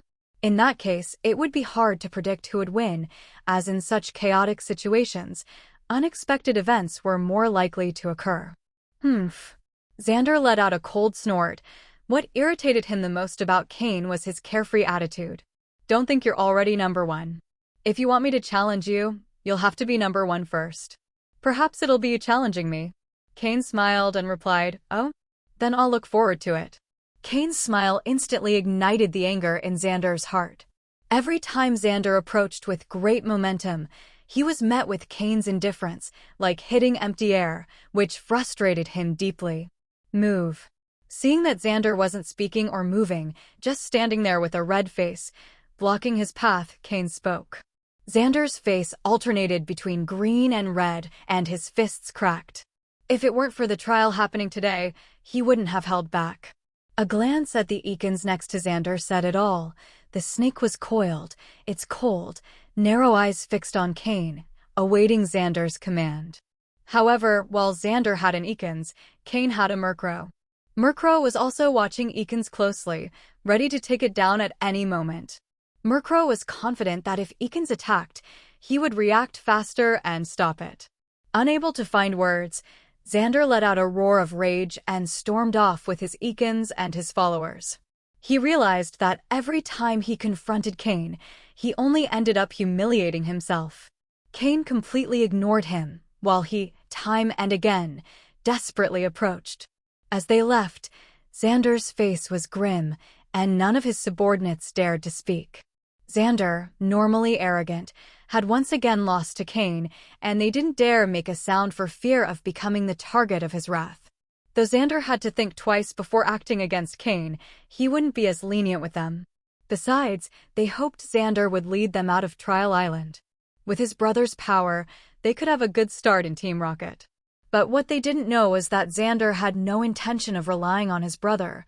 He wanted to prove his worth on his own, and even if he left Trial Island, he would continue to depend on his own strength. Watching Xander's figure fade into the distance, Cain couldn't help but laugh. In truth, he didn't dislike Xander, although he was arrogant and extremely proud. As Cain always said, an honest villain is always better than a hypocrite. Of course, if Xander decided to be his enemy, Cain wouldn't show mercy. The distance from the plaza to the dormitory was just over 1,000 meters, but for the 20 people who had just joined, it felt like an entire day. The pressure of being around the number one was overwhelming. Moreover, they had encountered Xander along the way, and for a moment, they thought there would be a fight. They were even considering whether they should get involved if one broke out. Fortunately, it was just a scare. When they arrived at the hall Sky had mentioned, Cain was a little surprised. Although it was made of wood and looked rather rustic, its size exceeded Cain's expectations. Upon entering, the hall was quite spacious. In the center, an elevated platform had been built, and atop it, there was an imposing chair. Without hesitation, Cain headed directly for the chair and sat down. Murkrow, who followed him, flew to the top of the backrest, looking down at those present from above. Cain observed the 2 rows of people standing before him and couldn't help but feel surprised. No wonder so many people crave power and occupying a high position from which they can look down on others. The view from that position can indeed be addictive. Even in his previous life, Cain never had the opportunity to take a place like this, observing his subordinates. This was the first time he had experienced something like that. Sky was at the front of the group and stepped forward to speak. Lord Cain, we are now 25 people in total. Including you, we are 26. The average of our positions is around the 40th rank, and some are among the top 10 to 20. Here, we can consider ourselves a considerable force. Cain nodded without saying anything, signaling for Sky to continue. Additionally, with you being in first place, no one dares to confront us. Although it's been a short time, in these 2 days, we have gathered a total of 237 points, all of which are on my identification card, Sky continued. On this trial island, there's an unwritten rule. Joining a faction grants you protection, but you must surrender 20% of your points as payment for that protection. Keep those points with you. If someone makes a contribution, you can reward them directly. For Cain, that amount of points was insignificant. He had recently given away 1,000 points without blinking an eye. This test group that Cain had formed only had some utility on the island. Outside of the island, in Team Rocket, this group would be nothing more than a small team within the organization. However, those who survived the trials would have more potential than regular members of Team Rocket. Cain formed this group primarily to have some followers he could recruit once he was established in Team Rocket. After hearing Sky's report, Cain dismissed the meeting. He wasn't the type of person who enjoyed walking around with a group of people following him. Both in his previous life and in this one, he had always preferred to be alone. Being with his Pokémon is the only thing that truly allows him to relax.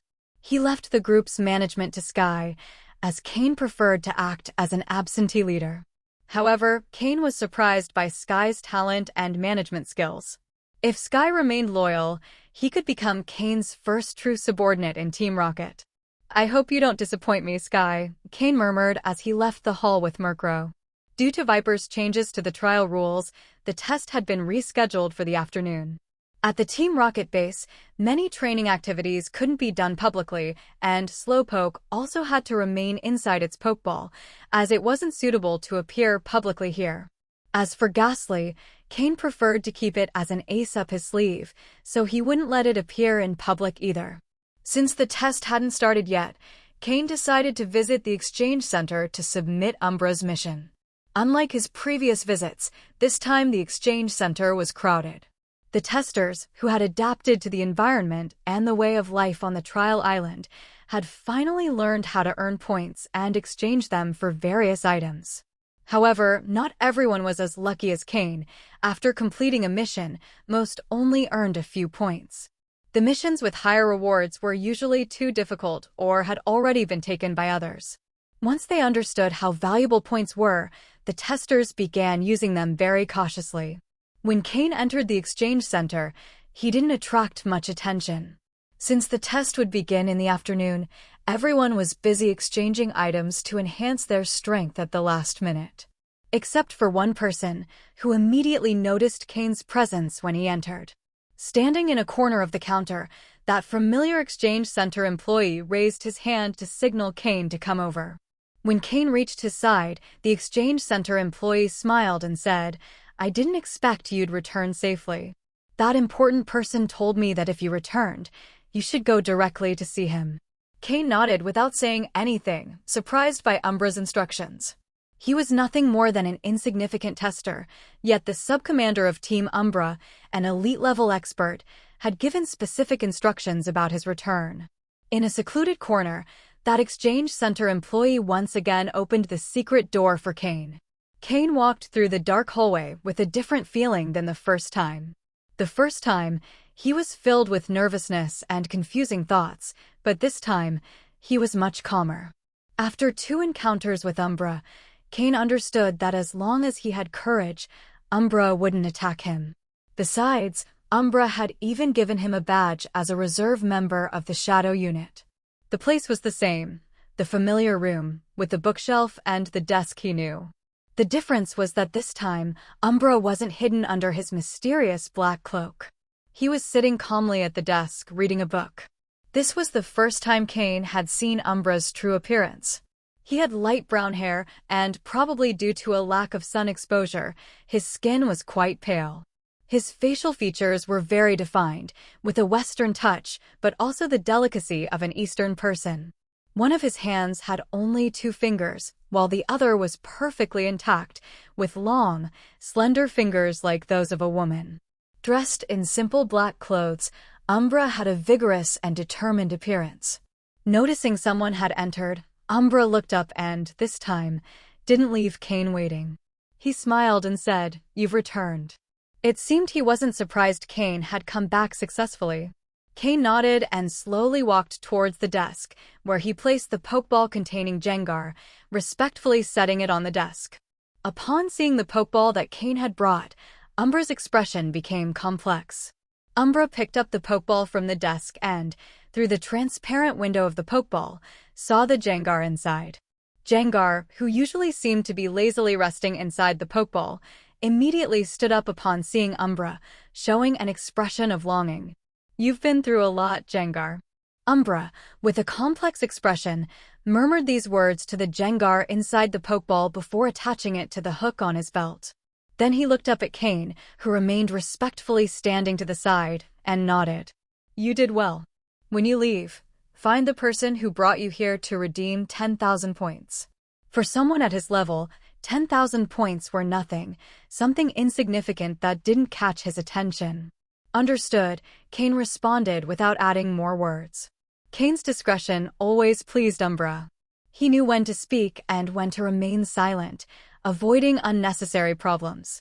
But even though Cain didn't ask, Umbra himself seemed interested in talking, and with a smile, he asked, "Aren't you curious why I left Jengar there?"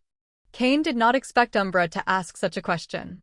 In his impression, Umbra had always been a very efficient person who never wasted time on unnecessary small talk.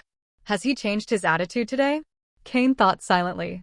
Without showing any emotion on his face, he nodded honestly and replied, "I am curious, but if you don't mention it, I won't ask." Cain had always maintained sufficient respect for Umbra, not because he was a high-ranking official in Team Rocket or the sub-leader of the Shadow Unit, but because of his elite-level strength. The strong are always respected by others, and Cain firmly believed in the idea that only the strongest survive and rule. So, since Umbra was a true elite-level trainer, he gave him the necessary respect.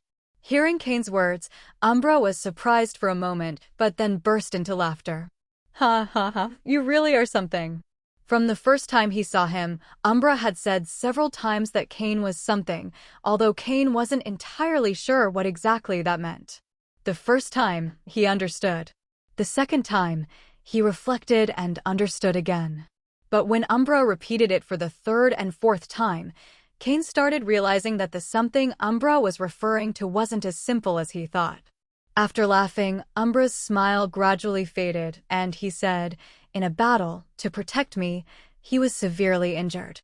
I knew that in the trial island, there was a place where his wounds could heal quickly, and it was the same place you went to, the one inhabited by Ghastly." His gaze began to cloud slightly, as if he was remembering something. "It was the first time I discovered that place on the trial island." Oh, by the way, I was one of the first to have participated in the trials of Team Rocket on this island. Cain was surprised to hear that. Umbra was one of the first on Trial Island? Umbra, as if reading his mind, continued, just as you imagine. Back then, the Trial Island had just been discovered, and out of the first participants, only 2 of us survived. I'm one of them, and you may meet the other one someday. Although Umbra didn't mention who the other survivor was, Cain had an idea. It was probably the other sub-leader of the Shadow Unit, Tenebrous. Let's go back to that place where the ghastly gather.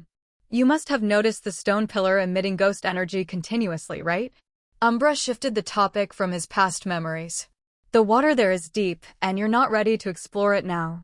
Fortunately, you didn't try to investigate too much, or you might not be here today, Umbra continued, talking to himself. You just need to know that few people are aware of that place, and you should make sure to keep your mouth shut. When your power is enough, you'll understand it for yourself. Cain's eyes narrowed slightly, but then he returned to his usual expression and nodded, saying, understood. Cain had no intention of investigating that pillar for now, especially since someone as powerful as Umbra had decided to preserve it instead of destroying it, which suggested it was a rather special place. Umbra shook his head. Although Cain seemed respectful and his response was quick, Umbra could catch a fleeting expression in his eyes. Without dwelling too much on that, Umbra continued, you've passed my first test, which means you now have the right to know who I really am within Team Rocket. Cain's heart raced. He already knew Umbra's true identity, but he couldn't prove it. After all, in Team Rocket, if you didn't have enough power, you wouldn't even have the right to know of Umbra's existence. Show me the medal I gave you last time, Umbra instructed, referring to the black cloud-shaped medal he had given him before. Cain took it from his Team Rocket belt and handed it over. Umbra took it and rubbed the surface with a finger before continuing. This medal represents the most mysterious department in Team Rocket, a medal for a reserve member of the Shadow Unit. From the moment you accepted this medal, the test began for you. The task you completed for me was the first step of this test. Without pausing, Umbra continued to explain, my name is Umbra, as you already know. I'm the sub-leader of the Shadow Unit. If you manage to complete all the tasks I assign you, you'll be able to join us. Although I can't tell you now what benefits or responsibilities you'll have, I can assure you that many people in Team Rocket would do anything to join us, though most don't even know we exist. Now you have a choice. Continue with the missions until you join us or quit and keep proving yourself on the trial island, starting as a grunt or a captain, slowly climbing up the ranks. Umbra presented Cain with a rather unbalanced choice. Cain had already made his decision a long time ago. Joining Umbra didn't conflict with his goal of rising within Team Rocket. In fact, with Umbra's help, it would be much easier. But to avoid appearing too eager, Cain tilted his head and pretended to think. Umbra didn't suspect anything. After all, the information about the Shadow Unit was so secret that he couldn't reveal too much. He could only rely on Cain's intuition to choose. I choose to continue with the missions. After a brief pause, Cain said with determination. There was nothing to doubt. He had already made his decision a long time ago. Hearing Cain's response, Umbra smiled. In the future, you'll be glad you made this decision. Cain nodded without adding anything. Some things can't be said, but he knew his decision was the right one. At that moment, a buzzing sound, bzz, bzz, bzz, was approaching, growing louder and echoing in the room. Cain recognized that sound and was somewhat surprised. A bee drill slowly appeared from a corner, flying toward Umbra and rubbing its arms affectionately against his. Cain's expression of surprise turned into understanding. If he wasn't mistaken. That's right, this little guy hatched from the Pokémon egg I got from you, Umbra smiled, confirming Cain's suspicions. So it was true. Cain understood, but then showed confusion again. Although bug-type Pokémon have a short growth cycle, the time between hatching and evolving in just a week was still extremely short. Umbra stroked Beedrill's triangular head, and noticing Cain's confusion, he said, this little guy has quite a bit of talent, and he's been training hard every day. Today, he just evolved into a Beedrill. I'll tell you exactly why this trial is special, but I can assure you that showing your talent won't put you in the crosshairs of people with ill intentions. Umbra's eyes became serious, and immediately, the imposing presence of an elite-level trainer emanated from him invisibly. Team Rocket, as a dark organization, had eliminated many talents before, and Umbra knew well what Cain was concerned about, but this trial was different. Hearing Umbra, Cain's eyes widened in surprise. This trial is special? Why didn't I feel that way in my past life? Haven't you noticed? The quality of the participants in this trial is quite good, and most importantly, many of them received high-quality Pokémon. Do you think they all have a brother like Xander who gives them decent Pokémon? Hearing this, Cain's eyes narrowed sharply. He was just now realizing it. It's true. Why would they give green-quality Pokémon to participants if they were meant to be mere pawns? Wouldn't it be a huge waste if they died in the trial? Why didn't I notice this in my past life? Was it because my results were so poor that I wasn't entitled to notice? I know your Murkrow has good quality, and that you carried extra weight during the last trial. Although hiding your power isn't a bad strategy, I want to tell you that if you really want to rise within Team Rocket, this trial is a great opportunity. This time, it's different. Umbra said the last words almost one by one, without revealing why this trial was different, but Cain could sense the seriousness in his tone. Cain became thoughtful. If Umbra said so, then this trial must be truly special. Of course, he wouldn't be naive enough to think that simply standing out in the trial would guarantee him a high rank in the future within Team Rocket. If he really did what Umbra said and didn't hide his power during the trial, it might facilitate his future development, but it would be like dancing on a razor's edge, without any disguise. He couldn't take Umbra's words at face value, but they definitely changed his future plans. Next, Umbra said something that almost made Cain jump out of his chair. The little one in your shadow is also a Pokémon with great talent. You're really lucky. Saying this, Umbra gave Cain a meaningful look at the shadow behind him. Suddenly, cold sweat began to break out as he instinctively reached for the Team Rocket belt, seeing that there was nothing in the shadow. But the problem was, there wasn't just one Pokémon in his shadow. Facing Umbra, who was one step ahead, might be pointless, but Cain was still prepared to fight. Seeing Cain's alert attitude, Umbra smiled and waved his hand. Don't worry, I'm not going to take advantage of someone like you. Your Pokémon belong to you, I'm not going to steal them. If I wanted to attack you, why would I have chatted with you for so long? Besides, even if you release another Pokémon, what good would it do? This was the pride and confidence of an elite-level trainer. Umbra didn't believe that someone like Cain could escape his hands, even if Cain's Pokémon were of high quality. Umbra interpreted Cain's exaggerated reaction as fear of having his Pokémon stolen, which was common in Team Rocket. Letting go of the belt, Cain knew his reaction had been excessive. But one thing was certain, with his current power, even if he released all 3 of his Pokémon, he wouldn't stand a chance against Umbra. Even the Jengar he had brought couldn't be handled by Murkrow and the others. Seeing Cain gradually relax, Umbra let Beedrill go play, resting both hands on the table and leaning slightly forward. In short, make sure to give your best in this trial. If you manage to meet my expectations, I might allow you to temporarily leave the trial island. After all, you have no rivals here anymore. Umbra said something else that surprised Cain. If he could really leave the trial island early, the benefits to him would be immense. Looking at Umbra with a serious expression, Cain wrestled internally, but in the end, he couldn't resist the temptation of leaving early and nodded. I understand, Lord Umbra. Hearing Cain's affirmative response, Umbra slowly leaned back and smiled. Of course, only if you satisfy me. As he left the dark office, Cain noticed a bit of sweat on his back. Cain was slightly surprised that Umbra could see Ghastly in his shadow, but he accepted it, though he felt it had been somewhat reckless. Fortunately, even though he had overreacted, Umbra only thought Cain feared he would steal his Pokémon.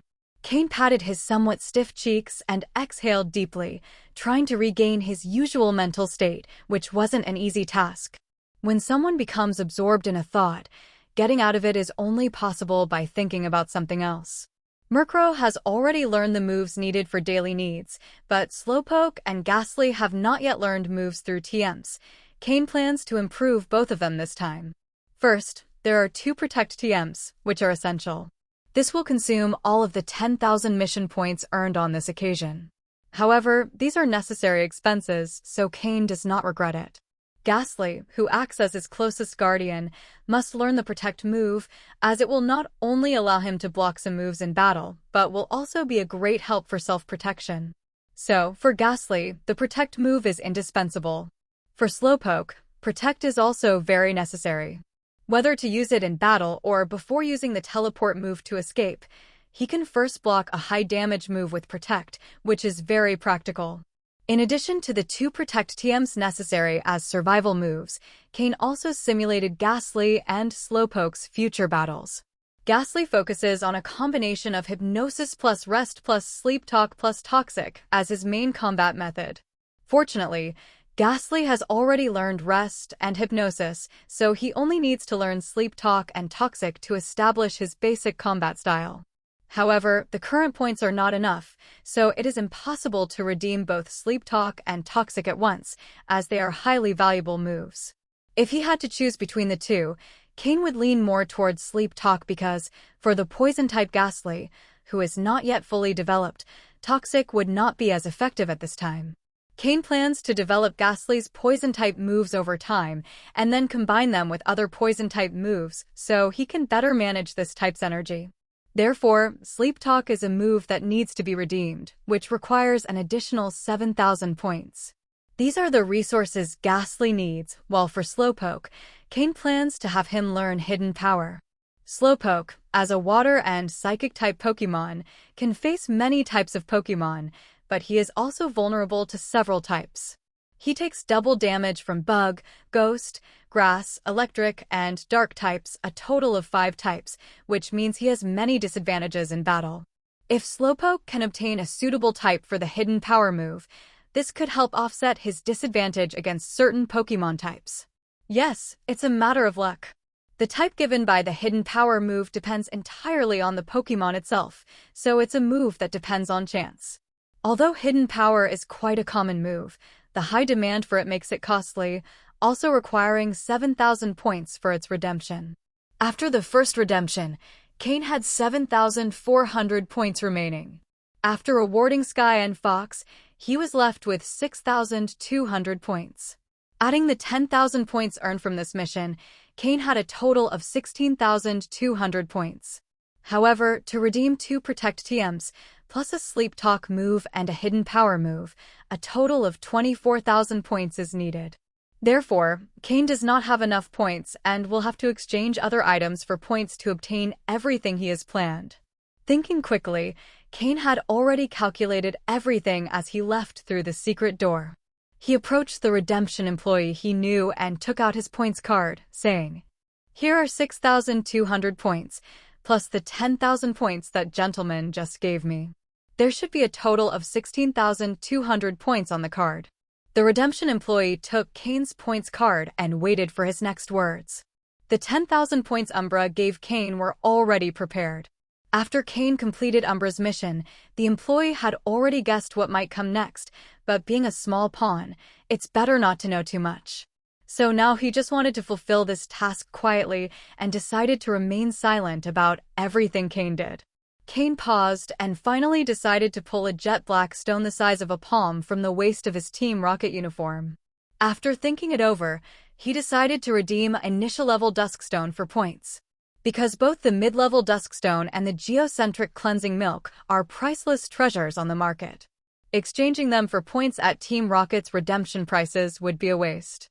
Instead, the Initial Level Duskstone, though valuable, is just an ordinary evolutionary stone that can be easily obtained if one has the money. So Cain decided to redeem the Initial Level Duskstone for points. According to Team Rocket's redemption list, the Initial Level Duskstone is worth 50,000 points, but if redeemed for points, a 30% discount applies, so Cain would only receive 35,000 points. Cain silently complained about Team Rocket's redemption system. With this discount alone, it's easy to see how many benefits Team Rocket gets each year from this redemption system. It's no wonder they've grown so quickly. Exchange this Duskstone for points, please. The redemption employee was amazed to see the Duskstone in Cain's hands, although he was accustomed to Cain's good fortune. He really is lucky, leaving no room for other participants to thrive. It's important to note that even people like Xander, who have skills and connections, if they don't excessively use their resources, have barely accumulated a few thousand points, not even reaching 10,000. But seeing Cain, with his previous 20,000 points, the 10,000 points from Umbra's mission, and now this Duskstone, he has accumulated a total of 65,000 points. The employee almost wanted to ask who the real novice was here. With a somewhat stiff smile, the employee nodded mechanically and took the Duskstone from Cain's hands. This is an initial level Duskstone, which can be exchanged for 35,000 points. Luckily, it was an initial level Duskstone. The employee feared that if Cain pulled out a higher level one, he might have exhausted all the resources of the trial island at once. Cain already had a clear idea about the exchange prices.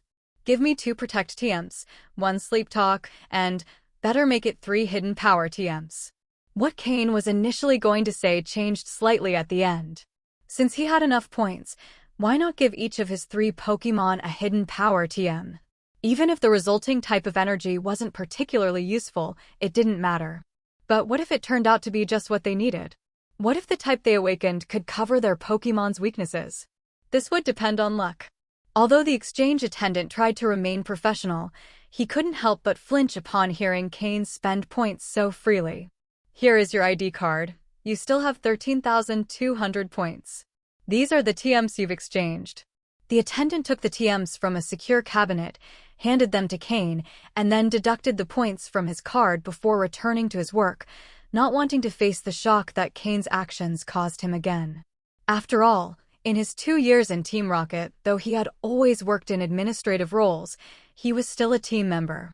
However, he hadn't earned as many points as Cain in all that time, and he feared that continuing to watch might make him envious.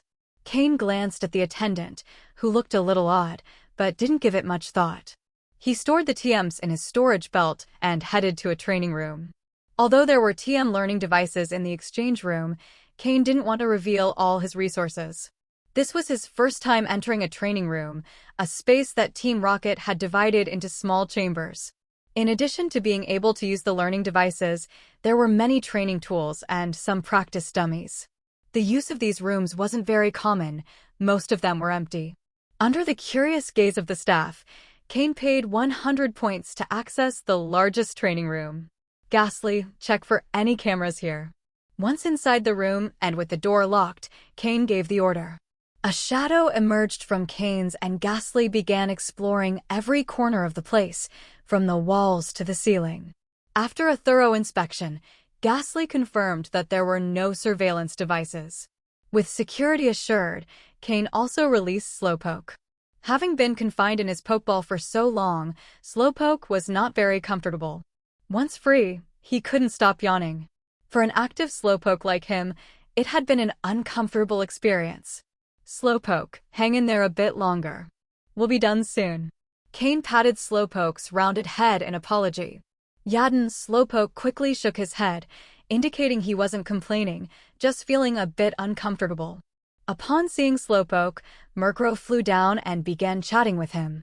After a moment of relaxation, Cain interrupted their play. They were always under intense training, so moments of leisure like this were very rare. Come on, learn these moves first. Cain waved the TMs in front of them. One by one, the Pokémon returned to their Pokeballs, and Cain placed them in the learning devices to transfer the TM moves to each of them.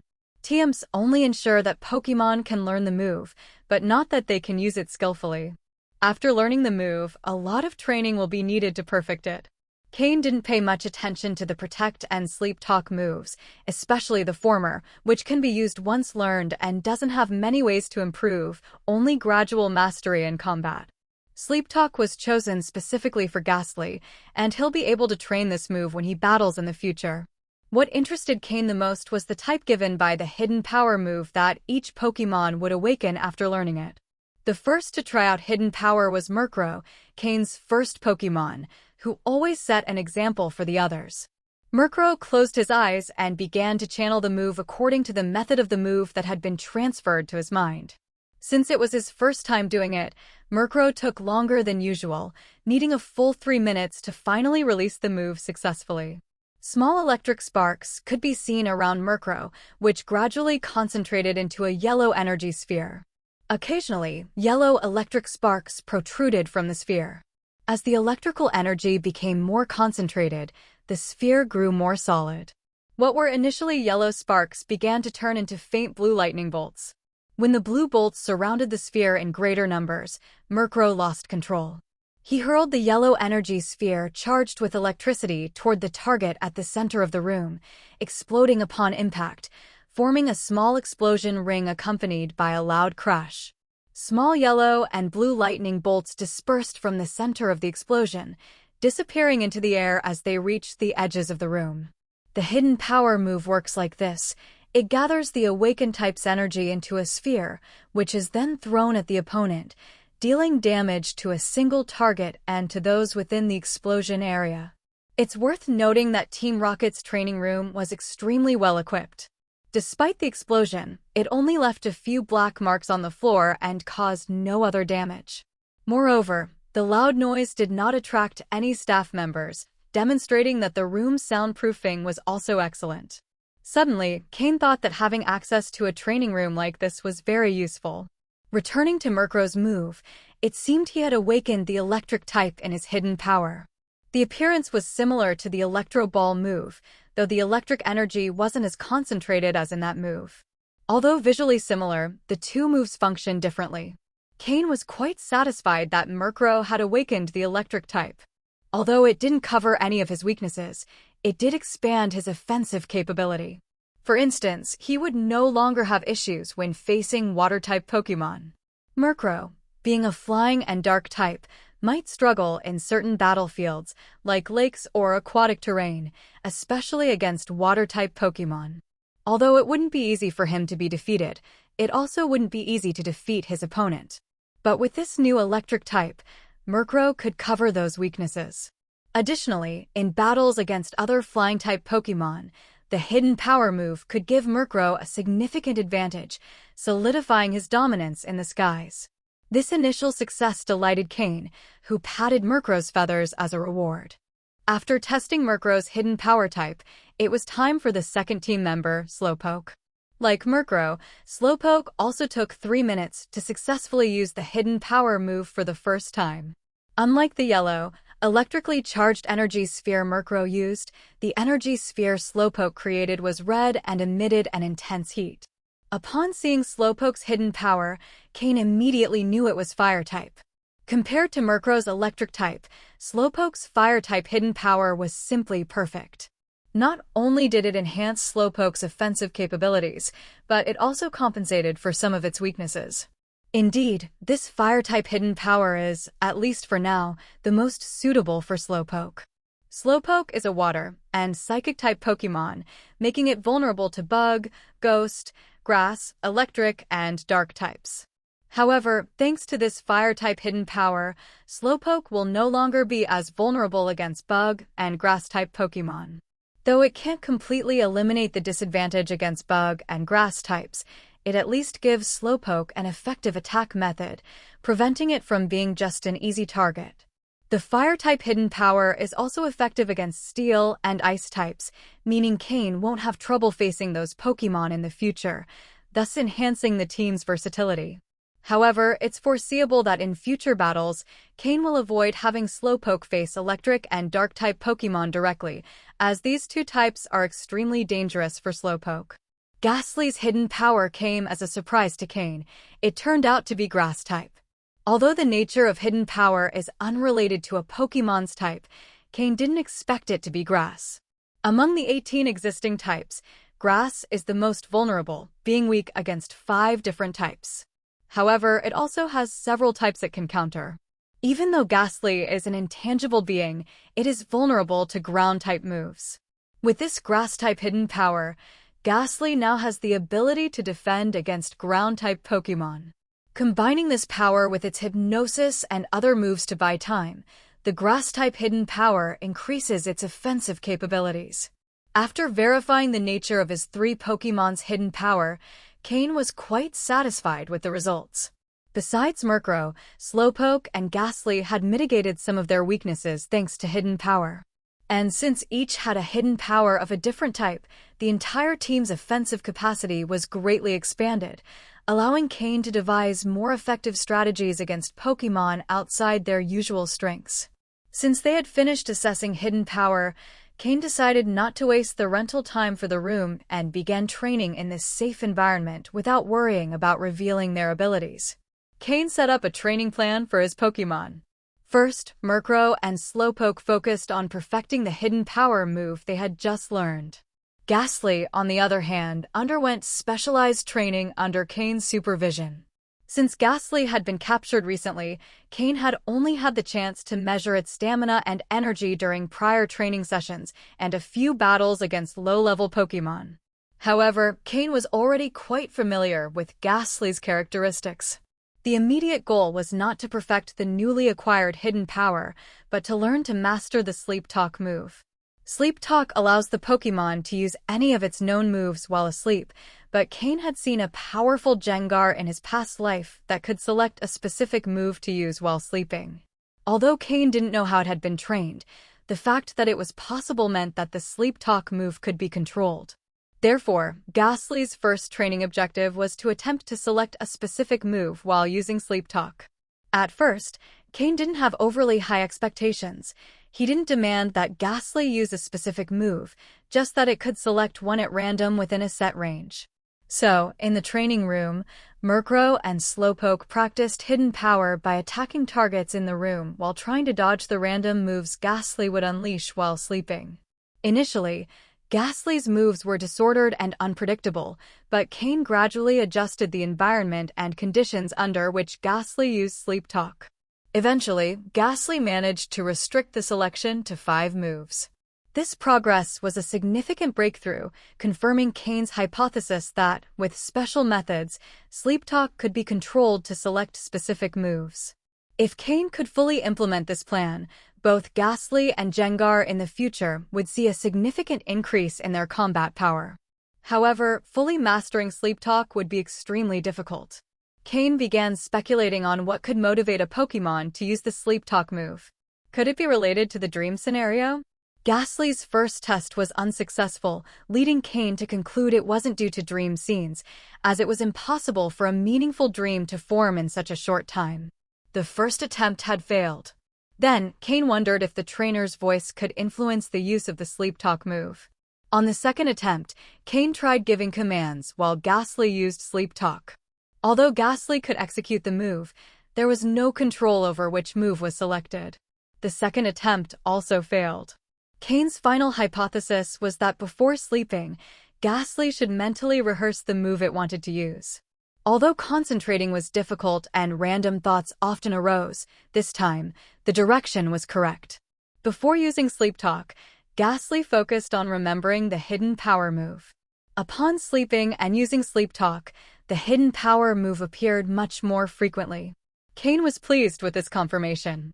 Though challenging, at least he had found a direction to work towards, hadn't he?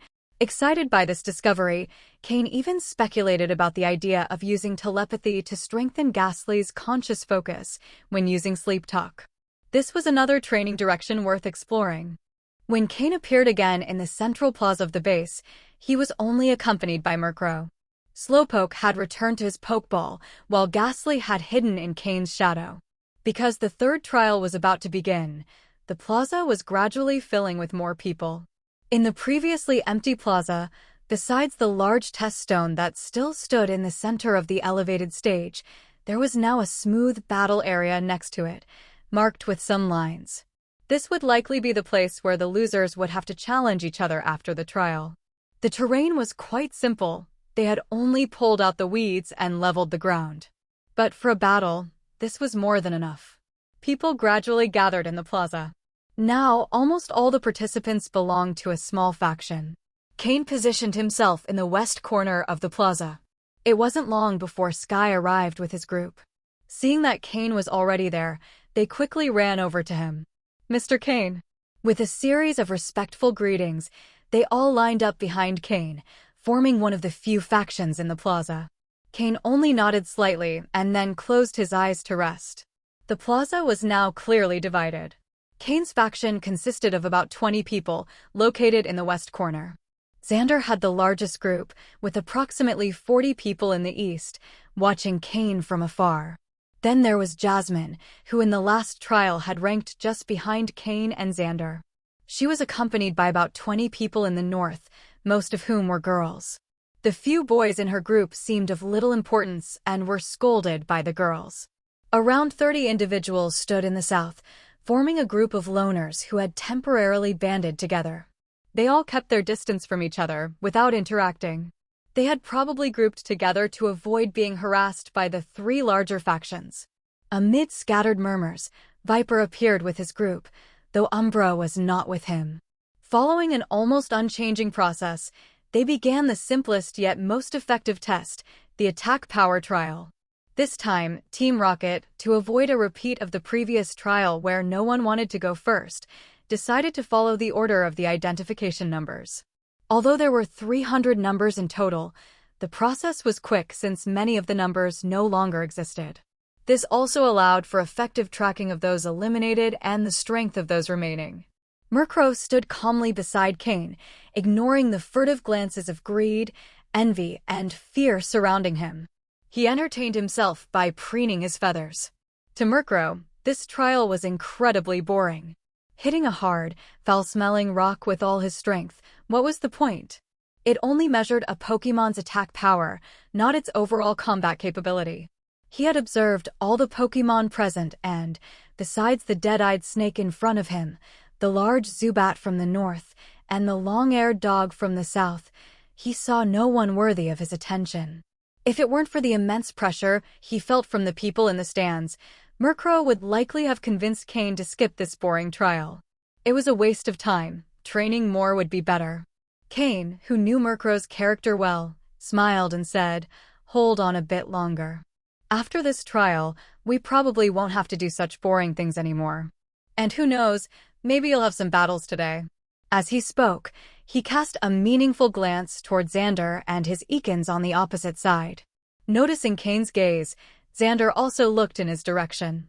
When their eyes met, Xander smirked, as if to say, "Just wait and see," before turning away with a slight grunt. Cain's words lifted Murkrow's spirits. Following his gaze, he spotted the Ekans he was so interested in and began to get excited, raising his wings. But just as he was about to take flight, he remembered where he was and reluctantly lowered his wings. Cain was accustomed to Murkrow's combative nature, but today it seemed that his desire for a fight would be fulfilled. Not only Xander, but also Jasmine, the trainer of the large Zubat from the north, and Alec, the strongest among the loners from the south, occasionally cast glances in his direction. These glances carried a mix of emotions: excitement, envy, desire, and an insatiable thirst for battle. A smile slowly formed on Cain's lips, his eyes reflecting his growing interest. This trial is quite intriguing. I wonder what deeper purpose lies behind Viper's modification of the rules, Cain thought silently. He was sure Umbra had influenced the rule changes, perhaps even led them. Though Umbra wasn't present in the plaza, Cain constantly felt the presence of someone powerful watching him, especially focused on him. After all, if he wanted to meet the requirements to leave the trial island, he needed to crush everyone present with overwhelming force. That was the true test of strength. Not only did he have to lead in the attack power trial, but he also needed to dominate in battle. Of course, as Umbra had mentioned, this trial was different from the previous ones. There was no need to hide the participants' talent, and the best way to assess talent was through real combat. In a life-or-death arena, facing opponents of similar strength, no one would hide their true power if their life was on the line. After all, what good would hiding your strength do if you didn't preserve your life? Furthermore, some of the participants with good instincts, or those with hidden connections, had also sensed that this trial was different. That's why all those who were confident in themselves had set their sights on Cain as their primary target. This was exactly what he needed to satisfy Murkrow's desire for battle and fulfill Umbra's intention to test Cain's capability. Cain hoped that this battle would clearly establish his influence among the participants, subjecting everyone to his will. Interesting. This time, Everything was arranged smoothly. Under the call of the chief examiner, everyone obediently walked toward the test stone to conduct the test. They had already gone through 2 rounds of tests, so the participants were quite familiar with how to achieve a high attack value. The results showed that everyone had improved noticeably. Although the increase wasn't as large as in the second test, under the threat of life and death, the improvement was considerable. Especially for those who were at the bottom, they trained desperately during this week to avoid being in the last place, as being last meant death. Number 46, attack value, 198. Next. Number 54, attack value, 178. Next. Number 58, attack value.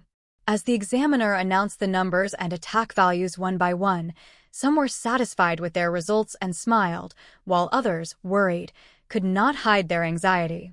However, they didn't fall into despair, as they still had the option to challenge in the last opportunity to fight until the end. Each test was like a filtering process, eliminating the weak and letting the strongest shine. If you had talent, you wouldn't go unnoticed. Eakins used bite. Boom. Number 99, attack value, 337. It wasn't long before it was Xander and his Eakins' turn. This time, the attack value reached 337 points, being the first to surpass 300 points up to that moment. Amidst exclamations of amazement, Xander, with a proud expression, stepped down from the stage with his Eakins. Since Cain surpassed him in the last test, Xander had intensified his training, and his Eakins, with its great pride, was also very unsatisfied with being overtaken by Murkrow. Moreover, with the training methods that Xander obtained from his brother for Eakins, the improvements over the week were remarkable. Surrounded by his followers, Xander returned to his original position. After glancing at Cain, his expression softened. Although he was proud, he wasn't foolish. It was clear that the attack value test wasn't the main point. The focus was on the challenges that would come after. No matter how well you did now, if you couldn't win in the battle, it was all in vain. Cain also had to admit that, with limited resources, Xander had trained his Eakins almost to perfection. If it weren't for Cain having lived a previous life, Xander probably would have achieved first place overwhelmingly. Xander's results stirred a wave of excitement, and the following participants gave their all. Number 134, attack value, 308. This was the second participant to surpass 300 points after Xander. Her Pokémon was a large Zubat, the same girl who took third place in the last test, Jasmine, with the number 134. In his past life, Cain didn't have many memories of her. Even after joining Team Rocket, he had no contact with her. She was a very mysterious person. As a girl who had managed to keep third place in an environment as cruel as the Trial Island, under the pressure of Cain and Xander, it hadn't been easy. Additionally, she had managed to gather a group of people to compete with Xander, without him being able to do anything about it. This person is not simple, Cain thought silently. Number 156, attack value, 330. The strongest loner, Alec, the first participant to evolve his Pokémon, his Poochyena, which evolved into Mitina, using this advantage to surpass Jasmine and take second place, right behind Xander. Since Umbra mentioned that this test was different, Cain had noticed more and more strange things. So many Pokémon with excellent potential, some of which could even attract the attention of Team Rocket captains or officers, were handed over to these participants just like that. Xander's Eakins, Jasmine's giant Zubat, all were high-potential Pokémon, and even Alec's Mitina had outstanding potential. Furthermore, among so many Kanto Pokémon, a Pokémon from Hoenn suddenly appeared. Isn't that strange? Thinking about it carefully is terrifying. This test definitely has something odd. In his past life, where survival was already a challenge, Cain hadn't thought much about this, but now, repeating it, he realizes how strange it all is. Number 234, prepare for the test. The examiner's voice interrupted Cain's thoughts. Finally, it was his turn for the test. Under everyone's watchful gaze, Cain approached the stage with Murkrow. Those who had already been humiliated by Cain dared not mock him this time. And with the way he eliminated Soros, recruited Sky, and distributed Soros's coughing, Cain had built the image of a ruthless and cunning character in the minds of all participants. For the first time, Jasmine and Alec fixed their gaze on the stage. As someone who had surpassed everyone, Cain left a deep mark in their minds. Murkrow, use Tailwind. Increase speed and use Wing Attack. Ignoring all the looks, Cain calmly gave his command. Murkrow flew into the sky, increasing its speed with Tailwind. Upon reaching the peak, it dove down, the sound of its flight resonating throughout the square. The people below watched Cain's sequence of actions in astonishment. Although they already knew that Cain had a special trick for Murkrow's attack, this time the trick was more striking, showing an all-out attack stance, in stark contrast to the previous times when it seemed carefree. He didn't make them wait long. Murkrow, diving at high speed, struck with its wings filled with flying energy, emitting a faint white light, crashing against the test stone with a roar that made the ground seem to tremble. Although the test stone was extremely hard, made with high-team rocket technology and almost indestructible, it felt as though it was about to break. Perhaps because of the loud commotion, after the attack, the square fell into complete silence. All eyes, after a brief blink, fixed incredulously on the white letters on the black stone. Attack value, 458. In the square, those closely watching the test stone were speechless, faces filled with disbelief. They were prepared for Cain to take first place again, but they didn't expect his attack value to reach 458 points. The result far exceeded their expectations. Cain not only secured first place, but left Xander behind by 121 points. It's important to remember that some participants with the worst results can't even reach an attack value of 121. Today's result was a true overwhelming victory. Only one word can describe the impression Cain left on everyone's hearts. Terrifying. This kid. Viper, seated in the stands, was taken aback for a moment before letting out a chuckle and cursing softly. I don't know what Umbra told him, but this time he really didn't hold back at all. He murmured with a slight smile after looking again at the large white numbers on the test stone to make sure there was no mistake. As the head instructor of Team Rocket, who had been on the trial island for a long time, he was the one who best understood the level Cain had reached with this result. Without exaggeration, it could be said that Cain's result was among the most outstanding of all trial participants over the years. Ahem. Seeing that the examiner was unresponsive, Viper gave a soft cough, snapping everyone out of their astonishment. Hearing the cough, the examiner on stage shuddered and quickly announced, and number 234, attack of 458 points. Hiss. With murmurs of awe, the entire field erupted into chaos. Damn it. Damn it. Damn it. Damn it. Damn it. Damn it. There was no other word that could describe what they were feeling at that moment. Cain had completely consolidated his position as number one in this test, surpassing everyone by an overwhelming margin. Below the stage, Jasmine's mouth slightly opened, her beautiful face turned somewhat rigid, and her eyes fixed on Cain and Murkrow on stage with a mixture of shock and admiration. After a while, her chest rose and fell slightly as she murmured to herself, "Is this his true strength? Is this the change the master spoke of?" Xander opened his mouth, wanting to say something, but in the end, only muttered to himself, "Last time he already surpassed me, but this time he's that far ahead." What kind of monster is he? In just 1 week, to go from an attack value of over 200 points to over 400 points, he really is a mysterious character. "This test is getting more and more interesting," said Alec, who was standing among the crowd, with an apparently calm voice. However, the hand that slightly trembled as he stroked my Tiana revealed that his mind was not as calm as it seemed. Is this Cain's true strength? Soros didn't die in vain. Staring at the score on the test stone, Sky, Cain's main subordinate, murmured to himself in disbelief. Sky had thought that even if Cain managed to be number one, it would be by a small margin, just like last time when he barely surpassed Xander. But he hadn't expected Cain's true strength to be so impressive. Although some were still astonished, their glances at Cain reflected complex thoughts, and it was unclear what they were planning. After the examiner recorded the result, Cain stepped down from the stage with Murkrow, returning to his original place. As a leader, Cain was already surrounded by his followers, and after this result, they drew even closer.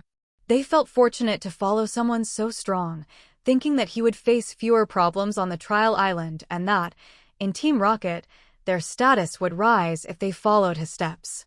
After Cain, there were no more surprising results except that Sky, with the help of his recently captured Koffing, managed a score of 288, which drew a bit of attention. Using the Koffing that previously belonged to Soros, Sky achieved an attack of 288 points, which surprised Cain. After all, Koffing wasn't known for its direct attack, and the fact that it had improved so quickly after being captured showed that Sky had talent as a trainer. Shortly afterward, everyone finished their tests. Although the final results surprised some, the positions didn't change much. Cain, with an attack value of 458 points, crushed everyone and reclaimed first place. The rankings were as follows. First place, Cain and Murkrow with 458 points. Second place, Xander and Ekans with 337 points. Third place, Alec and Mytina with 330 points. Fourth place, Jasmine and Zubat with 308 points. Fifth place, Sky and Koffing with 288 points.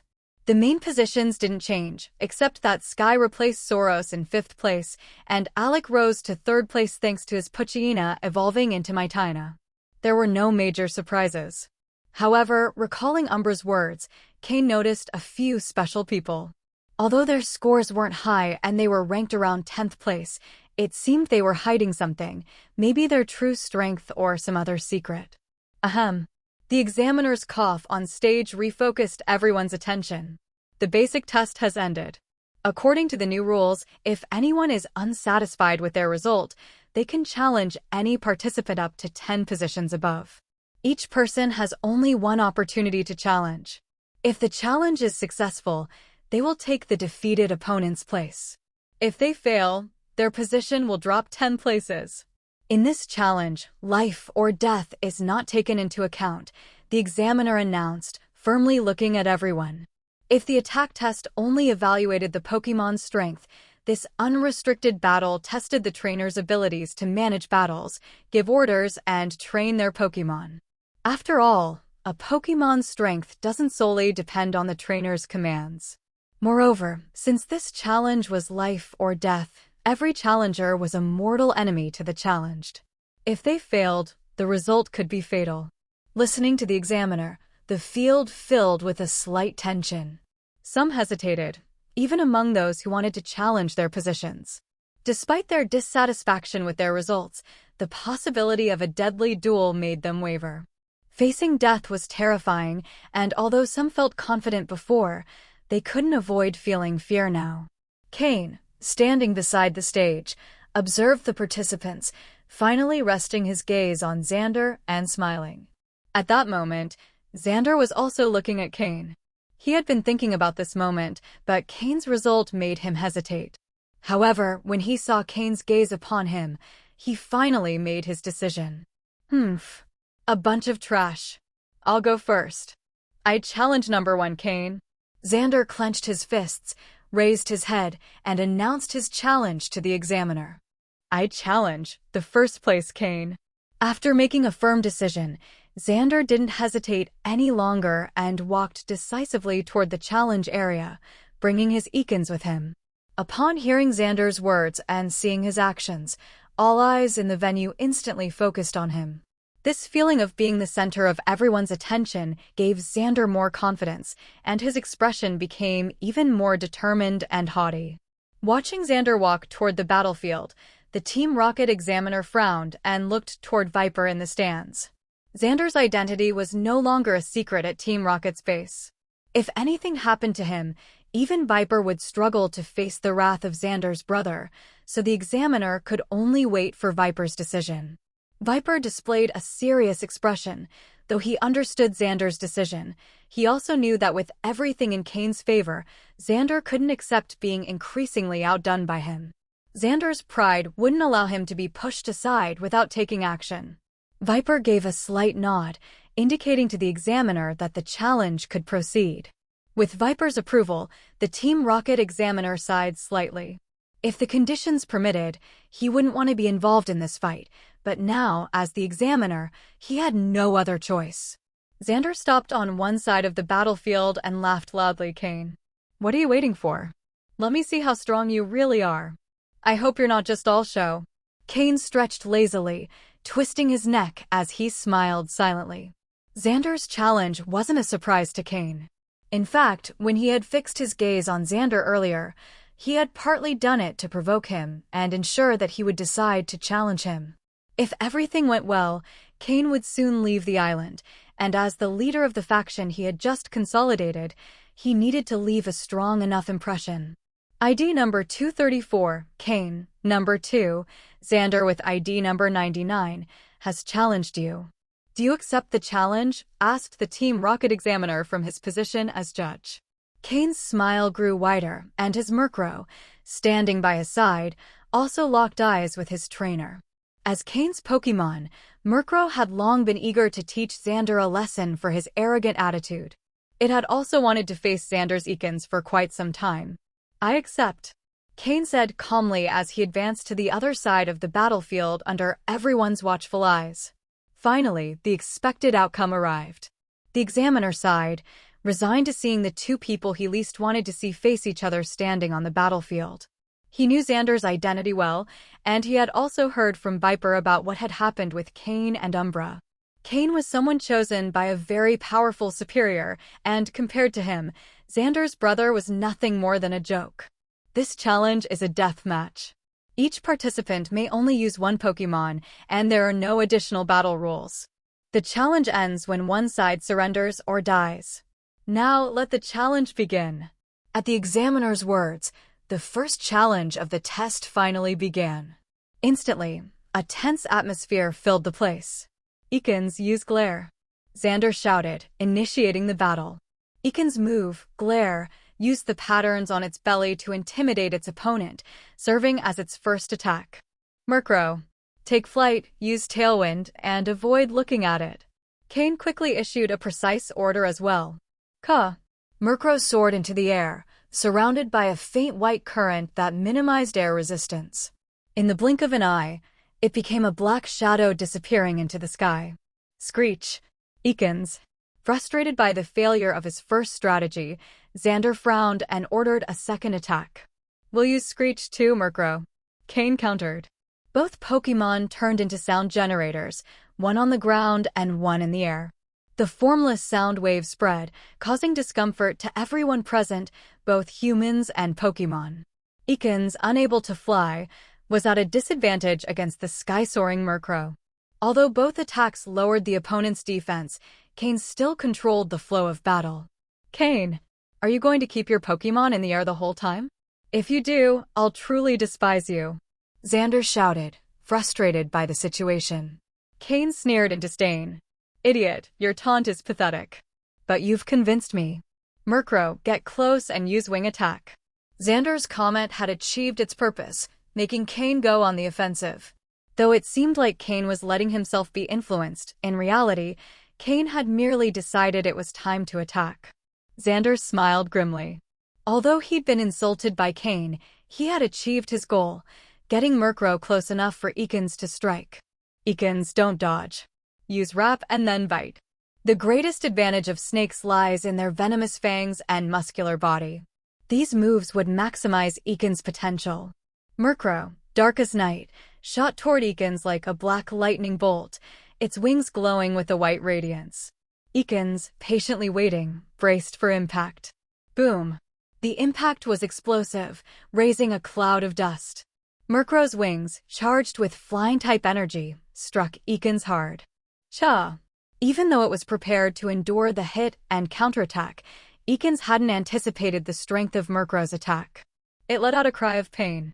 Ekans' defensive reflex, in response to the pain, prevented it from immediately counterattacking. Murkrow, following Cain's training, didn't hesitate to quickly retreat. Ekans' attempts to use Wrap and Bite met only empty air. Xander couldn't believe it. His face darkened. "Quick, use acid." Fortunately, Xander reacted in time, and Eakin's eyes widened with fury as it shot a ball of purple acid, striking Murkrow as it retreated. Hiss! The acid began to corrode Murkrow's feathers, reducing its defense. After the first exchange, both Pokémon separated, observing each other from a distance. With just one encounter, they had each gained a sense of the other's power, which only fueled their fighting spirit even more. Both of them shared a warrior's nature. Xander clenched his teeth as he watched Cain, who remained calm on the other side of the plaza. The frustration in his heart was palpable. Eakins was clearly at a disadvantage against the agile Murkrow. Moreover, Murkrow's high attack power left Xander unsure if Eakins could hold out to the end if they continued exchanging blows. Eakins was breathing heavily. Murkrow's last attack had been truly difficult to endure. On the other hand, Murkrow flew in the air, its battle thirst evident in its eyes. Although it had been hit by Eakin's acid move, for someone used to fighting in the wild, that was just a minor wound. The power difference between the two Pokémon was clear. "Xander, give up. You can't beat me," Cain said calmly, looking at Xander, whose face had turned pale. Honestly, if he could persuade Xander to surrender, Cain would rather not continue fighting, as Xander's brother was a high-ranking officer in Team Rocket, which made Cain somewhat cautious. However, if the battle continued, Cain wasn't sure he could keep it under control. Since this was a death match, Cain would show no mercy. If it ended with Eakins dead, he would have made a complete enemy of Xander. If they became enemies, even with a brother who was an officer in Team Rocket, Cain wouldn't hesitate to finish him off to eliminate any future threat. As for that officer, whom he had never met, Cain, with his accumulated experience and system support, was confident he could surpass him and end this rivalry. That was his absolute confidence. But he needed time to grow. Cain's words, which sounded like an attempt to show mercy, came off as extremely offensive in Xander's ears. What Cain said struck deep at Xander's pride. It seemed he had made a firm decision when suddenly Xander slightly waved his hand over his Team Rocket belt, and a dark purple sphere appeared in his hand. Cain frowned as he saw Xander's movement, sensing a bad omen. Xander clenched his teeth tightly, his expression turning sinister. "You forced me. Prepare to die, you bastard." With that, he threw the dark purple sphere toward Eakins, who, recognizing what it was, swallowed it immediately. From the stands, Viper, who was watching Xander throw the object, slightly frowned but said nothing. With his experience, Viper knew exactly what that object was. That purple sphere was listed in the Team Rocket Exchange catalog, priced at 5,000 points. It could rapidly boost a Pokémon's poison-type energy, multiplying the poison energy within it by 5. However, such a powerful effect also came with great side effects. The Pokémon that consumed this pill would be in a weakened state for a week. Xander obviously wanted to take this chance to finish off Cain once and for all. If he succeeded, no one could surpass him in the test, even if he was weakened for a week. He was confident he could recover. This pill had been given to Xander by his brother before coming to the island as a last resort for special situations. He hadn't expected to use it against Cain. Eakins. After consuming the purple pill, Eakins felt a surge of energy in its body, even exceeding its limits, causing its body to expand slightly. A faint purple mist began to surround it. Hiss! The purple mist around Eakins began to corrode the ground, leaving it full of pits and cracks. These changes happened in an instant, before Cain could prepare. "Eakins, use Poison Sting," Xander ordered with a twisted expression. Dozens of purple needles shot out of Eakins' mouth, filled with poison and with increased speed, aimed at Murkrow. "Murkrow, use Gust to deflect those needles." Although he didn't know what Xander had given Eakins, Cain could see from the purple mist and poisonous needles that Eakins had been enhanced with poison-type energy. Following Cain's command, Murkrow concentrated its flying energy and created a small tornado to deflect the needles. However, the venom-laden needles pierced through the tornado, only slightly weakened by the wind, and continued their path toward Murkrow. With astonishing speed, the venomous needles struck Murkrow, enveloping it in a purple cloud. It was poisoned. That's an extremely strong poison. Cain frowned, seeing Murkrow had been poisoned, surprised by Xander's hidden card. He hadn't expected Xander to have something like that, showing that his brother held considerable power. Ha ha ha. Now your Murkrow is poisoned. You have no choice but to finish this quickly. Xander laughed maniacally, seeing the poison take effect. With Murkrow poisoned, Cain could no longer afford to prolong the battle to wear down Ekans. Murkrow, use Tailwind and attack with Wing Attack. Let's end this quickly. Evaluating the situation, Cain decided to strike directly. He needed to end the battle quickly. Though Murkrow felt weakened from the poison, it obeyed Cain's command, darting like a black lightning bolt toward Ekans. Murkrow's Wing Attack was now its strongest move, perfect for a quick strike strategy. Ekans used Scary Face and then Poison Fang. Xander, not hiding his murderous intent, commanded Ekans to use its most powerful poison-type move. Murkrow closed in, but its speed dropped slightly due to Ekans' Scary Face move. Even so, it didn't hesitate and readied its wings to strike. However, the poison's effects kicked in at that moment, and along with the speed reduction from Scary Face, although Murkrow managed to hit Ekans, it was also struck by Ekans' poisoned fangs. Hiss! Caw! Both Pokémon backed away after the clash, but this time, the result was different. Ekans had taken the attack, but Murkrow had also been poisoned again, with the purple mist around it growing even denser. The poison was building up in Murkrow. The battle was tipping in Xander's favor, and Cain and Murkrow were at a disadvantage. Ha ha ha. Today you'll die. Xander grew more confident after seeing Poison Fang's effect. If he could kill Cain here, what did it matter if he was weak for a week? No one in the audience would dare to challenge him. But what Xander didn't expect was that, at that moment, Cain smiled. Hello, everyone! As we wrap up this video, I want to share a quick note. I have a Patreon account. If you'd like to support me and enjoy on-demand audiobooks, you can become a Patreon member. Alternatively, you can check out my Google Drive link, which has 500-plus novel audiobooks available through my Ko-fi or Patreon shop. I appreciate your support.